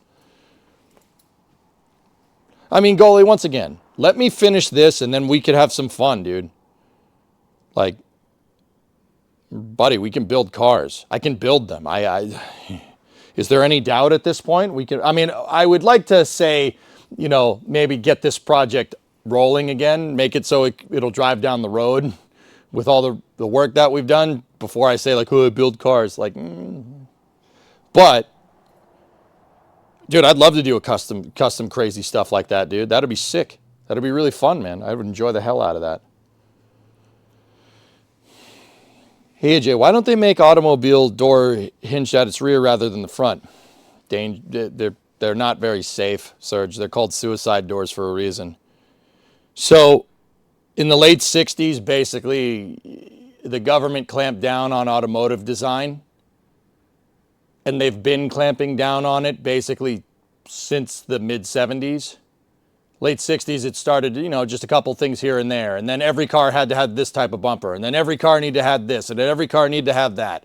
And they still do it to this day. Every car needs to have a backup camera. Like, every car needs that automatic shut-off when idling. Like, it's just, there's so much stuff that you have to have that you didn't have to have in the 60s. So design was a lot more open. You could design a lot of different things. You basically have carte blanche to make whatever you want. Yeah, Ralph Nader did that. I understand why he did it, but also at the same time, like, just because somebody else drives like an idiot down the road and needs a seatbelt because they, you know, need the government to wipe their tail for them doesn't mean that I need that. But also at the same time, people drive like idiots nowadays, so whatever. Make sure to load the suspension up when you put that quarter panel back on. You think so, Z? Yeah, that's, you know what? You're probably right. That's probably a good idea. The whole car is up on stands and it's perfectly level.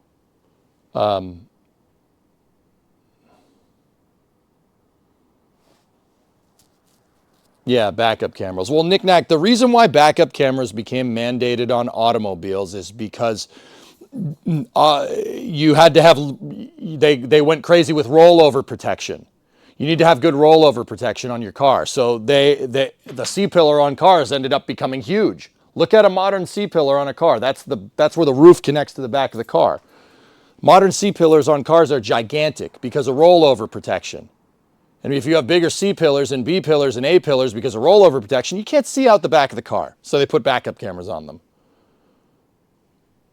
So Z-Gray, you want me to load the suspension back up when we put the quarter in? I mean, like I said, this is perfectly level. I don't have it on a frame jig, but I sat here with the jack stands and made sure the car was perfectly straight for more time than I care to say. You can change things. That's what you do. Cool. All right. Yeah, I'm sure we could do that. I got to buy new shackles for the back. Gray, here, let me show you. So I did the trunk, the rear leaf spring mounts, rear cross member, because here, let me show you the shackles. If that's any indication of what the back of this car looked like, you probably can picture it in your mind. The body can flex. Cool. What kind of car is this? It's a 69 Dodge Coronet 500. It's a sedan, so 4-door.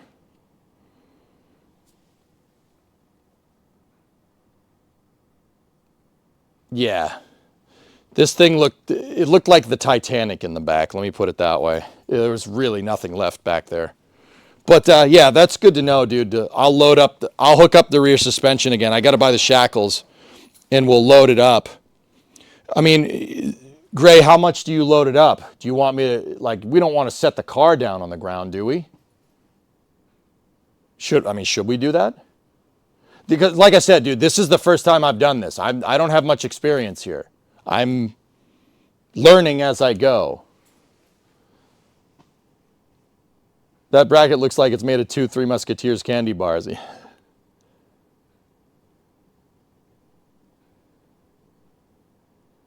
Yeah, Aqualex, I get it. Yeah.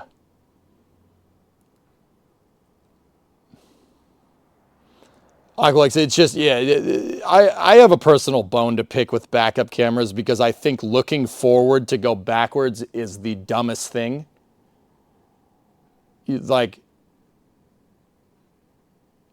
In driver's ed, you're taught to look where the car is going. Whatever direction the car is going in, that's the direction you look, and that's the direction you stay looking. I always hate putting a car in reverse and doing this while going backwards, looking forward to go backwards. It's poetic, dude. You can't, that kind of irony is only found in the government. Dude, I look behind me because I do not like the idea of not looking where my automobile, where my 2-ton metal box is going. That's really stupid. Dash cams rule. Yeah, right.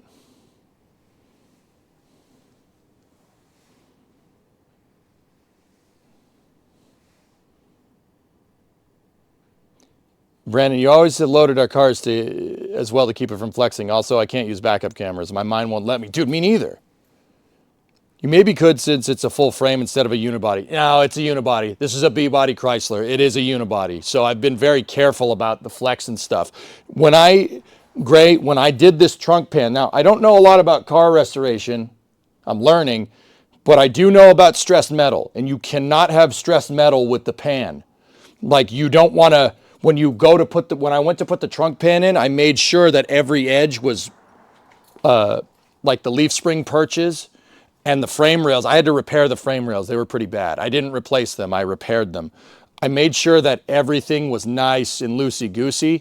And I probably took the trunk pan in and out of this thing probably 40 or 50 times just to make sure that all the flanges on the frame rails and the leaf spring mounts, they're all nice and pretty. Nothing is like stressed. Nothing is bent.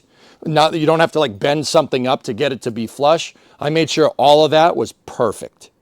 And when I went to put the trunk pan in and I went to, plug weld all the holes are basically touching the flanges. Like I really made sure that there was no stressed metal there because that has to be straight. If that's not straight, the car will go like this down the road.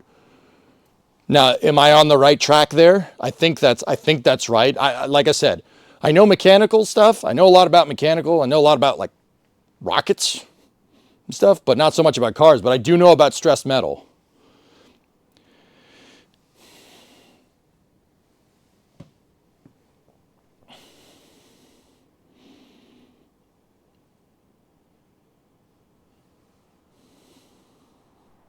Soul can still be found in modern cars if you know where to look. Agreed, Sean. Yep.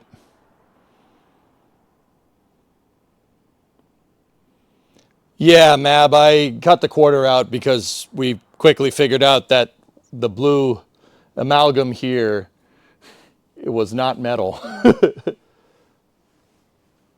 I'm in charge of the mechanical stuff. But yeah, thanks for all the tips, dudes. Yeah, honestly, like this isn't like, oh, I don't want you to back so you don't tell me what to do. I don't know. This is new. This is new for me. So any constructive criticism would be very much appreciated. I do not want this car to go sideways down the road.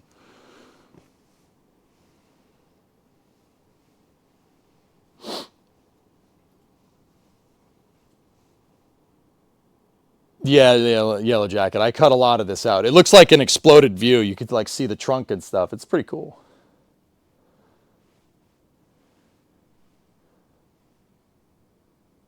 Oh, nice, Hellfish. That's cool. Sounds like you're approaching it wisely. Just make sure the deck lid and tail light fit before you weld. Yep. Yeah, like exactly, dude. You don't want to go like bending stuff into position to get it to line up. It should just fit together like puzzle pieces. Now, don't get me wrong. That sometimes means you need to hammer some of the repop stuff. Now, the repop stuff is using, a copy of the original stamping, right? So I don't mind modifying the repop stuff, But even then, you should get the repop stuff to fit together like puzzle pieces, right? Like that's the gist of this. Yeah, I have a lot of bracing around there because there's not much to hold up what's left of the quarter panel anymore. But yeah, I kept the deck lid in to check for clearance on it. And like when I did the trunk and everything, when I put the pan in and I just tacked it into place, I checked the gas can or the gas tank to make sure the gas tank fits correctly. Yeah, dude, that's something that I've learned the most about this. Do not burn something in right away. You can't rush this. This is not something that you can get done fast unless you work on it every day, right? God, I've been noticing so many cars out there crabbing their way down the highway. It bothers you so bad. Dude, Aqualex, it pisses me off. Okay, cool. I'm not the only one. I hate it. I hate it driving like behind a truck or something, and you can blatantly see that the front and rear tire is like this. Oh, God, that drives me up the wall. I freaking can't say, dude, make the freaking wheels line up. What the hell is the matter with you? Like, oh, dude, all right, cool. Dude, that is a pain point. I freaking can't stand that stuff. You're doing well considering you haven't gotten a frame jig or something. Yeah, cool. All right. Gonna have to go. All right, Scott. Wishing you and the family Merry Christmas. You too, buddy. Merry Christmas. Sideways is fine if you're drifting. Well, Sean, with what we have here, we put a nice 4-link in the back of this thing. They make bolt-on 4-links. You put a 4-link in this thing. We could do this. It's getting the steering angle right on the front. We need to put a rack and pin up there. I've seen people do it. It's totally doable. But yeah, that's good to know, boys. Yeah, it's good to know that I'm on the right track. I'm very careful with this stuff. My day job is on here teaching people about aerospace engineering. That's what I do. That's my content. I'm a STEM streamer. I teach people about rockets. And rockets, you need to have super tight tolerances. Now, I read the factory manual for this car, and they have freaking 1/8-inch tolerance from the factory, which is just... It's the 60s, man. These cars were put together by hand. Like, what do you want? I can do better than that. I know I can do better than that.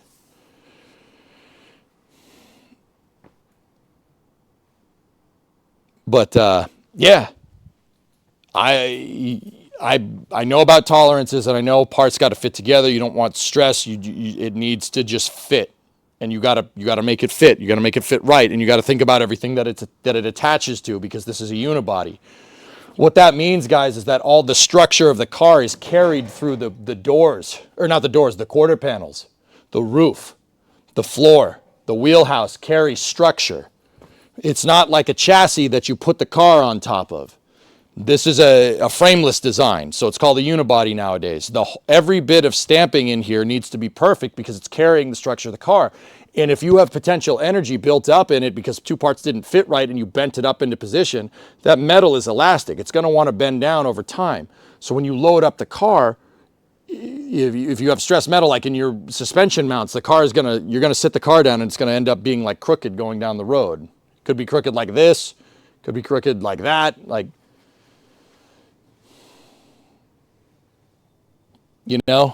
So yeah, Gray, I'm being very careful. Thanks for telling me about the suspension thing. I wouldn't have thought of doing that. I would have just welded in.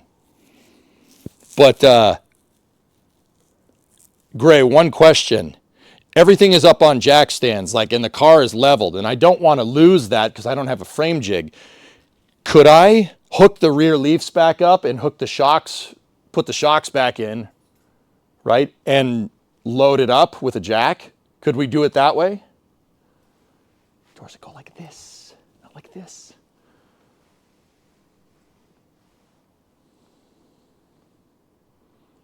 Rarest, you're heading out. You and Bree have a Merry Christmas. All right, buddy. See you, Ace. I'll see you on the other side, man. I'll be around on Friday if you're here.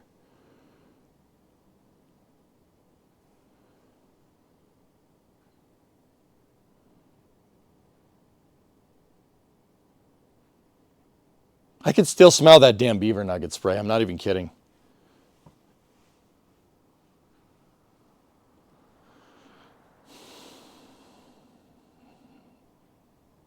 All right, it's 3:30. I should probably start to head out too. But yeah, can we just jack the rear suspension up? to load it up when we put the quarters on. Like, I should be able to do that, right? And then if I just leave all the other jack stands in place, we can always set it back down to level.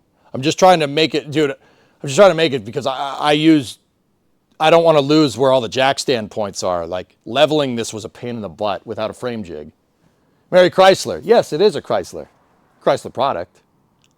I'm just kidding, man. Yeah, you too, buddy. Why do you want to load it up? Because all the metal bends and flexes, Mab. It's because of unibody. All right, Sean. I'll see you, man. But that's good to know. I wouldn't have thought of that.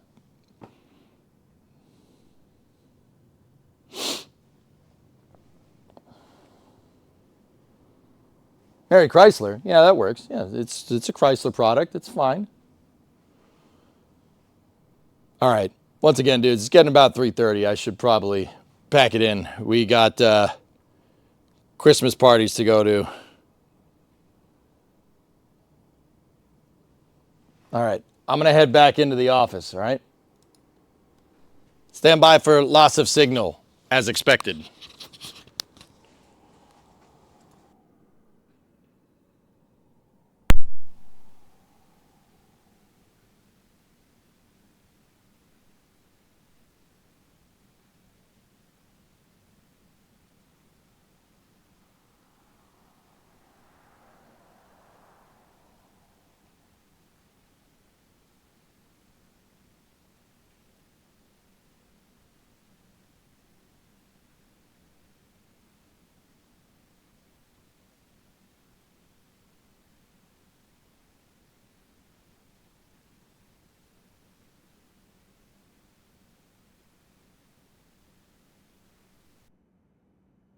Okay, I'm back here.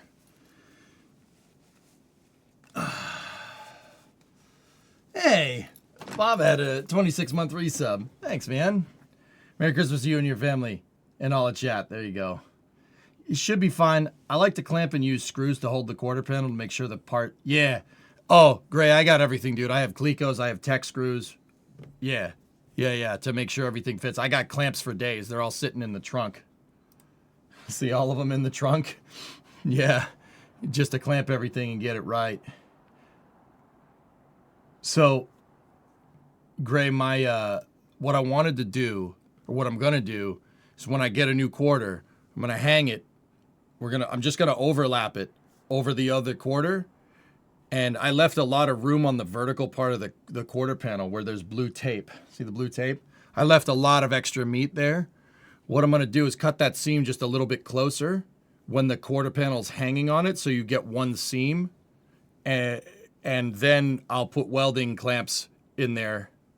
And then you check for fitment. The rear wheelhouse and the trunk extension they're not in. They're just sitting there.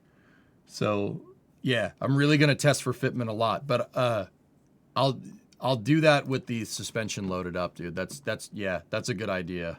That's a good call. Time for some Clecos? Yeah, dude. When we hang the quarter panel, Clecos would be very handy, especially when we cut that seam. That's good to know, dude. But yeah, I usually work on the car once a week. And yeah, in 2026, we're probably, what I want to do is maybe once or twice a week, do work on it in the mornings for a couple hours. And then, do something else, time permitting.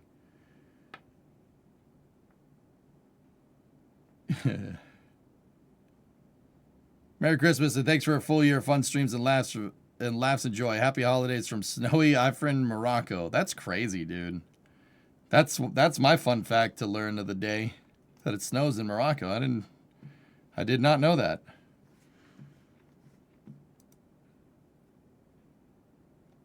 But yeah, man. Big goal for the stream in 2026 is to get that shell finished. That's a big goal. I want this shell finished by the summertime. So we can drive this stupid thing. That would be really nice, actually. Yeah, that'd be pretty good. I would enjoy that. How many percentage are you done? We're probably 30% of the way done with this project, Zizep, maybe 20. This is a big project. I wanted to get it done. I wanted the shell done now, but real life had other plans.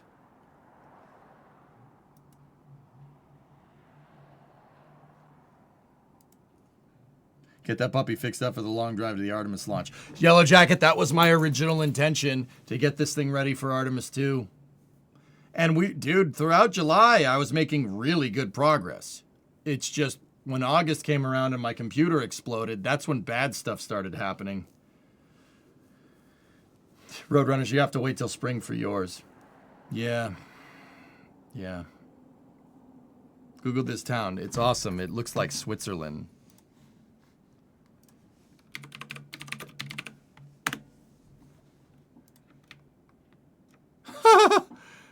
That's okay. Yeah, did not expect that. My winter car will be available this week. Steam has been testing, looks good to go. Okay. So Paul, if that game is out on Friday, that's what we're doing. You in Oklahoma are breaking high temp records right now. No white Christmas for us. Oh, it's snowing here, dude. But yeah.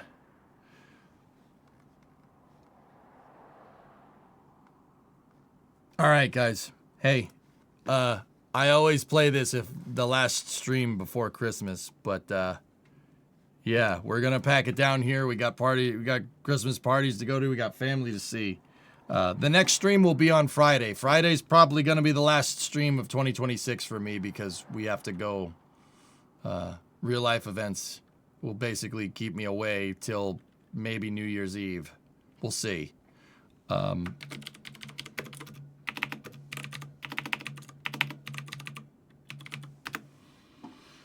So, before you go, here, listen to this.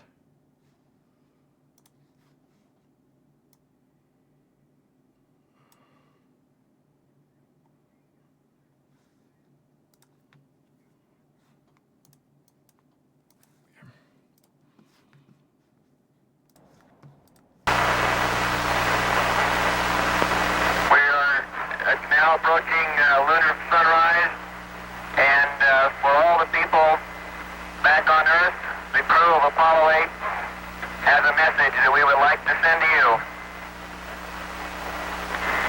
In the beginning, God created the heaven and the earth, and the earth was without form and void, and darkness was upon the face of the deep. And the Spirit of God moved upon the face of the waters. And God said, "Let there be light." And there was light. And God saw the light, that it was good, and divided the light from the darkness.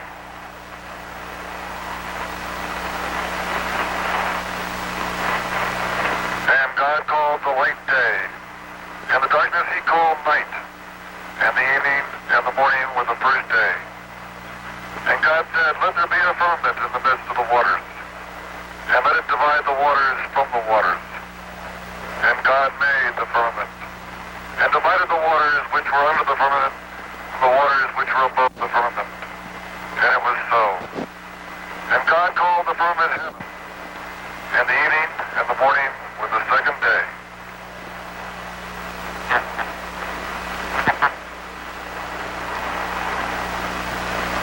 And God said, "Let the waters under the heaven be gathered together into one place, and let the dry land appear."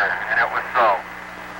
And God called the dry land earth, and the gathering together of the waters called he seas. And God saw that it was good. And from the crew of Apollo 8, we close with good night, good luck, a Merry Christmas, and God bless all of you on the good earth. Listen to Frank Borman, man.